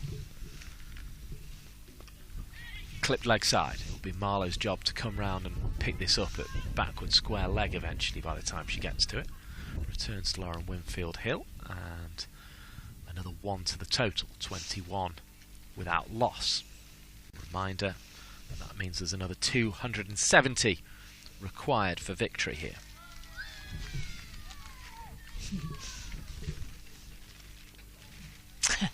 On the note, you might hear the children playing in the background, one of whom is Aaron Burns' little boy, thoroughly enjoying his time in Southport. Certainly is, as this one's played away into the offside for a single by Lamb.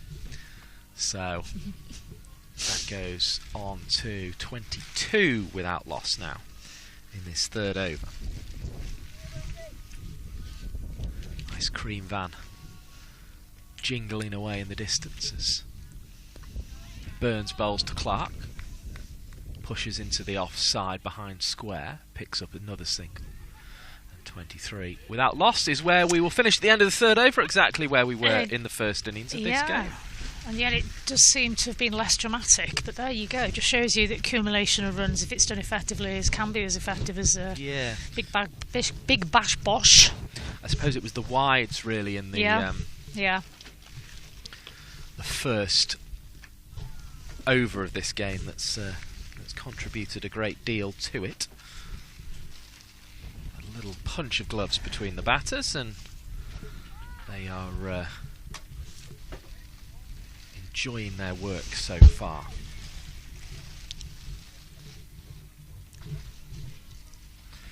As we feel like we're a little bit on a bad camping holiday with this, this tarp here at the moment. I wouldn't like to stay in this tent for very long.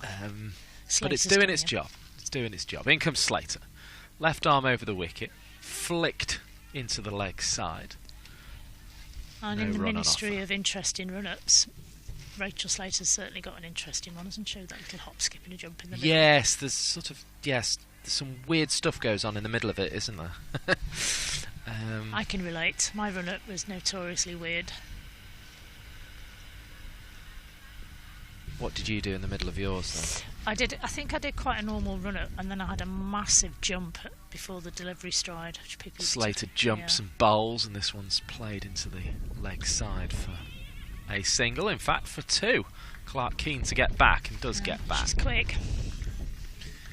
Very alert to the opportunity of a second there. Takes the score to 25.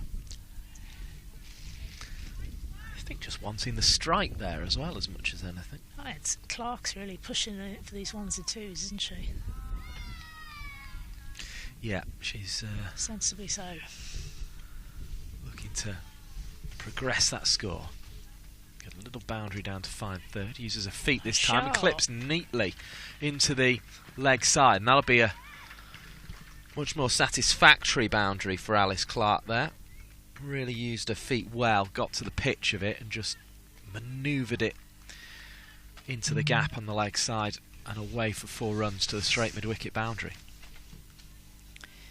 Beautiful. Slater got up her sleeve now, I wonder. Well, we're about to find out. Has a little skip in the middle of the run and then delivers a ball which is right onto the middle of Alice Clark's defensive bat. 29 without loss. She's had to wait for some of these opportunities as Alice Clark, so no doubt she'll be relishing the opportunity and to bat on such a fantastic pitch with a great partner at the other end of the wicket to guide her through it. It's a big nod of confidence to be put in there before Eve Jones and Seren Smale today, so she's going to try and make the most of it as she goes back defensively and defends to Holly Armitage, the Diamonds captain, at cover. Didn't score today, but she's certainly going to contribute, probably with bat and ball. As here comes Clark again. Slater delivering, and that one is just played down to slip. Soft hands in the end from Clark, but she was clearly beaten by the delivery first time up. The rain seems to just increase a little bit in intensity here at Southport. You're probably not even seeing it on your screens just yet because it's been so light, but it's we're just starting to feel the drips a little bit, aren't we, Alison Byrne? Just a little bit. However, we are in... Oh yeah, definitely. Yeah. Just a big blob on my nose as I spoke. There you go. So yeah, it's that stage of the day where we were expecting either the shower at 1 or 2 o'clock, and it seems to have come in the 2 o'clock hour, so we will wait to see how that affects the game, though, because the chase is 291 at the moment. Beth Langston's going to come on. Half century with the bat, and we were saying she also picks up wickets, so let's see what she does with this ball in hand now for the Northern Diamonds in this Roses contest. Bowled and glided down to third. Katie Levick there with the fielding. One more taken off the bat of Emma Lamb. 30 without loss. Lamb on to 7. Clark has 14 already. Good start from Langston.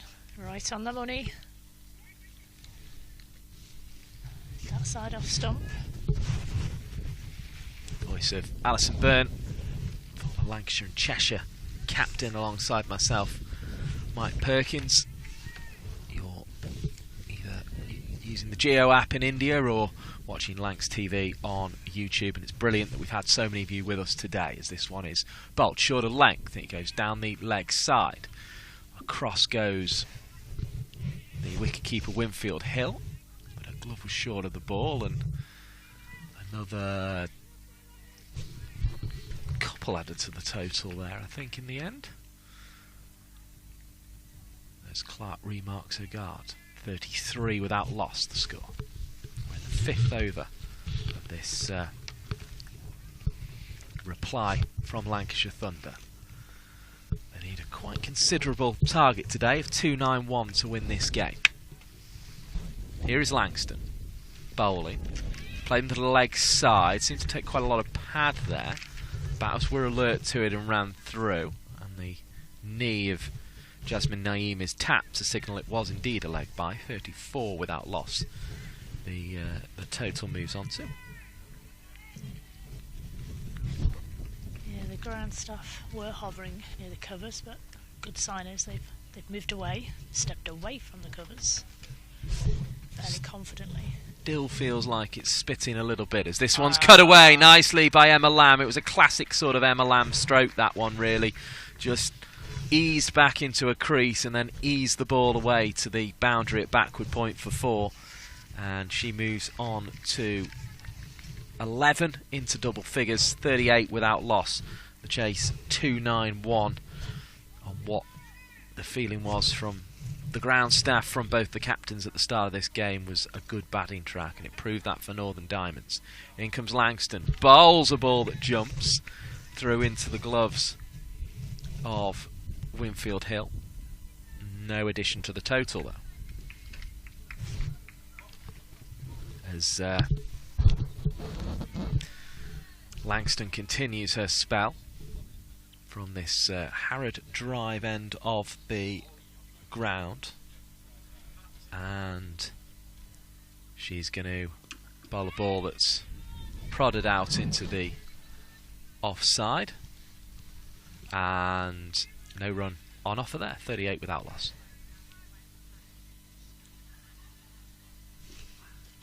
Interesting that we felt that Diamonds had got off to a stonking start, but Thunder are well ahead of the game now.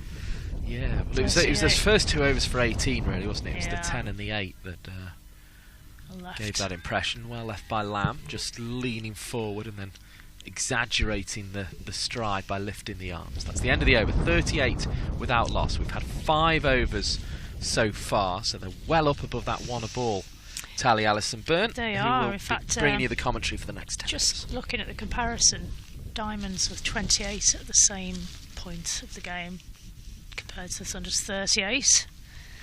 So you move into the 6th over, and thankfully for now the rain seems to have decided to go away, which is brilliant news on all levels.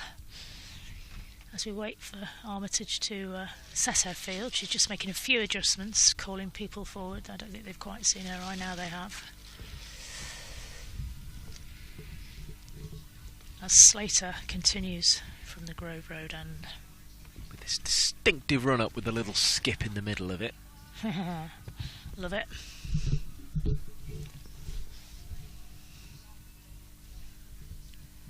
To Clark, who moves her feet, uses her feet, but she's well forward. Ooh, unlucky. She's given. It's LB, she's got to go. It's not England, you don't get any double checks. So interesting decision, that one. She's a long way down the pitch. Long way down. Which usually puts an umpire off, but the feeling was it was out. And Alice Clark's been given. Yeah, it's a tad unlucky, given that she'd come at least 2 strides down the pitch. Yeah, difficult to give from that position, but you know, it's possible. And clearly it's been given. So, the long-awaited approach of Eve Jones, back on home turf, so to speak, after previously captaining the side. So Sarah Smale, after the England call-up, will be at least down to number 4 today. Yep. Which, given how well she's been doing in the run-scoring chart, seems a little strange, but there we go.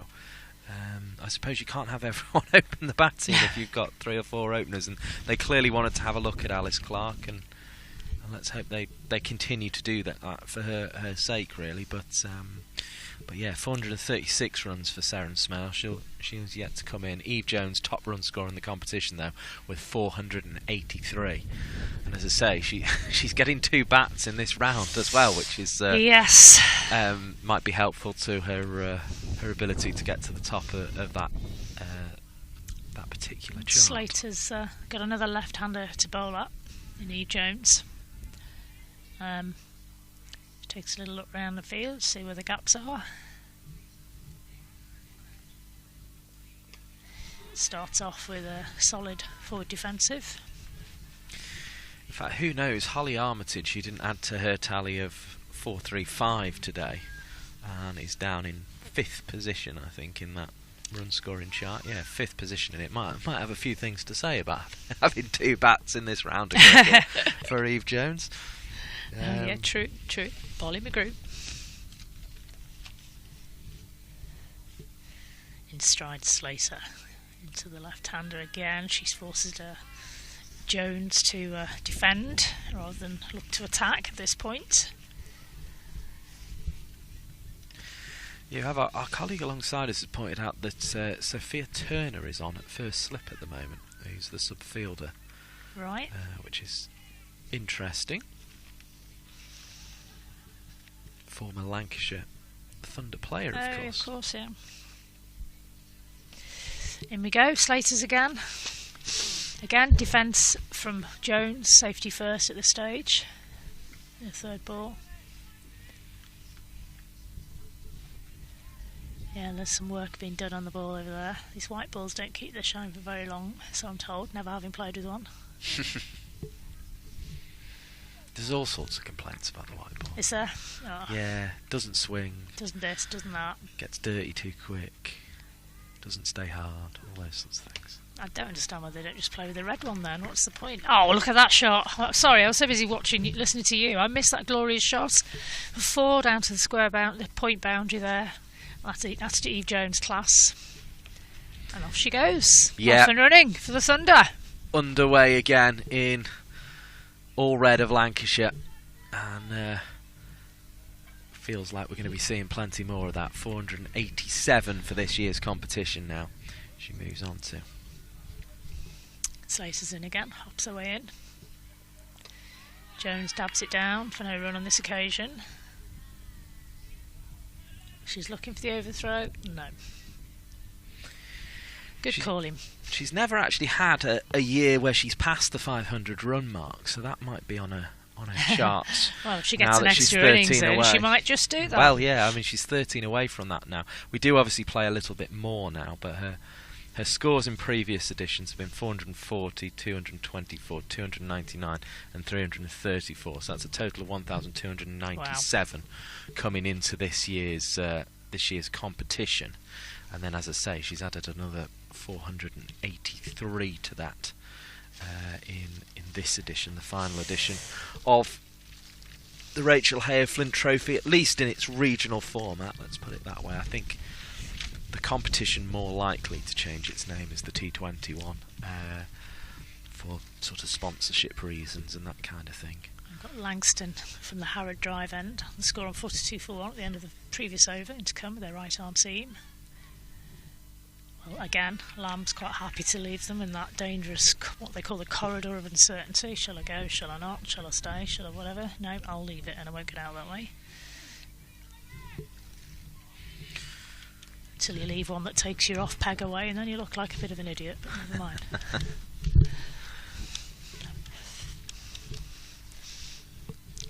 Good line from Langston. She comes again. Oh, she's thrown a short one in. It's gone slightly down the leg. Umpires doesn't seem keen to give a wide at this point. Well taken from Winfield Hill behind the stumps there, reliably. So yeah, in terms of total Eve Jones runs across all editions, with the 4 she's added today, she's up to 1,765. Some going. So it's quite a signing for Lancashire Thunder. In comes Langston. A little bit shorter. She's cut it for 4. That's a glorious shot. Classic Emma Lamb at its finest. Great shot. And it's important to remember Emma Lamb also has gone past the 1,000 run mark in this edition of the competition, and obviously has been away with England a little bit as well, which has taken a few runs off her personal tally. So she went past that in a match winning 71 against the Sparks, actually, earlier in the season at New Road. Takes the Thunder to 46 as Langston continues with her over. In she goes. Oh, and she's beaten the outside edge there. Great bowling. Winfield Hill's laughing at that. She knows how close it was. So does Lamb. She's allowing herself a wry smile at the stumps there. Yeah, it was almost as if she went, okay, yeah, should have good ball left it that like one. the other two. Good ball that one. Yeah, very good. Good contest this. Lamb's ready to pounce. She's left that one. Langston's clearly on her mind here. She's been very deliberately forward when leaving today, as Emma Lamb. She's sort of, very deliberately gone forward and then really raised the arms as if to kind of almost emphasise it to herself as much as anything. Reminder the chase 291 today for Lancashire Thunder to win this game. Langston off a long run up. Defended by Lamb. Lamb's drawn a little bit straighter. It's an excellent over from Langston, apart from that one slightly looser ball wide of the off stump that Lamb gobbled up, hit for 4. That's good tidy stuff considering the nature of this game to date. It's been a high scoring one so far, and at the end of the 7th over, Thunder are 46 for 1. Yeah, so already approaching that 50 mark, which will be the first crucial milestone in the pursuit of 291. Still ahead of the scoring rate. Diamonds were 35 at the same stage, but crucially they hadn't lost either of their openers. As Diamonds are continuing with Slater. In she comes, plays it down to leg. Does Jones, and she'll pick at 1 for that. If not 2, no, settles for 1. Oh, it's gone for 4. I don't believe it. She didn't hardly touch that. And that is a 50 for the Thunder. That's coming quick, smart time, hasn't it? Has indeed. Nicely touched away behind square on the leg side. And Eve Jones already on to 8. I was convinced that ball was just going to die on the pitch, and it just gathered momentum and went. Amazing. In comes Slater. Eve Jones stabbed that down again into short point area for no run. I'm not sure. I don't think yeah, just turn that one away, did Eve Jones for a second boundary. And she's looking like she's never left that all red of Lancashire really at the moment, even though she's only very early stages of her innings. Slater bounces away in. A little bit shorter. Jones has managed to pull that slightly for 1 into the onside. Sort of cross between a pull and a straight drive, that one. The score moves on to 51. Brings Lamb on to strike. Don't think she's seen an awful lot of Slater's bowling as yet. Now's her opportunity. Already more than 2,000 of you back with us across the Blanks TV channels. Moving her feet is Lamb. Gets in a big stride to Slater. No run on offer. The physios are on already. Oh, the 12th, bringing on a hat, bringing on a helmet. Looks like Winfield here might be tempted to stand up at some point. Yeah, I think she has. She's got the helmet on. She's seen Lamb take that double, rather large stride forward, and she's stopping from thinking twice about doing that in the next ball. As Slater comes in again. This time Lamb doesn't take quite as large a stride, still gets it away, but no run.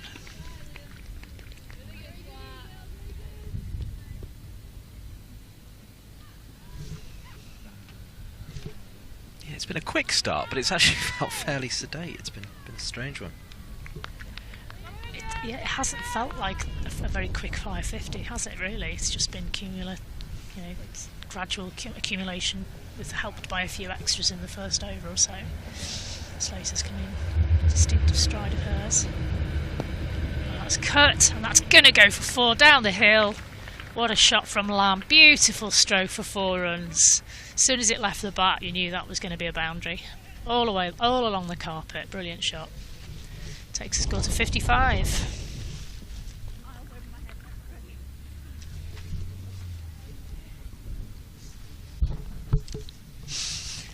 So, at the end of that over, we are on 55 for 1. The end of Slater's over. Good one for Thunder. Yeah, it's gone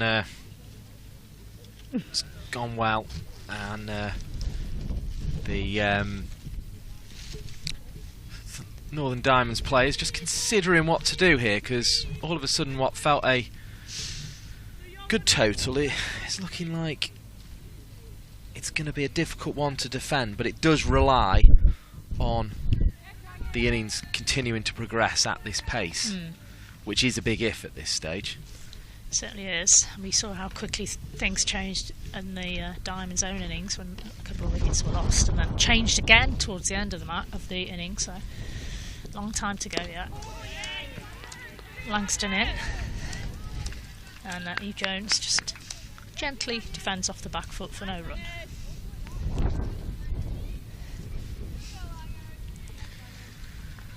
Yeah, as I say, the crowd's filling up a little bit more as the afternoon progresses. A few people dribbling in after their Sunday lunches. she's just settling in, but at this stage looking like she's never been away. Again, defensive play. Good bowling from Langston. She's made a good positive start to her bowling this match. Yeah, it just makes you wonder how good, you know, without that serious injury she would have been. You know, what a terrible shame. But you see a lot of women's sports people getting that horrible injury nowadays, isn't it? I wonder whether it's the amount of sport they actually play, these athletes.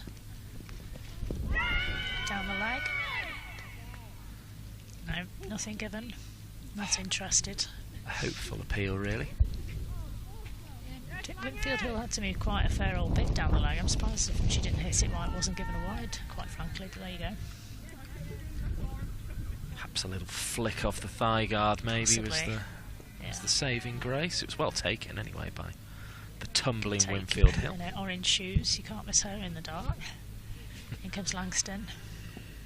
Again, it's down leg this time. She's definitely got her back to it. It's gone down to fine leg for a sneaky little single. Katie Levick there picking up. She'll definitely have a part to play on a pitch that seemed to have favoured the slower bowlers so far in this game.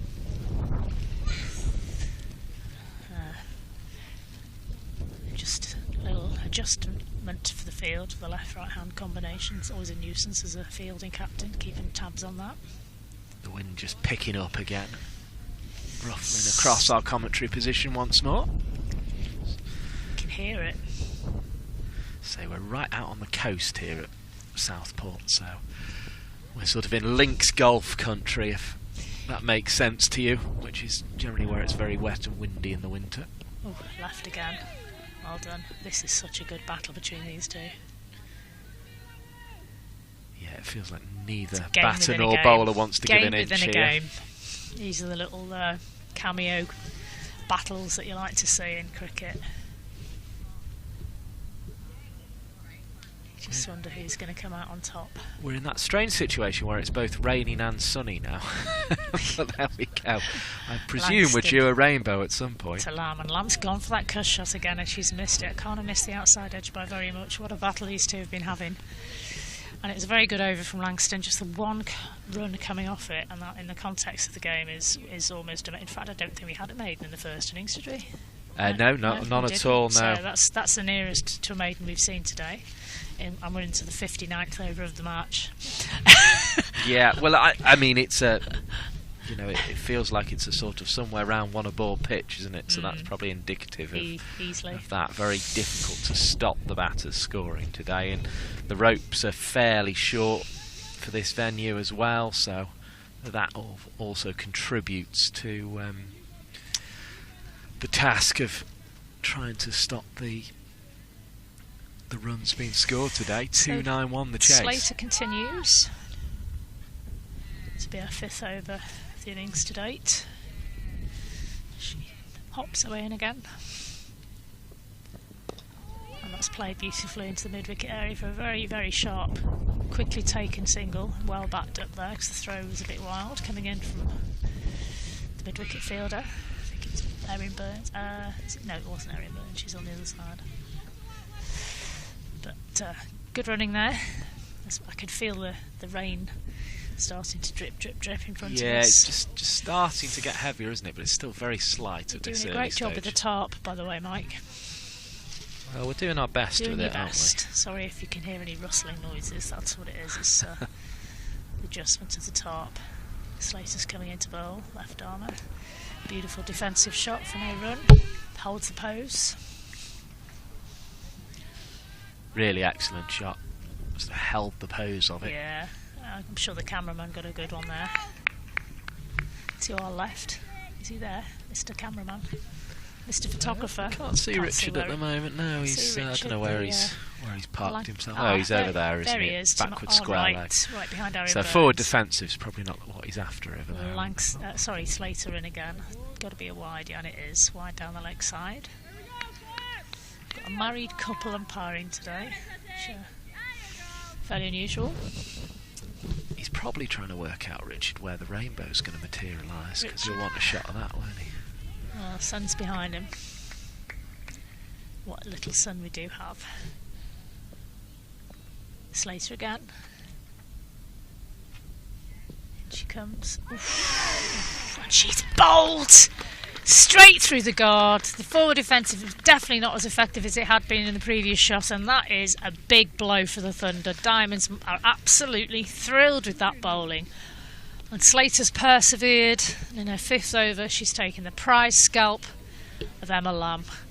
And nothing worse than getting out and playing a defensive shot, other than run out, obviously. I mean, that indicated to me as if this might have done a bit. I'm sort of having another look myself now.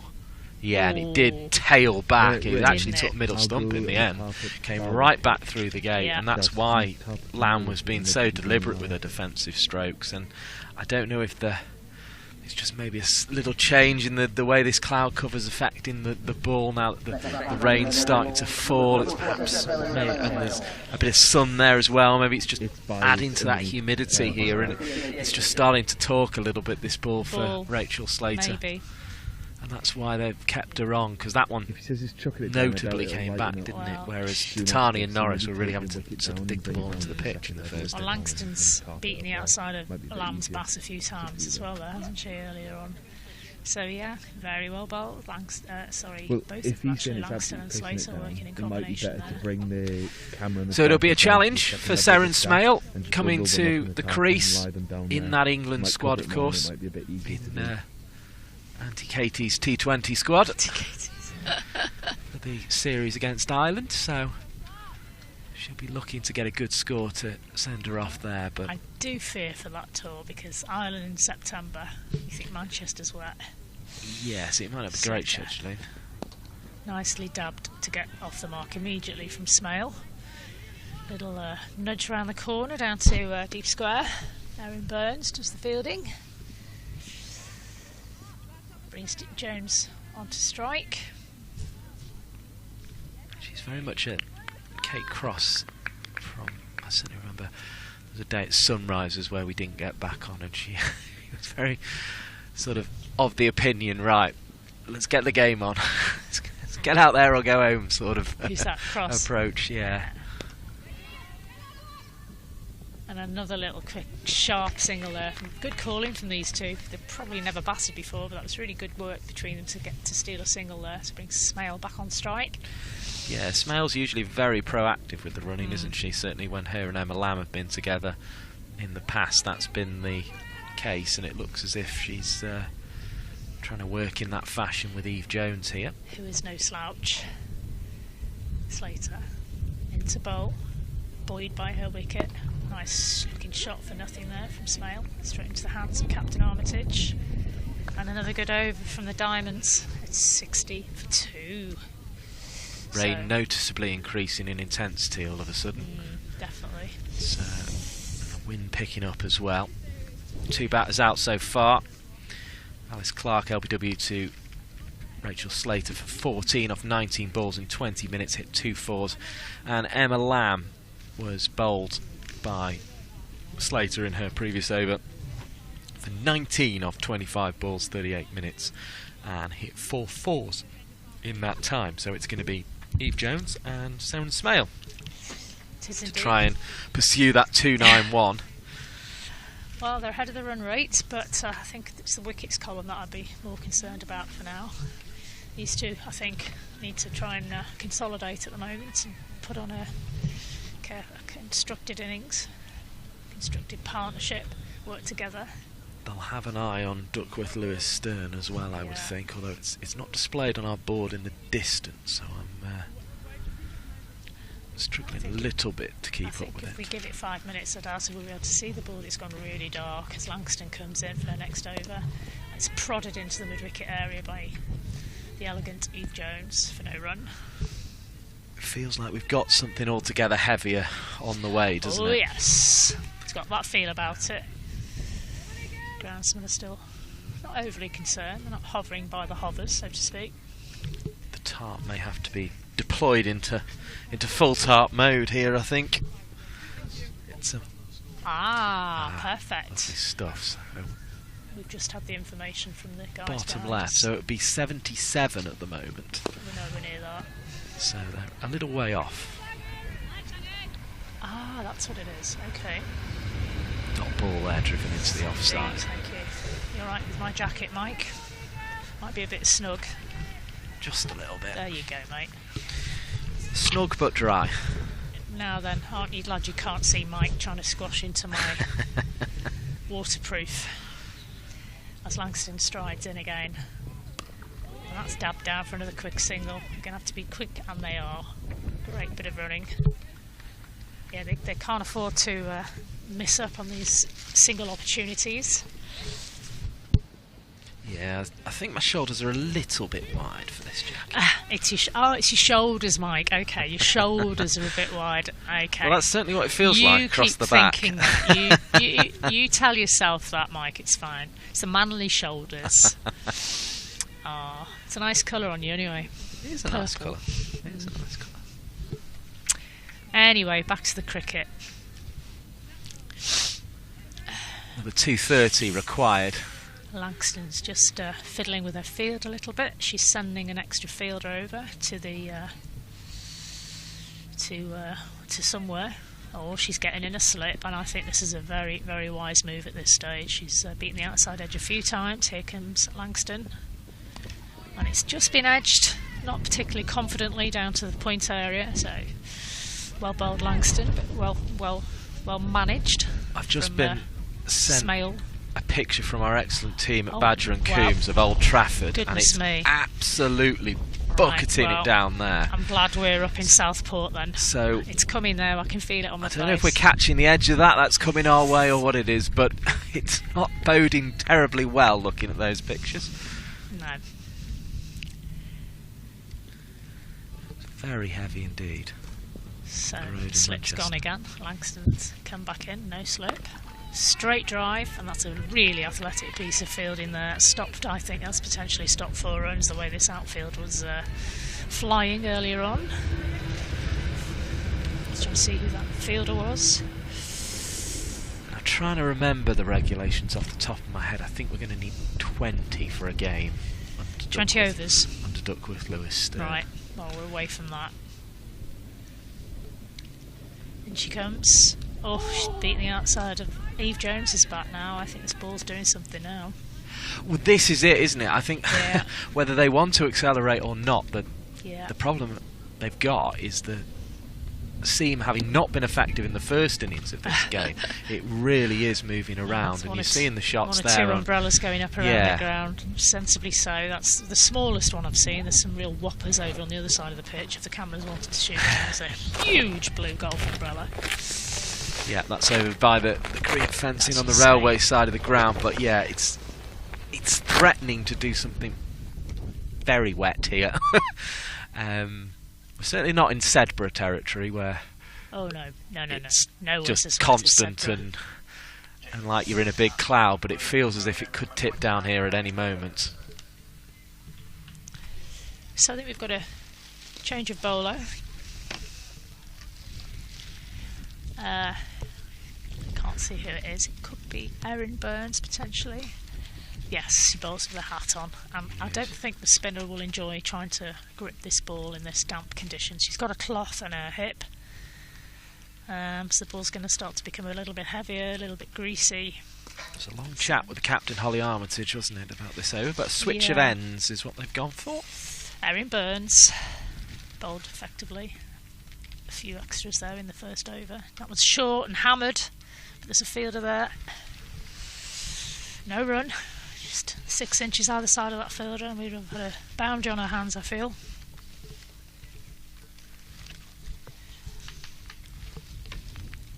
Again, it's close to being a wide, but I think Smale may have chased after it a little bit too energetically and enthusiastically and got too close to it to be called a wide. Yeah, just turned back in the nick of time, didn't it? didn't A few people in front of us now deciding whether they're going or not. So a drier place as Smale rocks back and places that uncannily close to the field on the cover boundary. 1 run. Score is on to 63. Armitage is moving her field again. She's for Eve Jones, she's put somebody back on the mid-on boundary. Here it comes. This has got the feel of it. It's going to be an interruption fairly soon. Point and mid-wicket are the 3 fielders on the boundary at the moment. Still hasn't gone for the 4 that she's permitted as Armitage. And again, she's brought the slip in a sort of 1.5 position slip. Burns down the leg, clipped for 1, potentially 2. They're both quick. Is she going to know? She's wisely decided to just stick to 1 run there as it's clipped around the corner. Probably starting to get quite slippy out there as well with this rain now falling. I don't think we're going to see. Is it raining, Mike? Too much more cricket in this little spell. I hadn't noticed. Here it just starting to gather on the tarp now. And she's attacked that one with a bit of venom. It's gone through the legs and it's gone for 4. Well, you know, Thunder deserved a bit of luck in that respect because they lost a few themselves in their innings. Misfortunate fielding attempts, but it's a great shot from Smale. Played right along the carpet with some venom in it. Yeah, Phoebe Turner there, the offender on that occasion. It slipped past her, but again, it would be getting difficult to turn. Into ball. Bowls it straight. She's punched it down the ground to the same fielder. It's time for 1 run. Does it work well there? Does Phoebe Turner on that occasion? But yeah, I think we're getting to the stage where the outfield's getting slippy as well as the running between the wickets for the batters. Definitely. Well, a bit more production there in terms of Thunder's run rate. It's gone up to 69. Still down 2 wickets. So we move into the 13th over here in Southport. Sunny Southport, I'd like to say, but it is very damp Southport at the moment, but nowhere near as damp as Old Trafford. And I don't think this will last the whole afternoon. I still think we'll get a game in here, Mike. And like Sedberg, when it was flipping obvious we weren't going to get a game in from the first 5 minutes, to be fair. And is Langston carrying on? She is, and I don't blame her because she's bowling magnificently. So Langston is still maintaining the ball in her hand from the Harrod Drive Road end. She strides. Defensive shot into mid-wicket, and again they're very sharp, these two. Stole a single. Yeah, I mean, if that had been picked up clean, there might have been a problem, but it was always going to be almost impossible to do that and get the throw in time to cause issues. But it's very well judged from these two. I'm just going to give my notes a waft to get the puddle off. Langston in. Moves her feet there, and another misfield. Yeah, it's tricky out there, and it's gone for 4. Pulled for 4. For me, it's getting to the point where it's actually becoming difficult to play cricket. Really, it does look very slippy out there, and it's sort of starting to affect the game a little bit. I think to me it's more of a disadvantage to the fielding team than the batting team, if I'm honest. We can actually sort of see it, if that makes sense now, whereas before it was so light that we couldn't. But yeah, it's we're actually, you can sort of see it in our vision now as we look out towards the middle. The guys who know the weather patterns around here are based at the covers, ready to go. I can't see us being on for long. Langston in.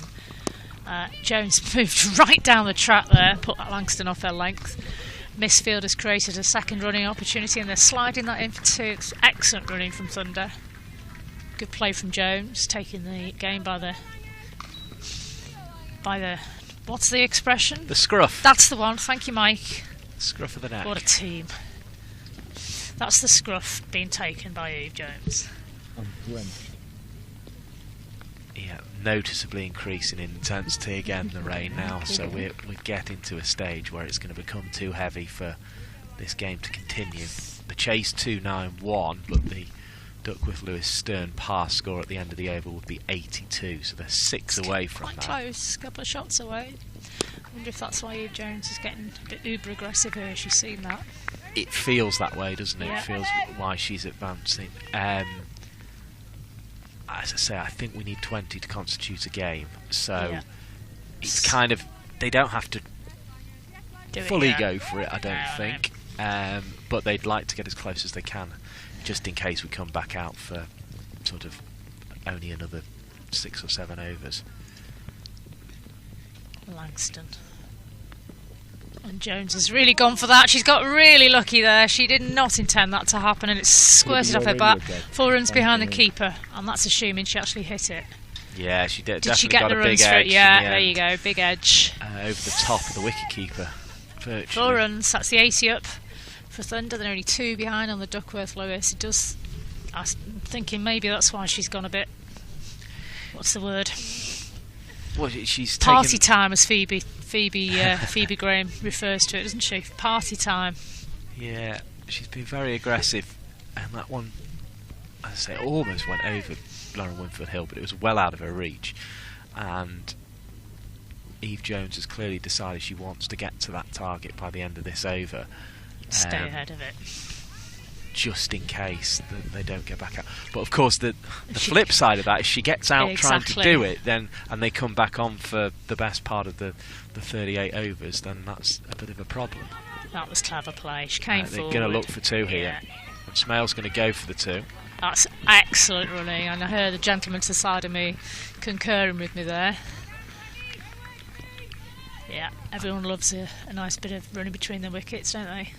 And that gets the crowd going. Does give them the 82. Well, there you go, 82 so at the end of the over. It'd be a tied game by my maths if we did come off at this point and it constituted the game. However, I think we need another 7.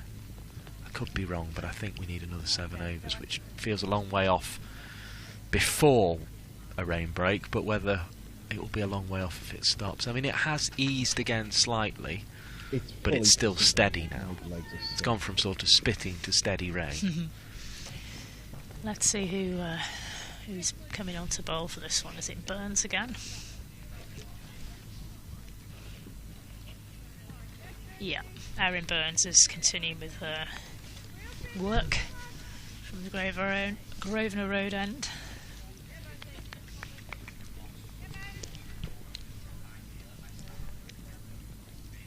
Smale rocks back. Ooh, Jones nearly changed her mind. Sent back by Smale, rightly so. It's quite strange. They've gone from needing double figures from the last over to only needing 3 from this. It's probably to do with the wickets, isn't it? The wickets taken. Oh, slapped back to Burns by Smale for no run. Jones slipped as she tried to get back into her crease there. Just shows you what it's like in the middle. Oh, that's a good shot from Erin Smale. She really showed her strength there, and it shot over mid-off for 4 runs. What a shot, and that's taken them ahead of the required rate, I believe. Oh, yeah, just about this over. Well, credit to the umpires here as well. They've been very keen to stay out. They might just achieve it, you know. It's as light as it's been for a couple of overs now. It's very tightly poised, this match now, isn't it? Because, of course, any loss of wicket will drastically reduce the... Oof, and she nearly went there. She went for the big heave-ho. Missed, taken by Winfield Hill. Thankfully for Thunder, Smale had kept her right foot well and truly grounded on that occasion. It feels very risky, this, but it's certainly put impetus into the Thunder innings. Yeah. Oh, get back. Oh, hello. Oh, they're slipping and sliding all over the place there. I hope nobody gets hurt, actually, seriously. Especially those who are off to Ireland. Don't think the England selectors would be too pleased, would they? Holly Armitage, one of those in both the squads. In comes Burns. Oh, and it's dropped! Smale thundered that into the covers and it just crept over the hands of the cover fielder there, slipped through her hands really. Difficult in these conditions, obviously. Yeah, one hand to it, I think, in the end. Yeah, 87 for 2, sorry. Don't know where I got 3 from, but there you go. So they'll be ahead by the end of this over, whatever. Yeah. But they've clearly decided they're going to stay ahead. We're going to just try and stay ahead of that DLS for as long as we can now the weather's around. And it was really, in fact, they'd need 1 off this over. And they've to just get to had 88. the message from the so-called drinks monitor. Yes. Yeah. Well, it's made for an interesting few overs, hasn't it? It has. I mean, credit to Eve Jones, I think you have to say, for really going after it the way she did, because she, with that one big over, got them back up to where they needed to be. And they're now just going to keep trying to tick it along and stay ahead. It was Catherine Fraser who got a hand to that one. And now they brought on Levick, I do believe. Is this correct? Katie yes, Levick. Yeah, and that's quite a good move, isn't it? Quite canny from Holly Armitage here. Oh, she takes wickets like I eat biscuits, this one. Lots of them and in batches of 3. She's a wicket-taking leg spinner, is Levick. Canny operator. Right arm. Great shot for nothing. Great fielding. Smacked it into the covers. She doesn't half give it a belt, doesn't she, Smale? She's a strongly, powerfully built young lady, and she, when she gets hold of it, stays got hold of. Levick. Nice use of the feet from Smale. Again, no run. She's played it into the mid-on area there. 8th in the leading wicket takers charts this year with 15.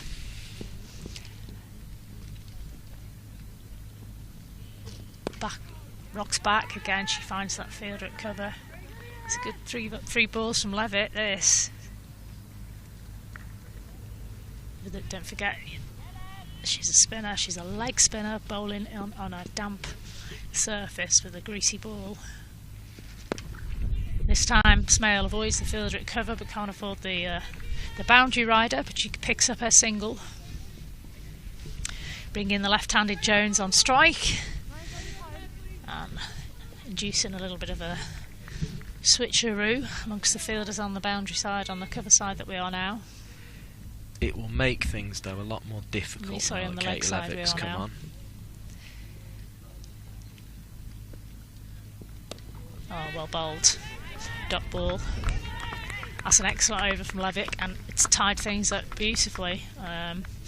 88 the score for 2. Thunder. The DLS score is at 88, so if we were to finish now, it would be a tie, and then I really don't know what would happen then. Well, it'd be a tie. Tie. I didn't know if you had to do some count back on, run rates or whatever the fancy things you statisticians do. Just be a tie. But another 5 overs until we've definitely got a game here. But clearly the Thunder tactic now is to stay up with that DLS score and I think take it as long as they have to. I think bringing on Katie Levick now is exactly the right thing to do from a Diamond's point of view. She was 2nd in the wicket-taking charts last year with 24. As we say, Burns is still at the Grosvenor Road end, and that's been thumped by Smale as well for 1 run down to mid-on. Picked up well. Got to watch these ones that are coming on to you along the floor now. Right down behind. We've seen a couple get through, haven't we? Although the pitch is absolutely immaculate, there's not as many bounces as there are on the pitches that most of us mere mortals play on. It's a bit of a right ball given, I think. Yes, his arms are outstretched, hard to tell.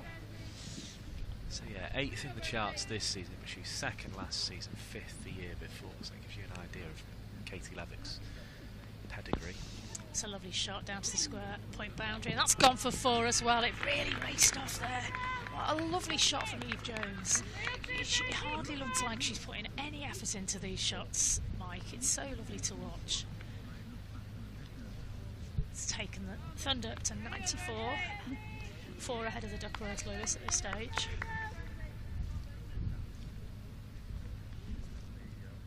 I think Burns is struggling to get a grip with this ball, to be honest. Understandably so. That's a good stroke as well. They're taking a single, even though it's gone straight to the fielder, but they set off quickly and with intent. And Eve Jones struggled to stop there and did a bit of a skateboarder impersonation. She ground to a halt.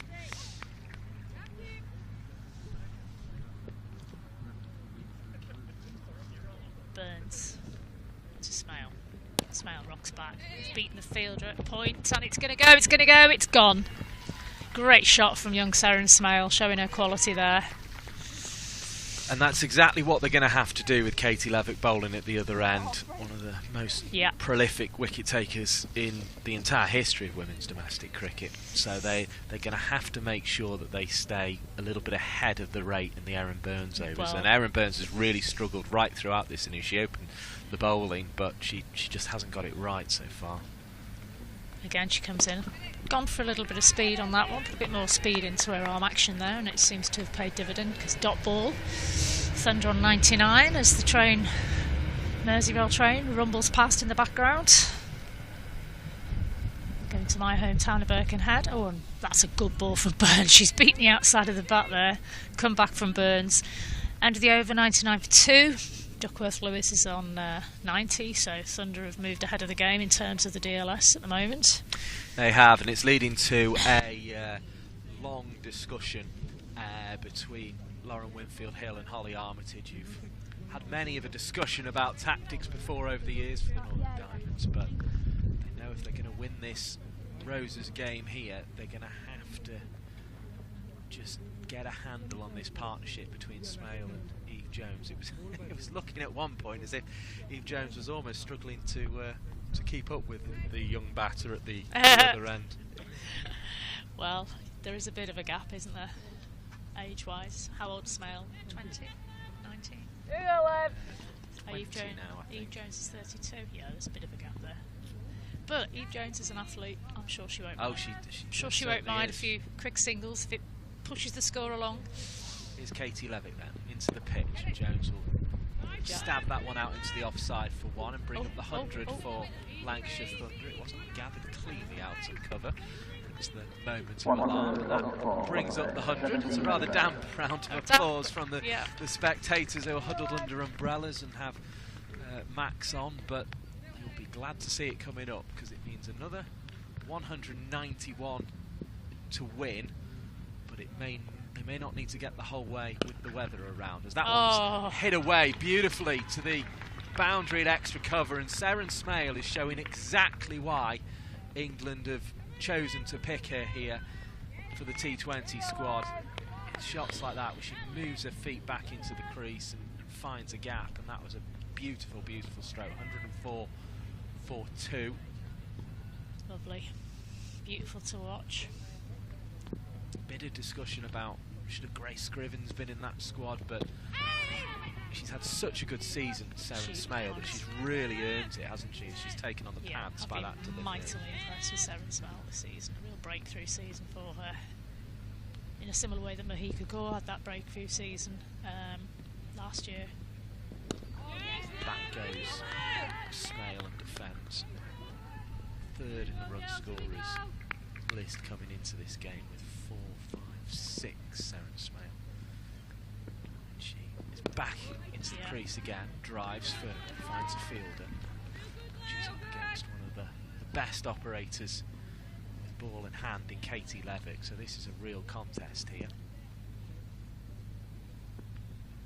Down the pitch comes Smale, hits it nicely off her toes, moves the score on to 105. The Duckworth Lewis Stern 93 at the end of that over, so well ahead of that, 12 ahead of that in fact are Lancashire Thunder, mainly because of a big over from Eve Jones, but they've then done very well to stay ahead of it, and Smale's kind of almost taken the lead from that point, if you like. she's sort Yeah, of ensured that the they've kept progressing and kept motoring along ahead of that rate they need to be at. I think also, Mike, Seren Smale is that type of player anyway. I think she just goes out, plays her own game, and her own game is if she sees the ball, she hits the ball hard, which is to be admired because that takes a lot of self-confidence, doesn't it? But yeah, great, game on. What we wanted, isn't it? I know it's wet, but the cricket's exciting. So it was 12 runs that Eve Jones took from the 13th over of the innings, and then there was Smale also got a single in that over to put Jones on strike, and ever since then. Yeah, there is a correct one in my bag. I can run it over if you want. Phoebe Turner. Change of bowl. Turner bowls the first ball, it's full and it's hit away into the offside. The fielder having to be very careful to watch it all the way. The total of 290, which Lancashire Thunder are chasing, was built on a first list day 100 for Stair Callis. Very finely made innings indeed. Aye, it was a wonderful innings, but then it's backed up with a couple of other notable innings as well. It was an innings of exactly 100 minutes, a run a minute for Stair Callis today, as that one beats the outside edge and shows there's still a little bit of life in this here. And as I say, it was strange because they went to the spin of Erin Burns to open the bowling. Haven't seen how other spinners had bowled for Lancashire Thunder, but actually in this innings it's felt like the seam's been more threatened. Yeah. Yeah, definitely. Here's Eve Jones looking confident in the all red of Lancashire Thunder. Pushing drive was slightly awkward in the end on that occasion.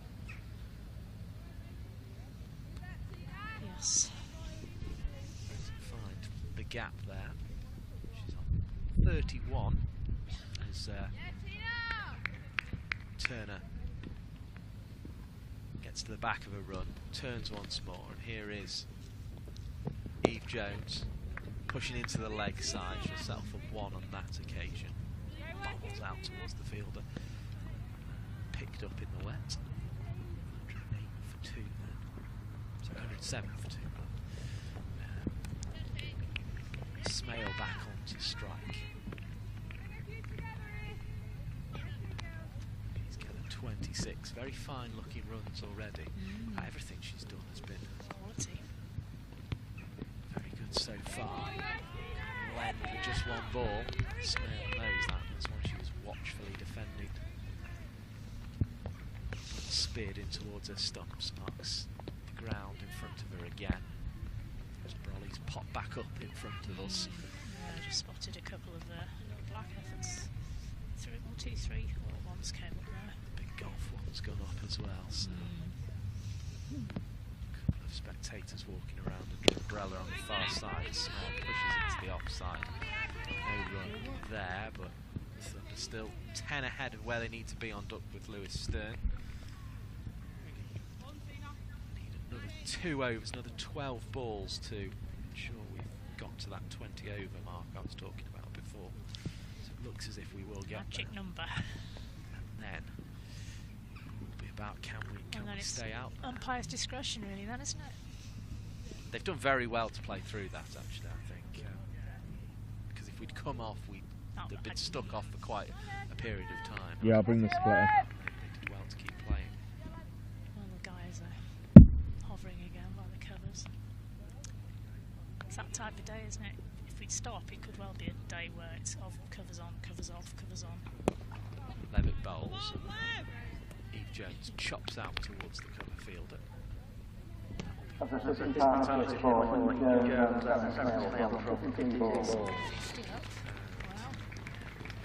Eighth score moves on to, and that brings up the 50 partnership as we were hearing on the tannoy there.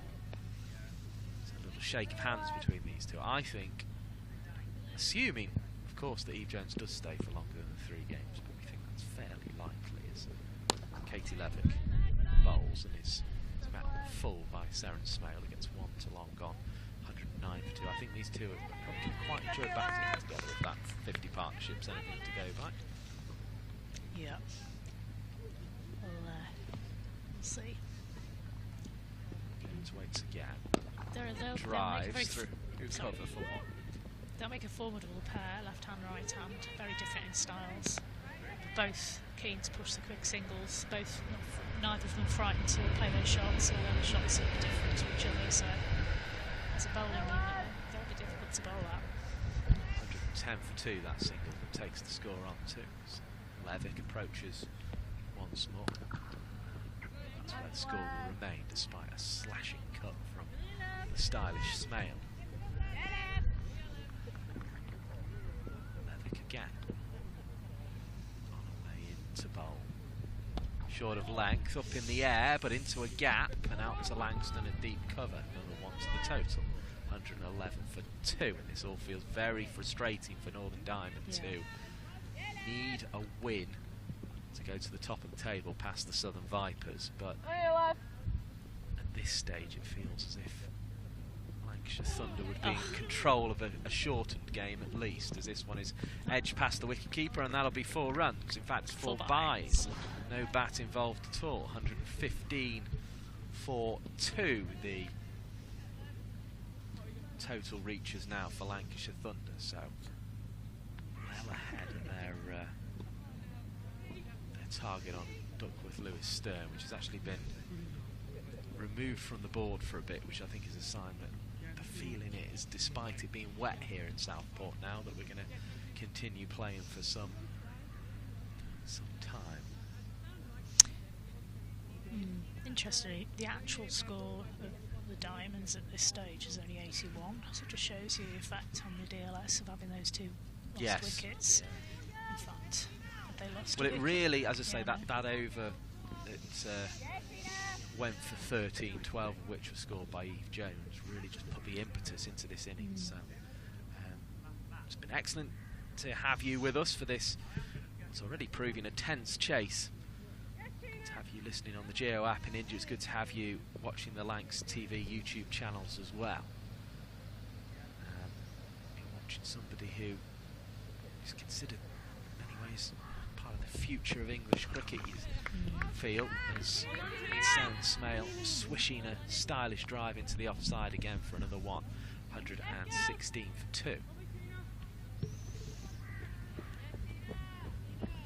Yeah, she's a very impressive young player. I'd like her to perhaps pick her spot a bit more, especially with the slower bowling when she's got time to rock back. She was rocking back on a shot, and the number of times she's hit a fielder where with her power.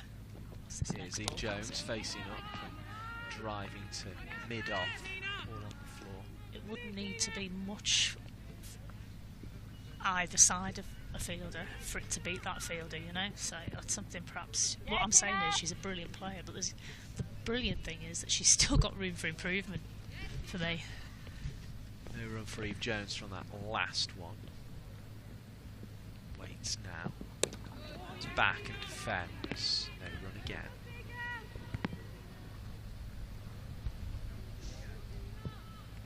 As I say, 291 required for victory, which is still a long way off, but we kind of have that game within a game chasing the DLS par. In the meantime, so at the end of the over, they will definitely will have constituted a game, so we're definitely going to get a result today. Steve Jones again drives, finds mid-wicket again. Feels like we've just settled back into a pattern here. Still spitting, but only spitting now, just sort of very light. The train rattles along the tracks. Distance. New fleet, new fancy ones. Not a great. Fortunately, I don't have to commute anywhere much at the moment. Right arm over the wicket from Turner, defended by Eve Jones. So I don't travel on the joys of Merseyrail very often. Tell me more about this new fleet. I don't know, I think it's just one of those fancy new sort of eco. Is it greener? I believe so. You believe so? They're a nice colour, I know that. See, that's a typical girl thing to say. Very yellow. You know, when you ask about cars and girls saying, "Oh, I don't know, it's yellow." In comes Stevie Turner and bowls, and through it goes outside the off stump, and that's through to Winfield Hill for no run. So 116 for 2. We've had 20 overs of the reply. If we do go the distance, the target is 291. But Thunder have put impetus into their innings and they're staying ahead of the rate at this stage. Certainly have. And yeah, the crowd are not overly trusting your weather forecasting because the Brollies is very much still up. Well, it's still spitting, isn't it? But it's very light now. But it still could make you very damp, is the feeling I have. 103 seems to be the latest DLS score. They seem to have put it out in the old-fashioned tile. The actual target and the DLS on the scoreboard now. Here comes Katie Levick to bowl the ball, but well, could have been stumped there had Winfield Hill been on a A game, but she just couldn't gather. It just seemed to skid off the turf, and that beat both Smale and the wicket-keeper. So that's a big moment, and Lauren Winfield Hill, who is actually often up there in the dismissals charts, it has to be said, couldn't cling on to that one. Here comes Katie Levick again. Back in the crease goes Smale, which feels a better option in many ways. She hits it well. Armitage managed to take some of the pace off it with fingertips, and that keeps the scoring to just one there, but it's fiercely hit by Seren Smale. The return goes onto the floor, which will annoy Katie Levick slightly because she's going to have to dry this ball off before being able to deliver it again. 105 by the end of the 21st is the feeling. With the tiles now, some poor person has to go out in the rain at the end of each over and stick them off, unfortunately for them. As it's driven back to the bowler by Eve Jones, wearing number 8 in the Lancashire Thunder kit. Here comes Levick, defended again, back to the bowler it goes, and again no run. So still a healthy lead on DLS at the moment for Lancashire Thunder. Levick bowls to Jones, who guides it behind square on the offside, but finds backward point. Yeah, the runs have dried up slightly since Levick's been involved, haven't they? Not quite as quick to score as they have been previously, so Levick is a canny operator. So he's strained to see the latest ball through the gloom, and Eve Jones attempted to cut it. It ends up in the gloves of Lauren Winfield Hill, but big moment there in that 22nd over. An opportunity to stump Seren Smale. It seemed to skid off the turf, and it beat both the batter and it managed to beat the wicket-keeper as well. 107 would be required at the end of the... Sorry, it's the 21st over where all that happened, so 107 will be required by the end of the 22nd to stay ahead on DLS, but looking good for Lancashire Thunder at the moment, although the 291 is still a long way off. There's still a lot that could happen between now and then. But I think actually having the DLS as a guide is proving to be useful for the Thunder. Yeah, it's certainly put impetus into their innings. Short-term target rather than looking at the big total constantly. Here comes Phoebe Turner, and she bowls a ball that's been knocked away into the leg side just behind square. Marlowe off the boundary to pick it up, and another single adds it onto the total. 118 the score now. As I say, good to have you with us on both the Geo app in India and also on the Lancs TV stream. You're watching some tense cricket here as that one's driven into the offside. Tumbling stop from the captain Armitage, who manages to stop a run being scored there. She'll now have a nice wet derriere, for want of a better word. Knees. Soggy turf. So one of the players with a rag in the back of the trousers, which is always useful for the bowlers to keep the ball dry. She may well have a bowl herself, you think, at some point today, as that's driven up to Langston. He does the fielding at mid-off. No run added.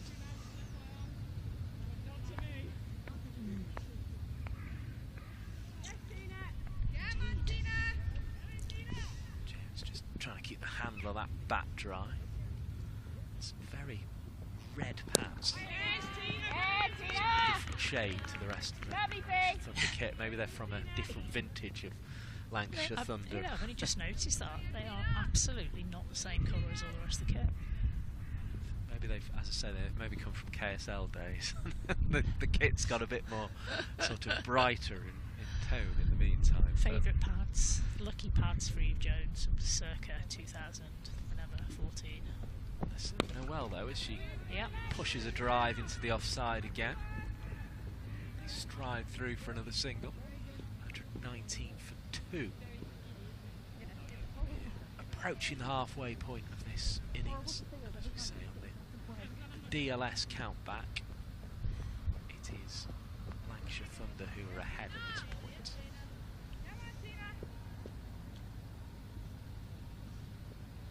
Here comes Turner, right arm over the wicket, driven to Armitage in short cover. That is the end of the over. 119 for 2. We've had 22 of the innings. 98 for 2 by comparison was the score for Northern Diamonds, and I think the ground staff who told you this pitch is a belter, I think, have probably been right. Even a bit of rain doesn't seem to have caused too many problems. I think there's perhaps slightly less bounce in it than the first innings, but not much. And that might, as much of anything, just be a little bit of skid. The wet weather. Here comes Katie Levick, right arm over the wicket, throws it up, driven very nicely indeed. It's hit the umpire or the bowler, quite sure which. Single taken anyway, as it bounced away into the offside from the left-handed Jones. 120 for 2 now the score.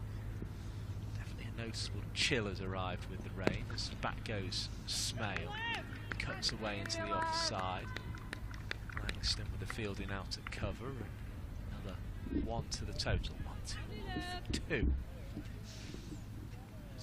Jones just picks up a piece of turf and casts it aside so it doesn't cause her any problem on the pitch.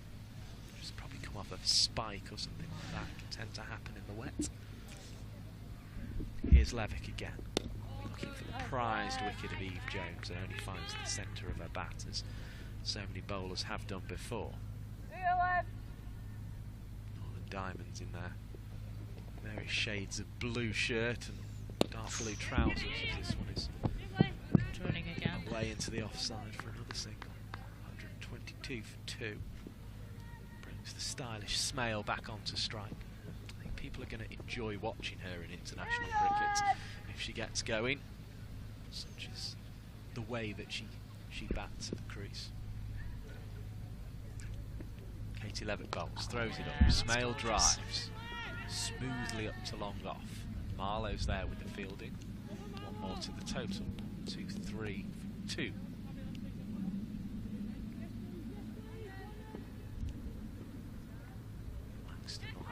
Into the ring just to ensure there's only 4 back.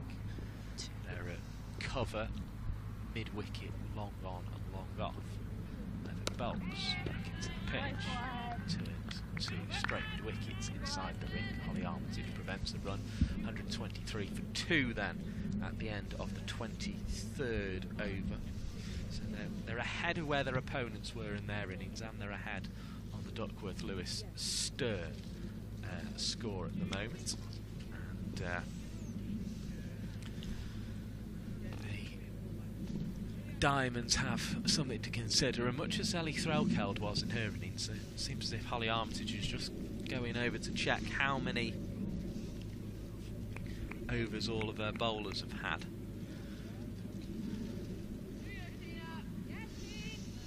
It's going to be Turner to continue here. The thing is, Armitage probably had a plan in mind as to what she was going to do with her bowlers, and then the rain came and she's changed it around a little bit, so it's no wonder she's just double checking there. Always makes sense to double check. Probably maybe going to Levick a little bit earlier than she otherwise would have, as that one is chopped into the offside. No run available.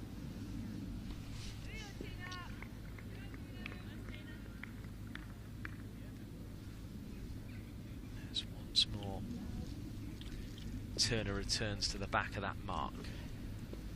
Needs to find a team a wicket.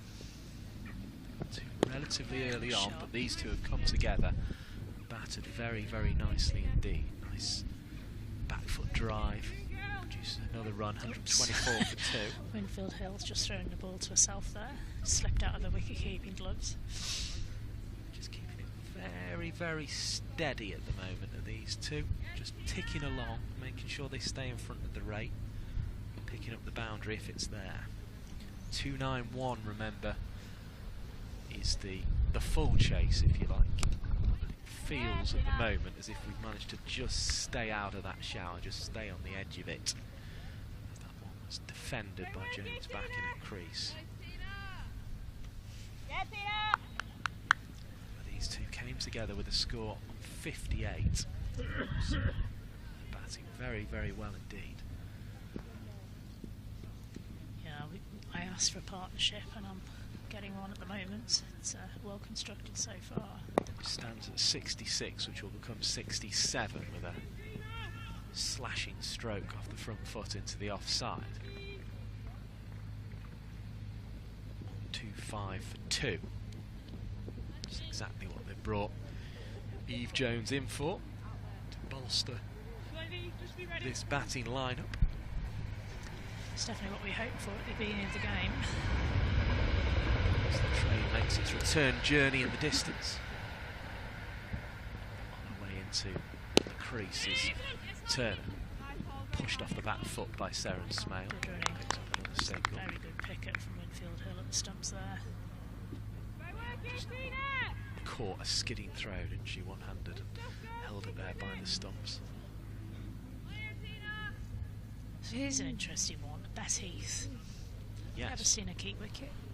I've always seen Lauren Winfield Hill doing it. And she's the reserve keeper, potential number 2 keeper for Amy Jones. We had Maddie Ward doing it in the last game as well. Bess Heath is in that England squad. That one's prodded into the offside for I'm assuming she'll keep in Ireland. They haven't taken any of the keepers, have they? So you'd hope so. Give us a chance to. I guess that's the idea. Yeah. Yeah, you would guess that is the idea. You can't really see Tammy Beaumont doing it. Well, you're not learning anything about your squad doing that, are you? No. Yeah.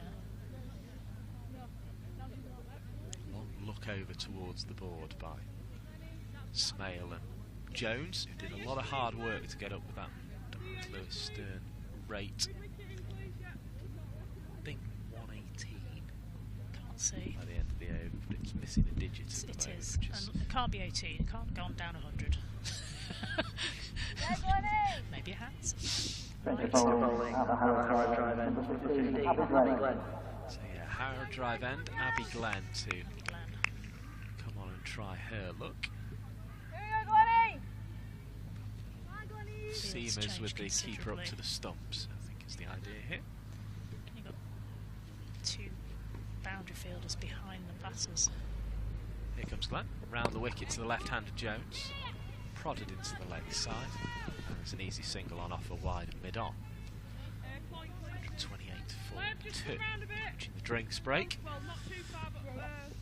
But weather-wise, I think things are fairly steady now. It's cloudy, feels a bit cold with the damp around, but crucially, it's the sort of conditions we can continue to play in. Sophia Turner's been on for the whole of this innings for the Northern Diamonds. Oh, lovely shot. Slashed away. Langston comes round, slips slightly in the turf as she picks up, but prevents a 4, which was her main job on that occasion.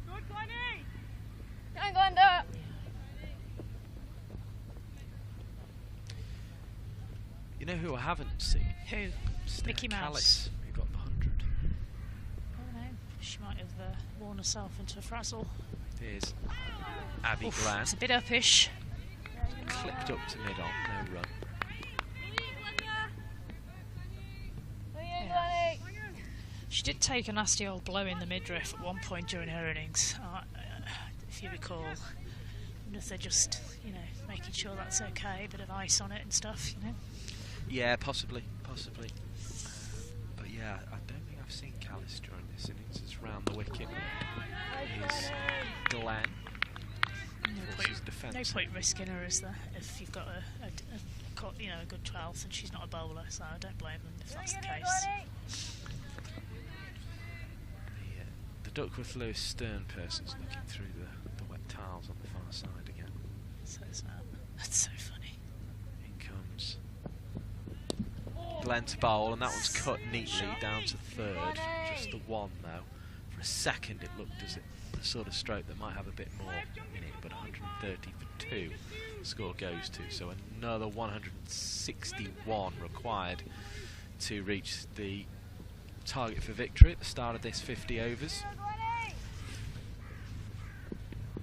I'll have to keep an eye on it, but it's going quite well at the moment. Another drive attempt at square of the wicket by Swan. She found the fielder there and didn't get a run. Almost rehearses the shot again like it was a golf chip or something. So 161 more required from 25 overs at Drinks. The notes of Alison Byrne have escaped once more, and they look like they've really gone this time. They're over under the covers, yeah, I think the wind might have finally got those ones, Ali. So I'm not even going to let you chase them this time. Keep your numbers there. You will. Be picking up the next 10 overs after this drinks break, but where do we find ourselves with 161 more required for victory, provided we go the distance in these gloomy wet regardless conditions? of the Duckworth, I think it's finely balanced, isn't it? I mean, I know we're ahead. I say we, Lancashire Thunder, ahead on the DLS, but if you recall, the Diamonds really did push on in the last 10 overs. They were absolutely, going for it. Big start. It's party time plus. So yeah, very finely balanced, but we are slightly ahead on the runs. If we can look back, Diamonds at the same points, it's a bit closer than it was. Yeah, 116, 130. Yeah. Yes, but still 14 ahead. But you're right. One good over a difference. That's it.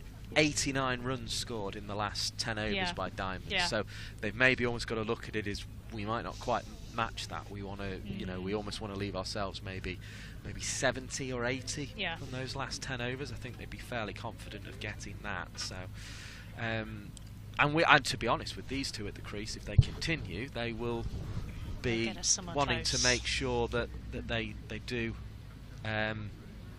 end up.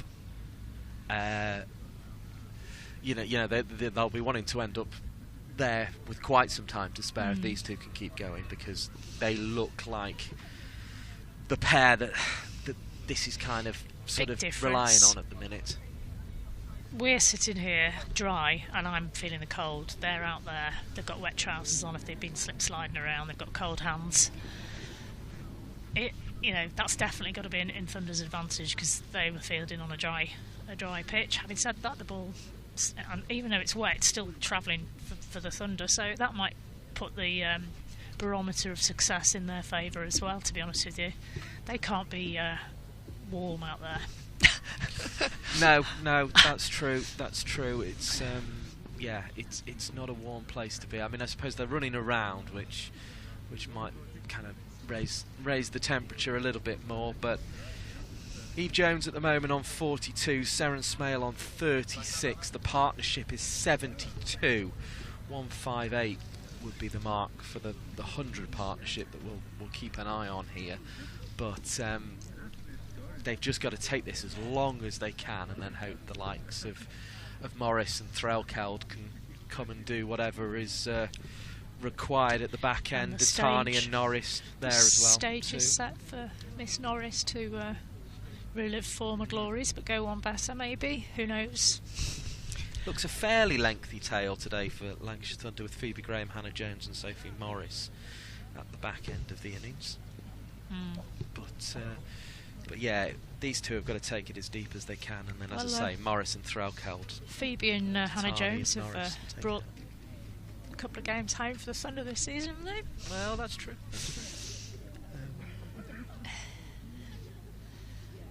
Yeah, I don't understand why they take so long for their drinks, though. If I was Holly Armitage, I'd be saying to them, right, come on, quick drink, let's get out there, stay warm. Yeah, this is. I mean, it's both drink breaks have been very long in this game. Honestly. However, it's been the over rates have been very good indeed. I mean, it's cold, it's wet, it's not thirst-inducing weather, is it? You're just cooling muscles down that are warm, and now having to warm them up again. If I know one thing about Eve Jones, she'll want to make an impact coming back to Lancashire Thunder. It would have been a big decision. It's a loan of 3 games, but we anticipate it will be a permanent move, because why would you make a loan It's a very of strange 3 one, isn't it? games at this stage of the season? It just feels a bit odd. In a team where you're playing very well and you're an integral part of it, it's not like you're in a team where you're not getting a game and you've gone to get some games at the end of your belt at the end of the season to keep your game in form. And we've seen towards the sort of, when she's come back to play against Lancashire Thunder, she's always made a point of trying to score runs, and got that 136 earlier in the season, for instance. Yes. I was commentating on that one as well. There's a sense of occasion about Eve Jones, isn't there? Let's be honest. So she will want to get back in after drinks and make this a big score and a match-winning score. So it looks like they've heard us, Mike, and they've finished their little drink and their chat and their tactical manoeuvring. About to start 26th over. It's going to be Catherine Fraser. I've got no numbers now, you'll have to tell me. They've blown away. Came in with that enterprising 10. And she's going to pick up the bowling from the Grosvenor Road end. Perfect. Okay, and she goes for first ball. Right arm, leg breaks. And it's pushed away. It's a point boundary by Eve Jones. Nice start. Much better start than the Diamonds made after their drinks break, if you recall. Yes, that was the wicket of Emma Marlowe for 45. It was caught by Emma Lamb. The bowling of Phoebe Graham, I believe. If I remember correctly.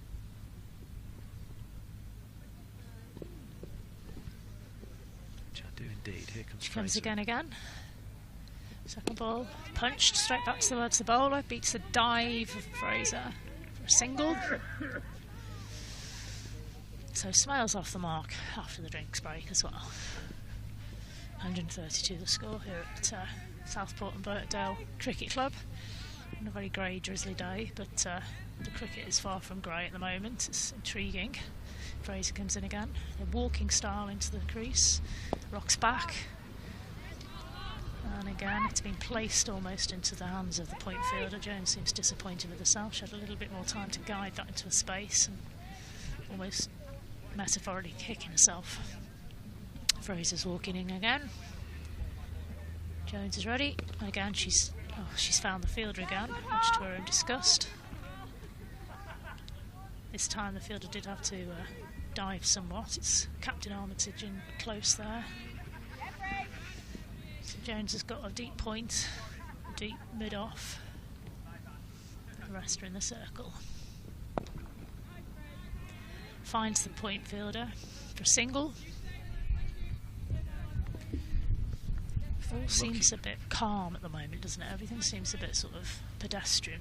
Yeah, they're just kind of, the game's just kind of progressing along at a steady rate rather than much happening. Fraser again, rocks back, this time with a bit more punch from Smale, but again she finds the fielder out on the cover boundary for a single.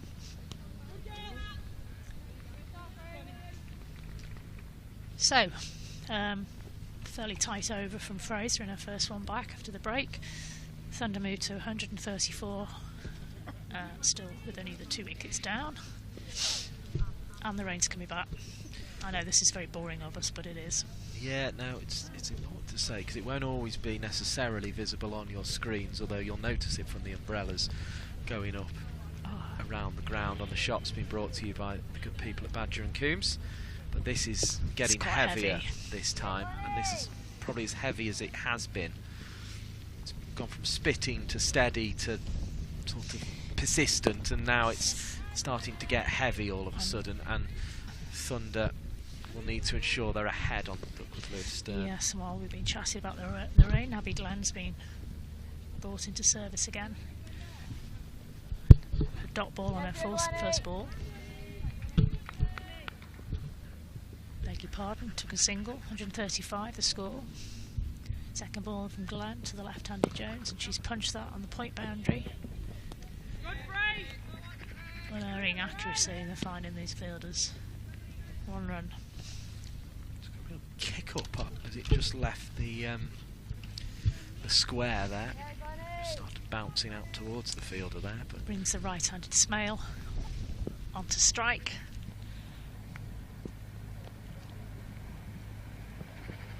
Fuller sort of squirted away from Smale down to the point area. It's the third area, short third for a single. 127 seems to be the DLS score. 128 in fact seems to be the DLS score at the end of. It's not pleasant at the moment, everybody. You can see in the pictures there's a gentleman with his umbrella up. In comes Glenn. That's thumped down the ground, and it's a brilliant stop at mid-on, I beg your pardon. Still got a single, but that was flying down the wicket. Great piece of fielding for the Diamonds, which is what they're going to need in the next few overs. Good focus, doubly difficult in the rain to push off with wet studs to make that dive. The poor DLS person over there at the score box is changing it every ball. I know. So 129 would be the target of the next one. They're already on 1-3. In again. Nice strike again. I think that's for nothing though. Just keeping it very straight. Rolling wicket to wicket is Glenn. I don't know if there's any use to an analyst, maybe that person changing it, or whether it's just the people in the score box shouting out what it is. 29 showing at the moment. As Glenn bowls again. Full toss. I think she's got away with that really. Should have gone for 4. Gets a single. Another diving half stop there in the field. Did the trick for the Diamonds. And at the end of that over, 139 for 2. Fairly decent over from Glenn, given the circumstances of the match, the circumstances of the climate and the weather. Umpires are conferring now. It is raining, but I don't look like they're going it's in. probably on their mind about, right, come on, we've done the 20 overs, these players, are they going to get hurt in this? It's also It's one of those. raining, but they're not going in. Go off, we're going to be off for the rest a fairly long period of time at the very least. Now, Diamonds will want to win this game to go to the top of the table. They need 4. Well, they're 2 points behind Southern Vipers at the moment, so 4 points would take them there. With that in mind, Levick's Grosvenor changed ends. Rocks back. Again, Smale does like that shot. He's gone to the cover boundary again for a single. Takes a total to 140, and the little DLS soggy person is telling me it's 131, so Thunder are just ahead of the game still. It has been difficult though, I think, for both sides, that just knowing how to play this game. Levick.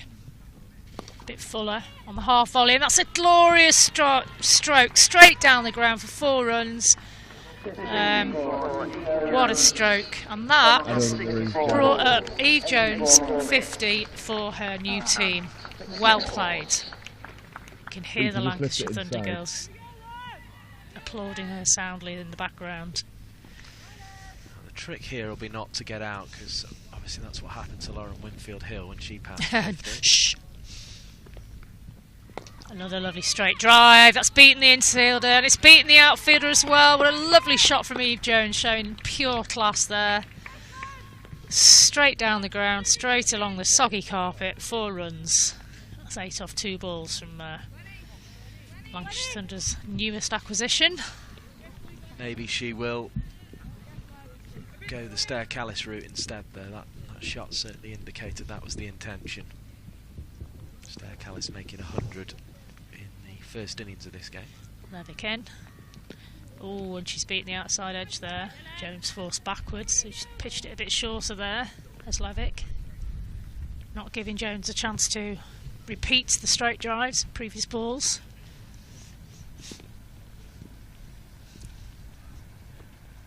Bit of flight from Levick on that one.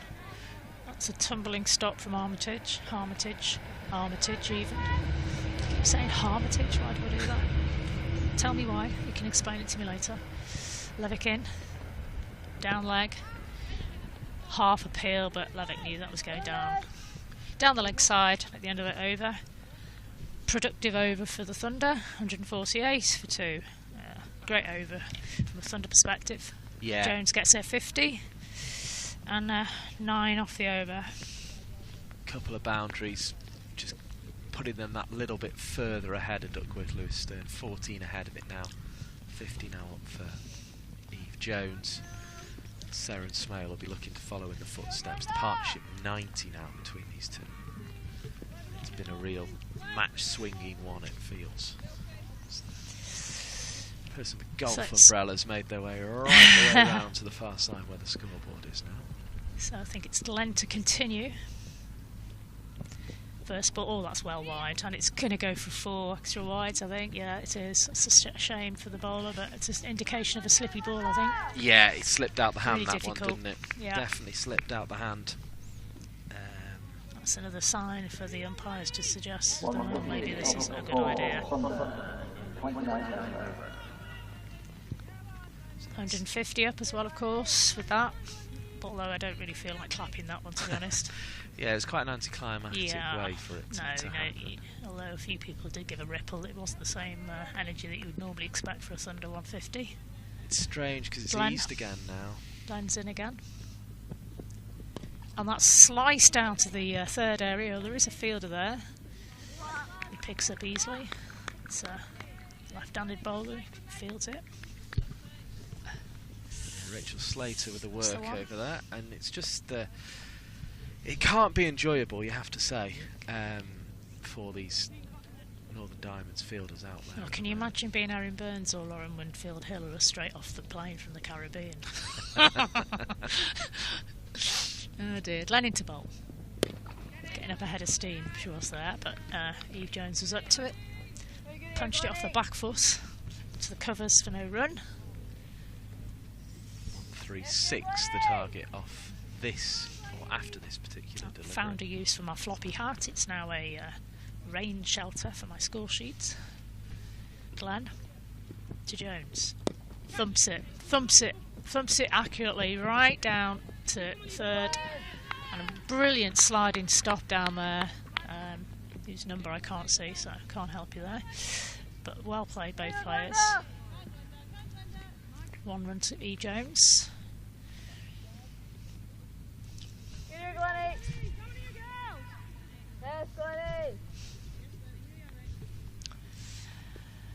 Yeah, it's a bit quiet in the field, to be honest with you. There's not a lot of energy out there. I'm not surprised they're maintaining their energy to keep warm. And Eve Jones left that one. Wisely so, as it turns out it was a wide ball.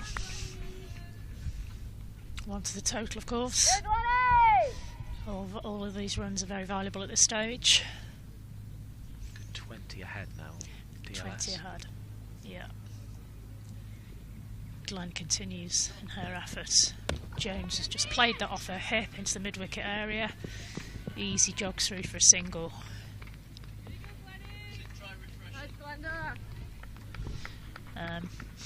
Smile's just coming down to a little prod of the ground there. Chucking a few bits of turf, bit of come detritus. Off the bottom of somebody's boot, I think, off the pitch. And before she faces up to the last ball, this Abby Glenn over. Smale herself has slid up to 43. Glenn into Smale, right-handed Smale, crouches, pulls that one into the mid-wicket area. I don't think she quite got hold of it as she'd like. She's practicing the shot, she runs down, still picks up a single, takes her to 44, takes the total to 159. That's the 100 partnership. And there is the partnership we were looking for, 100 partnership, and thank you, Mr. Announcer. Punch of gloves between the two batters. As we say, they look like they're going to enjoy batting together in the all red of Lancashire Thunder. Smale obviously not here last time Eve Jones was in those colours, but she is now. Eve Jones struck that for a dot ball, which is just as well, because I said it was 159 for 2 off the end of the over. a ball early. So I was right. You're still There right. you go. I was psychic. I forgot about the 4 wides, 5 wides down behind the keeper there. Interestingly, both batters are now having a bit of gardening in their boots. Yeah. That's that sort of weather. That's why they're slipping, because they've got so much stuff gathering around their spikes that their shoes are turning into flippers rather than spikes at the moment. To be fair, that must be the same for all the players out there. Not nice. Good 20 to the head on Douglas Lewis Stern if we were to go off at this point for the weather. Who have we got? Phoebe Turner. So Armitage is playing her hand at the moment, switching and swapping her bowlers around as Turner strides in. Pacey delivery, full toss. Smale again, I think, will be a bit disappointed she hasn't dispatched that to the gap between short mid-wicket and square leg on the boundary. Yeah, it's just slipped out the hand a little bit there. It's good. All I'm saying is it's a good job the batters have got helmets on at this stage, because the 2 or 3 of the bowlers have slipped with their hand. The ball slipped out of their hand somewhat as on delivery. Could be dangerous. That's a lovely looking shot, isn't it? What a shot! Through the gap. That's the gap she was looking for. 4 runs for Smale. Straight through the gap between mid-on and mid-off and cover. Picked the gap beautifully there, did Smale. Classic shot, wasn't it? Lovely. Yeah, the really full beautiful. toss got onto her a bit quicker than she was expecting, and she didn't get it away, but she made no mistake with that one, which was a genuine wide half volley. And she comes again. Straight. Ooh, hello. Whoa! I don't know what happened there, but she's bowled. Don't know what Smale was thinking there, but Northern Diamonds really needed that. What a time to get a wicket this stage of the game. Well, having game on a wide half volley, which had preceded a full toss, to get one right on the top of off stump like that, was perhaps a bit of a surprise. And Seren Smale is tapping her bat against her forehead as she leaves the pitch. Out on 48. She's really annoyed at herself, because they'd done the hard work there at Eve Jones and Seren Smale. They got themselves well ahead of the rate, and this will obviously have an effect on DLS and close that gap up a bit, but also it's very frustrating in a sense of if they're going after this 291, which they may well have to, which would be the target for victory of 50 overs, then Seren Smale was looking crucial to it. Big partnership there of 105 runs in the end comes to an end. So Eve Jones still there, she can still marshal things. She's got Fee Morris now. Fee Morris is due a few runs by her very high standard, so this might be an opportunity for her to get those runs under her belt. Yeah, nice pitch, although probably not the ideal conditions to be batting in with the overhead conditions, but then that is also seems to be hampering the fielders as well. So they just pass from one of the ground staff to the umpires there. So good move from Armitage. Got it right that time, nearly. 1, 2, 3, 4. Yeah, she's switched and swapped her bowlers around, giving them one over here and there and everywhere. She usually tries herself at some point, but we've not seen it yet. Turner. Well defended from Morris. Turner's right on the button again. Yeah. So, I can't see quite, but the Duckworth Lewis has changed to 1-5 something, so Thunder are still ahead on that one, despite the loss of the very impressive Smale. Yeah, it went 1-5-2 at the wicket. Yeah, hasn't gone up much actually. It's a wide given.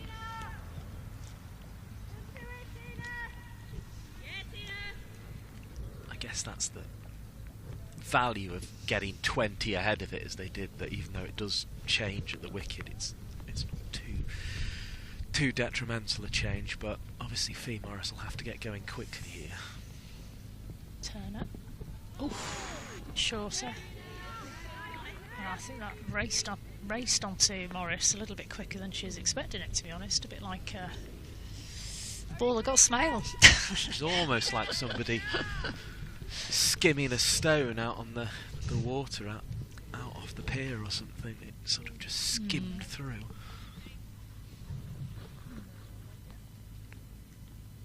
And she comes a bit shorter again. This time Morris has guided it, and unfortunately for the Diamonds there's a misfield there. That's going to cost them 2 runs, I think. Yeah, they're both quick enough and sharp enough to take that second run. Good running, girls. Really disappointing from the Diamonds' perspective, because it had been guided to a fielder. I think it was Rachael Slater at point. Because of the dampness, she just couldn't. It was almost like trying to keep hold of a bar of soap, and it squeezed through, and away it went. 66 for 3 then. Damp conditions here in Southport, but Lancashire Thunder looking in control of the chase, but they've just lost the wicket of Seren Smale, so that may well affect things here. It'd be good to have around about 2,000 of you with us for this chase. Many more, I'm sure, on the Geo app in Langston India. Again. Bowled well in her first spell, but was then the victim of that over of 13 that Eve Jones took earlier in the game. So that got Lancashire Thunder back up with the Duckworth Lewis Stern. They've not really looked back since. Beth Langston from the Harrow drive and down the leg. No wide given. So Jones will probably feel she's missed out there. Here comes another heavier patch of rain. Just starting to make its way through. Will this be the one that takes us off? It keeps feeling as if we're going to, but the umpires, they're just giving us an extra 5 minutes, aren't they? Yeah, and they've done very well in that respect. It's a nice strike. Oh, straight to the fielder. Armitage. Eve Jones is gone. Bit of a soft dismissal, really. The ball was there to be hit, and she's just lofted it straight into the grateful arms of Holly Armitage, and that might just shake a few tins a little bit here. Well, it will, because it's moved the Duckworth Lewis Stern up by 3 runs. The rain has increased in intensity, and that could be the moment that actually turns the game back in favour of Northern Diamonds. In fact, if we were to go off at this point, which there would be an argument for, it would be Diamonds' victory. I think they'll try and get to the end of the over whatever. It means Ellie Threlkel comes to the wicket needing to score straight away, essentially, to get her team back to where they need to be. But after the partnership of 105 between Jones and Smale, both have rather given it away. Smale just not guarding her stumps. Jones there, as you say, she hit it well, she just didn't put it either side of the fielder, and when it's in the air, that's a big problem. She's out. So half centuries in 2 different games in this round of fixtures for Eve Jones. Tricky for Threlkel, because if she does give her wicket away, I'd suggest that the game is pretty gone anyway. So she can't afford to throw a wicket away. But then she can't afford to. It's gone up to 170 the Duckworth. But yeah, they're changing at every ball now. And as I say, it jumped quite alarmingly from a Thunder perspective there.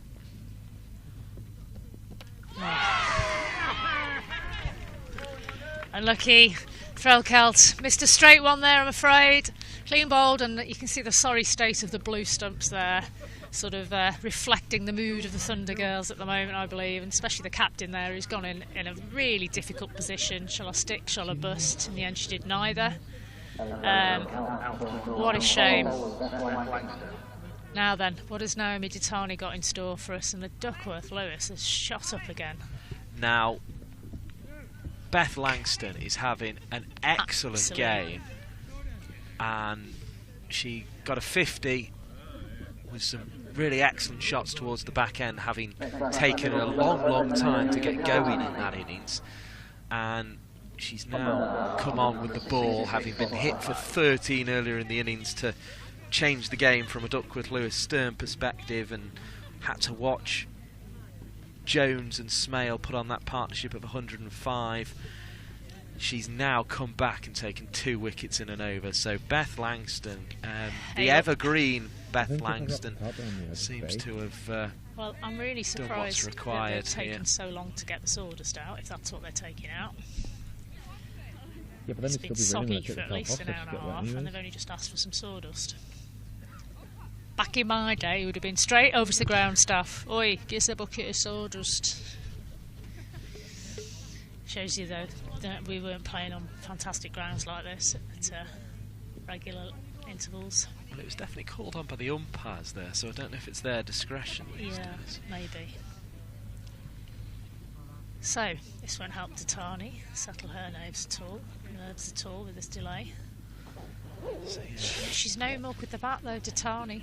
No, I think she's quite a useful cricketer to have coming. In fact, and she's used to coming into situations like this. She quite regularly bats lower middle order, doesn't she? I think you'd almost want. I mean, they may well both get out going for sort of quick runs, but I think actually these two would be among the ones you'd want out there from a Lancashire Thunder perspective, because they can be quite inventive. They can hit the ball quite hard if they have to. And last season, I think you and I commentated on several games where these two put on some fairly decent partnerships together. You always felt that they would produce something. One or the other of them would do something in the game, didn't you? They were so impactful in that season. Yeah, but they need now to. Here comes the bowler. Straight past the outside edge of Datani's bat. Left-handed Datani. Langston is having a field day, isn't she? She is indeed, yeah. There's the ball just skipping past the outside edge there, but you feel these two have got to have a real partnership here, and it's going to be something pretty major. But they're 22 behind that DLS now with the 2 wickets falling. Langston blocked, no run. Northern Diamonds would go top of the table if they can secure their victory here. They would move past the Southern Vipers. Oh, the messages are coming on again. Yeah, and the helmet's going off. The helmet's the main thing on this occasion, I think. But see, you've got me being cynical now, Mike.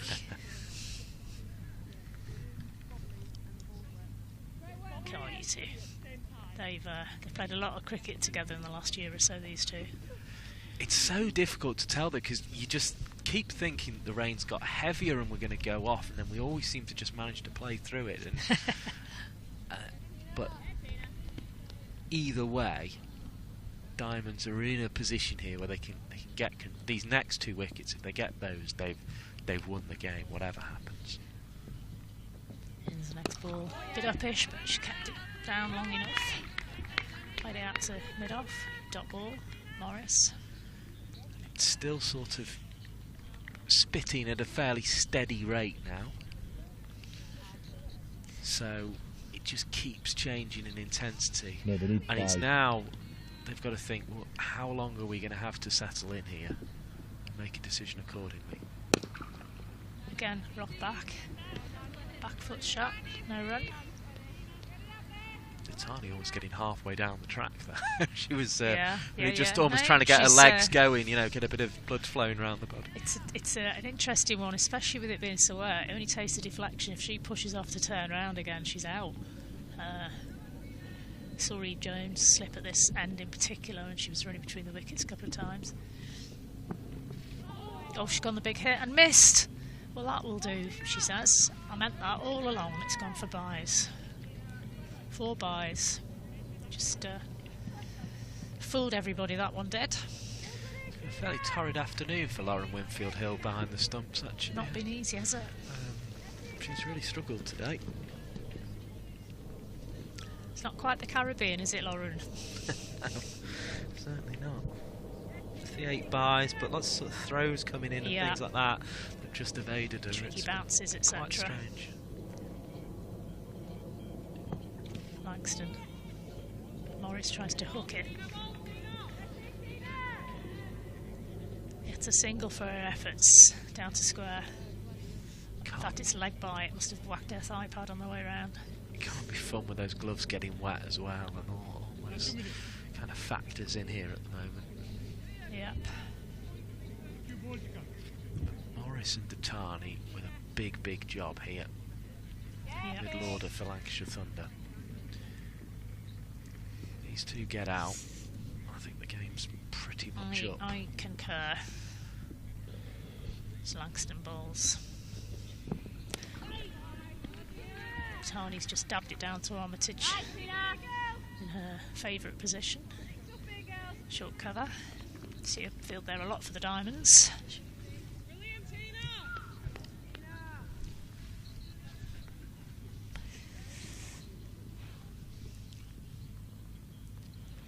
Here comes Turner. She's just looked a bit off the pad, caught by the keeper. Who knows what's happened there? Not out as a result. Pat actually seemed nowhere near the ball. Nowhere near. I mean, were they appealing for the catch, the LB? I think they were. I think they thought there was a little inside edge onto the pad, but to me it looked like it was nowhere near at all. I mean, we don't have the best angle from here, but it didn't seem to have that appearance. So we are at 171 for 5. Duckworth Lewis, those of you who are mildly interested, it's 190, which means that Thunder need to get a move on if this rain continues. Either way, they still need at least 5 and over to head towards the target of 290, which is the original target rather than the DLS target set by the Diamonds. Yeah, they've sort of got to get a move on either way, haven't they, here? Yeah. But really good to have 2,000 of you watching this on the Geo app in India or on Lancs TV on YouTube as the latest over begins by Langston. Langston this time. Okay. Sorry. Do forgive me, everybody. My numbers blew away. And Mike's hiding his numbers under the tarpaulin, wisely so. But it's Langston, the impressive Langston.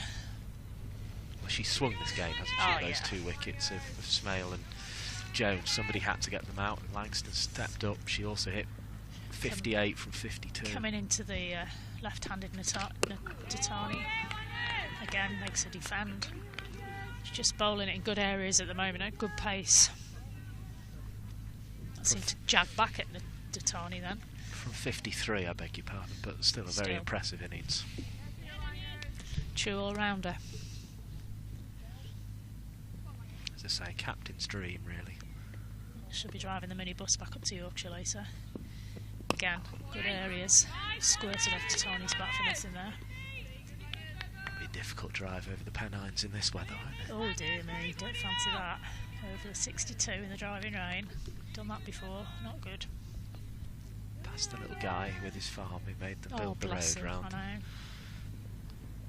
Is he still not giving in on that? Because I haven't been over. Well, the road's been built now. Oh, yeah, of course, so the road's not built around moving. him. Yeah. Nice pull shot from Datani. It's gone through the legs of the fielder. Got a bit lucky there, did Datani. 1 run. They've done well actually to sort of stick at their task and just almost accept that things like that are going to happen because of the wet conditions and just not lose sight of the main thing, which was to get those 2 wickets and hold the partnership. Keep things tight. Comes Langston. And again, she's forced the right-hander onto the back foot now, so she's pegging both of these basses down. Impressive that she can keep such an accurate line with a lefty and a righty in at the same time. Always found that difficult myself. I know a lot of bowlers find it a bit of a nightmare. It's almost, now that DLS has risen, it's sort of... It's died again, hasn't it? They seem to be less looking at that now and almost just, can we get this chase to a point, you know, I hope we get the full overs, and can we get the chase to something we want off 10 overs now. Oh, that one's mistimed it. Morris has turned into that. The leading edge, she got lucky. But, maybe it's about time she got some luck.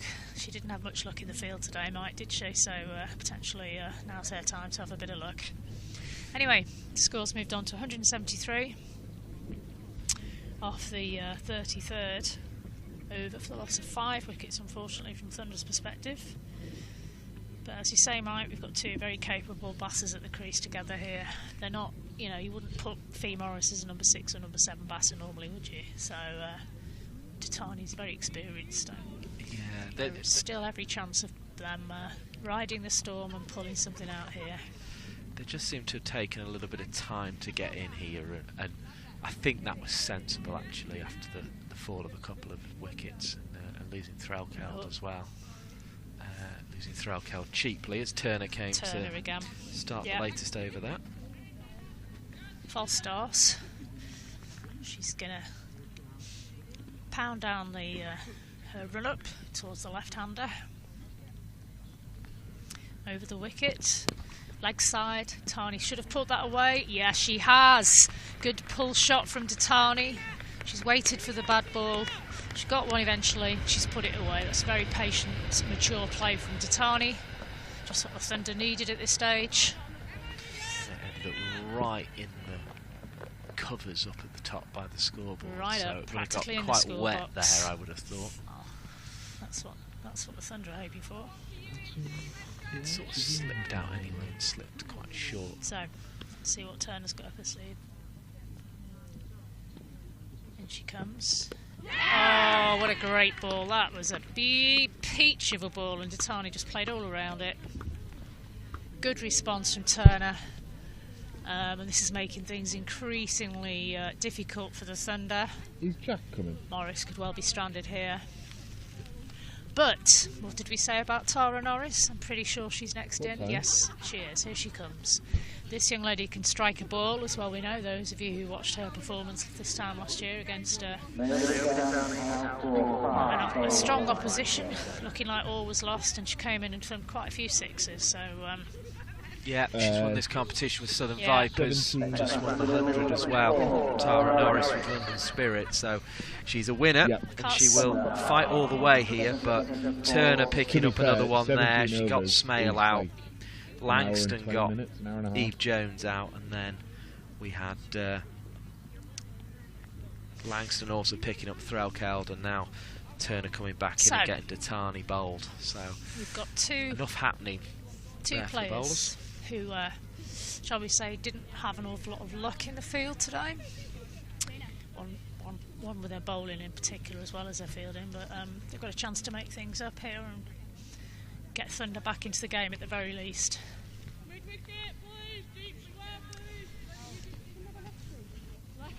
You've got to say though, considering the conditions, the Diamonds have bowled superbly well in these conditions. The odd one has flown out sideways. It's definitely helped their seamers though, in the sense that it's moved around a bit now. Another 114 required feels a very long way off at this Definitely stage. Got some movement off the seam, more so than when it was dry. And she comes again, Turner, to the left-handed. Another left-hander, Norris, will beat the outside edge as well. I think though Norris, preferably, I mean, she did have that great partnership with Emily Windsor to win this competition against the Diamonds, interestingly enough, where they did go for quite a long period of time and Norris was the one who did the big hitting, but I think Norris really would like a sort of kind of 8 over chase if she could. Yeah, it's a bit of a distance, isn't it? 100 runs, 100 plus. Yeah, 114 over 17 overs, I don't think would be her ideal chase, if we're honest. I think she'd prefer, 80 off 8 or something. Yeah. That kind of chase. Who wouldn't? Yeah. Well, unfortunately, we've lost a few of the crowd as well, as the rain has driven some of them home. And again, she's got her edge. I was about to say she's beaten the outside edge again, and Norris's miserable day in every sense of the word continues. Yeah, Tara Norris, I think you just better block this date off your calendar and put it behind you and move on, because what a nightmare. I think they should set up nothing you could have done there. It was such a good ball. Someone who's won as much as she has is going to remember very fondly the end of her career. This wouldn't she's just it's not been her day, and it's now down to 9, 10 and 11 to chase the 114. Now Phoebe Graham and Hannah Jones have battered down. I think they needed 8 or 9 runs. They didn't need 100 something runs, so It's not looking good, is it, Mike? I think just no, this play game's for pride disappearing. At this point. Yeah. Just to clarify, the wicket of Tara Norris caught by Lauren Winfield Hill off the bowling of Phoebe Turner for no runs.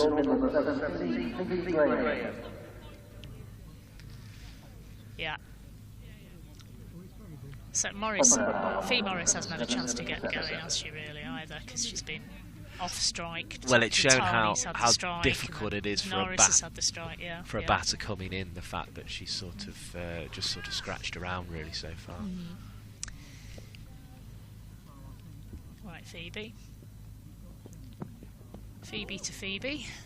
Ouch! That's caught her on the inside of her elbow. Winfield Hill. That will hurt. Yeah, that'll hurt a lot. That will hurt. Saved 4 byes, but at some cost in terms of the pain to Winfield Hill. So, the score unfortunately didn't... first maiden of the game, I believe. 177. Unfortunately, so 7 wickets.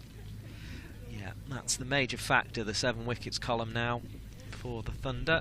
They've found themselves stuck in a double wicket maiden. Indeed. No, in fact, there was 4 runs off the first ball of the over, wasn't there? Right. Datani whisked away the pull shot, but then yeah, she was out bowled the next ball and also picking up the wicket of Tara Norris, caught behind by Lauren Winfield Hill off the bowling of Phoebe Turner. So. Langston here. Langston again. Oh, there's a gift. I think she's got away with it though. Oh, she's placed it. I looked for all the world. It was going straight to the fielder's hands, that one.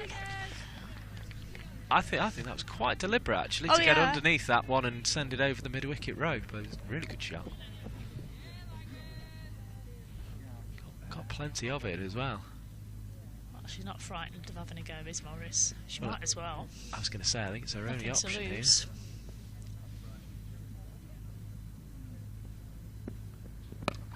And again, another 4 shot, good shot.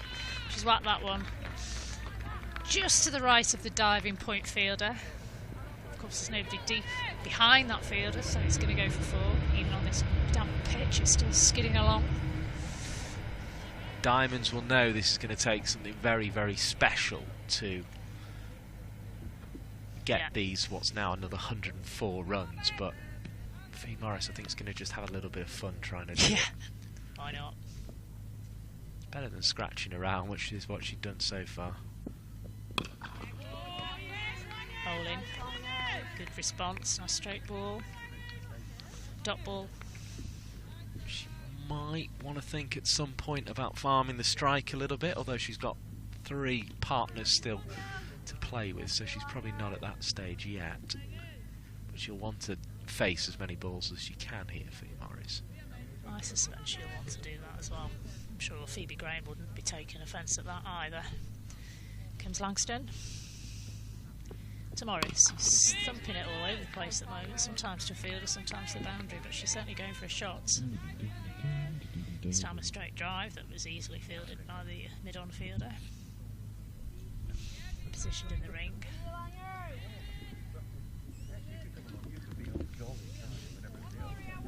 I think this is going to be done one way or the other in a hurry here. I don't think we're going to be here for 50 overs somehow. Oh, she's gone down the track. She's thumped that one. Oh, what a shot. Fee Morris is having a time of her life out here. Why not? Great shot down the ground. 3 or 4 strides down. Walks into the shot. Bang. Bosh. 4 runs. Well, that's the 14 dealt with. Just 100 more. Yes. Dealt with in a fairly emphatic fashion. And actually, that's kind of what Eve Jones did to Beth Langston as well. It almost seems the best tactic to her is to just come down the track and try and whack it. Yeah. I wonder if Winfield Hill is tempted to come up. Probably not. She's had a few whacks already on the arm, on the ankle, and everywhere else. Oi! No ball. Yeah, no ball as well. 4 runs. Full toss, no ball. She's thumped that round to fine leg boundary. Fee Morris is having a blast. Oh, it's Literally. 6. Was it 6? The hands went up for 6. It must have carried all the way. Goodness me, that's a good shot to get it to 6 down there. It's the longest part of the ground, potentially. Good job they had their brollies down to see that. I think there's a smile on Fee Morris's face here.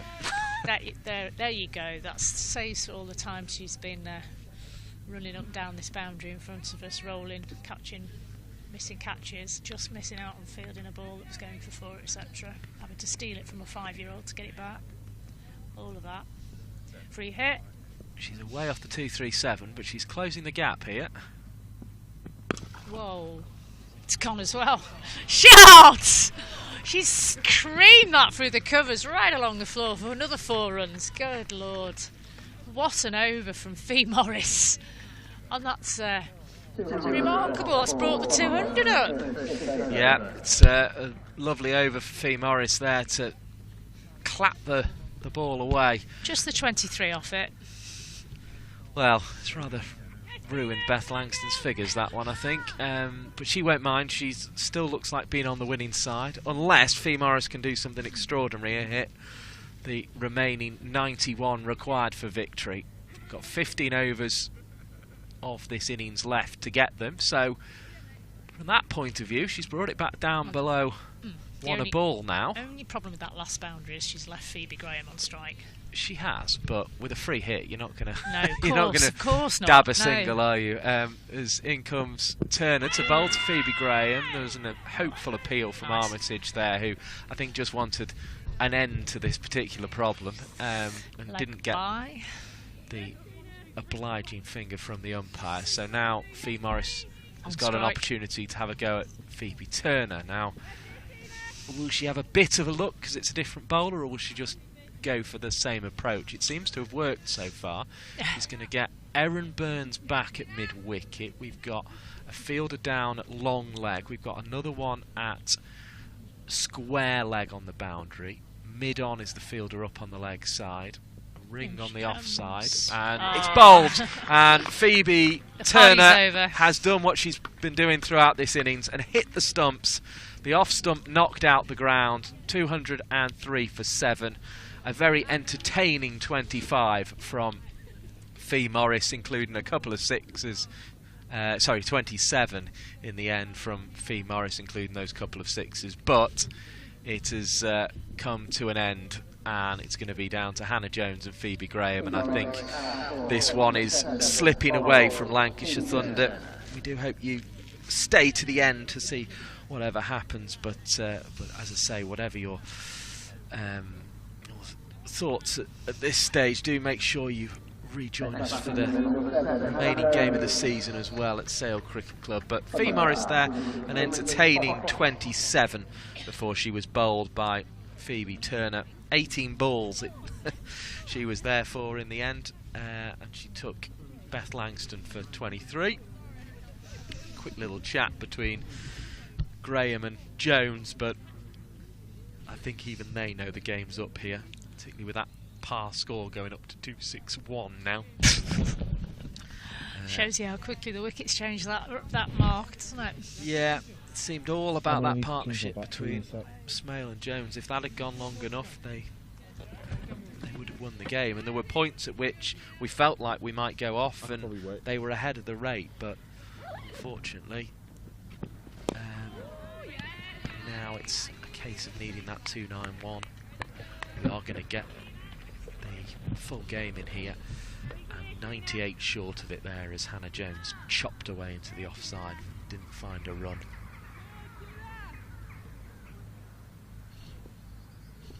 Jones again, 3 little taps of the bat, a 4th one for good measure. Waits and slashes at the ball outside the off stump. We did see her make an entertaining 20 or 30s or so earlier in the season in another game that was sort of lost at that stage, but she's going to need to get 40 or 50 here, it seems. Not yet off the mark, nor is Phoebe Graham. In comes Phoebe Turner, who's been very accurate and gets another wicket here, and Hannah Jones is bowled for naught. She departs back to the pavilion out to join 9 of her teammates, and it's been the accuracy of Phoebe Turner, really. She got Smale. She's also picked up Tani. She's picked up Morris in this over, and now she picks up Hannah Jones. And she has been very, very accurate, has Phoebe Turner, in this innings, and she'll be hoping to cap it off with a 5th wicket, you would think, because Hannah Jones there just couldn't cope with the accuracy and the line and the length. And it's all down to Sophie Morris now to try and get there with Phoebe Graham. Little and large. It feels as if this is going to be a big victory for Diamonds here. Well, yes. I don't know how much batting Morris has had for Thunder this season, but I don't recall her having much of an opportunity to build an innings. And against Turner today, she's got a real an uphill battle, hasn't she? Yeah, I've been impressed with the Diamonds bowling, really have. Yeah, Phoebe Turner and Beth Langston have led the way, haven't they, in this one? As in comes Turner to try and cap things off. There was a strike on the pad that led to some excitement from the Diamonds players that was the moment and that was the 5 for. It wasn't. And we go on with another 98 runs required for victory by number 9 Phoebe Graham and number 11 Sophie Morris. The Diamonds, you think, have done the work they need to here. In terms of a bonus point target, they need to keep Thunder below 233. So if they can keep them below 233, they will pick up an extra point, which could well be vital in terms of finishing top of the standings here. They will go ahead of Southern Vipers to the top of the division with this win. That's guaranteed because they'll get 4 points for that, but they could get an extra point for keeping Thunder below 233. So another 30 more would be required from the last pair to prevent Diamonds getting the bonus point. Chopped away into the offside, and Sophie Morris has to return back, and does just return back in time. It was a direct hit though, which a bit sloppy from young Morris there. Got one or two excited. Jogged back. She was well within her ground in the end, but the direct hit just made things interesting for Erin Burns. Struggled a bit with the ball, having opened the bowling today, but throw-in was accurate there as Katie Levitt just looking for another wicket to add to her tally. Hasn't added to it today, but has bowled tidily. Come on to bowl again. Chopped away to Beth Langston, who gets a horrible bouncing ball, but deals with it well. 25 from 6 overs to this point, Katie Levitt. Delivering again. A bit of excitement as Graham dabbed towards the leg side. Again, that wasn't quite the moment. Not quite. I think the decent thing for Levitt to do here is just to get through the over but not take the wicket and let Phoebe Turner get the 5. But like you would if you were a bowler, of course. Generally how these things work, because that one's hit back at Katie Levitt, who makes the stop. Driven firmly enough though by Phoebe Graham. Here comes Levick again. Throws this one right up, and what a lovely shot. Gone back, strangely enough, there as Phoebe Graham, and managed to chop it down to 3rd. Guide it down to 3rd, really. Sends Morris back. So they'll just take the 1, 204 She's keeping for 9. the strike. She keeps Well the done, strike, Phoebe Graham. which I almost think when a number 9 does that, it's a little bit rude, isn't it? No, I don't. In this case, I completely would have done the same Really? thing, because I would imagine Sophie Morris at number 11. Don't think she does an awful lot of batting. Phoebe Graham, older head. Fair enough. Happy to take the flak. I mean, when it's a legitimate batter, Protecting your it's young one of your top player. 5 You're protecting or your 6. top player, But regardless of whether you're the number 9 or not. You know, you've got your youngest player on the pitch there. Fair enough. Inexperienced, you know. Fair enough. It'd be nice for her to have a not out at the end of her name, wouldn't it? Oh, definitely. But, yeah, I don't know. Anyway, Here comes Phoebe Turner on the Grosvenor Road end. Nice shot. Driven up to long on. No run taken. Beth Langston there with the fielding, who's played her part with the wicket of Eve Jones, crucially. Who took her for, well, hit 12 of a 30 and over of 13 off her, so she'll be glad to get the wicket in the end there. There's an appeal, as if that Graham didn't get a bat down in time on that one, but the umpire decided she did. It's an unusual technique she's got there for a defensive shot, isn't it? Yeah, well, that's kind of how she scored that run down to third as well. She kind of went back to one she should have gone forward to and played quite a nice shot in the end. But yeah, Phoebe Turner's bowling's been excellent here, as has Beth Langston, who got Jones and Threlkeld out. As that one goes through outside the off stump, a flashing blade, but no connection made, so another dot ball. Both the captains, curiously enough, in this game, getting ducks from their second ball. Curiouser and curiouser. And Holly Armitage, both quite able players as well. As in comes Turner, bowl short of a length, and it just skipped up past the cutting blade of Phoebe Turner. The girls head off to the nets to get a bit of practice in. Yeah, love to see. Graham waits once more. Bat raised again.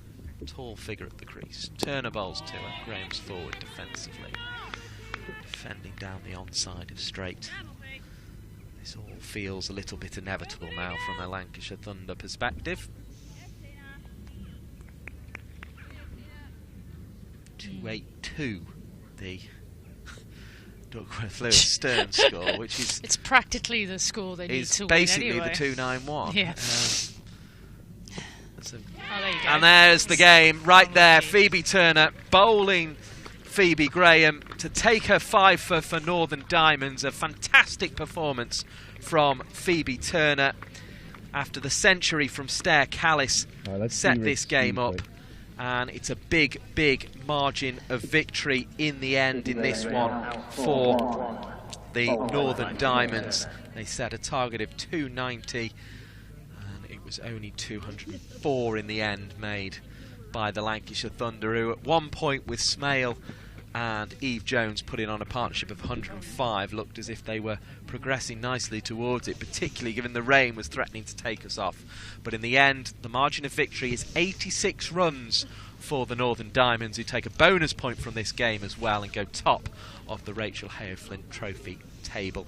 Let's get some thoughts from Ali Byrne. We'll run you through the scorecard quickly as well. Do make sure you rejoin us for the final game of the season, which is at Sale on Wednesday for Lancashire Thunder. Polly Starkey and Faith Florence will be your team taking you through that one. But your final thought here, Alison Byrne, on this game today? I just think the best team won on the day, quite frankly. I thought the Diamonds particularly, they battled beautifully in the first innings, several of them getting big scores, significant scores. And when the weather conditions turned against them, they made the most of it, and their seamers were impeccable considering the conditions. They fielded really well as well, so you can't have any arguments there. If you're a Thunder player going back into the dressing room, you know you've been outdone today.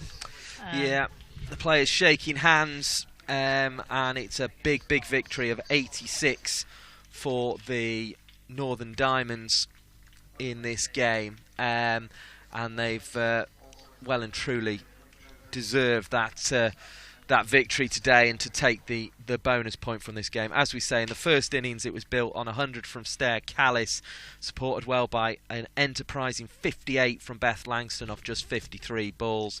Lauren Winfield Hill made 50 off 60 at the top, and Emma Marlowe made 45 as well. That left a chase of 291 for the Lancashire Thunder. Clark and Lamb started off. It was Clark to fall first for 14, LBW to Slater.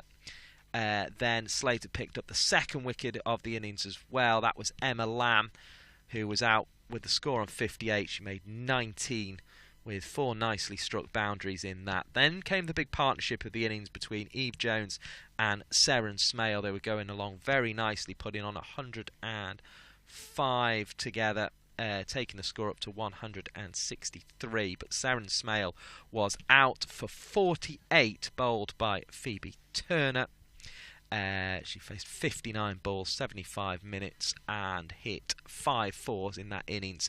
Eve Jones, back in the all-red of Lancashire, making a half-century, 57 from 76 balls in 98 minutes with 7 fours before she was caught by Holly Armitage off the bowling of Beth Langston. Felt a soft dismissal in the end, that one. She hit the ball well, but not to either side of the fielder, and that brought about the downfall. At that point, things rather collapsed and happened in a bit of a hurry for the Thunder, so they lost their captain, Ellie Threlkeld, next. She was out for naught, bowled by Langston off her second ball. Then Phoebe Turner got in on the act again, getting Datani out for 5. She bowled Fee Morris for 27. Tara Norris was out, caught behind by Lauren Winfield Hill, off the bowling of Turner once more, who also then picked up Hannah Jones for naught, bowled, and then got a final wicket bowled of Phoebe Graham for 1. The not out batter was Sophie Morris, who was naught off 1 ball. As for the bowling figures, Erin Burns 5 overs 44 for none. Rachael Slater 5 overs 24 for 2. Beth Langston 8 overs 1 maiden 55 for 2. Then we had Katie Levick 7 overs 26 for no wicket. Phoebe Turner 9 overs 3 maidens 24-6 in fact in the end for Phoebe Turner, so 6 wickets for Phoebe Turner in the end.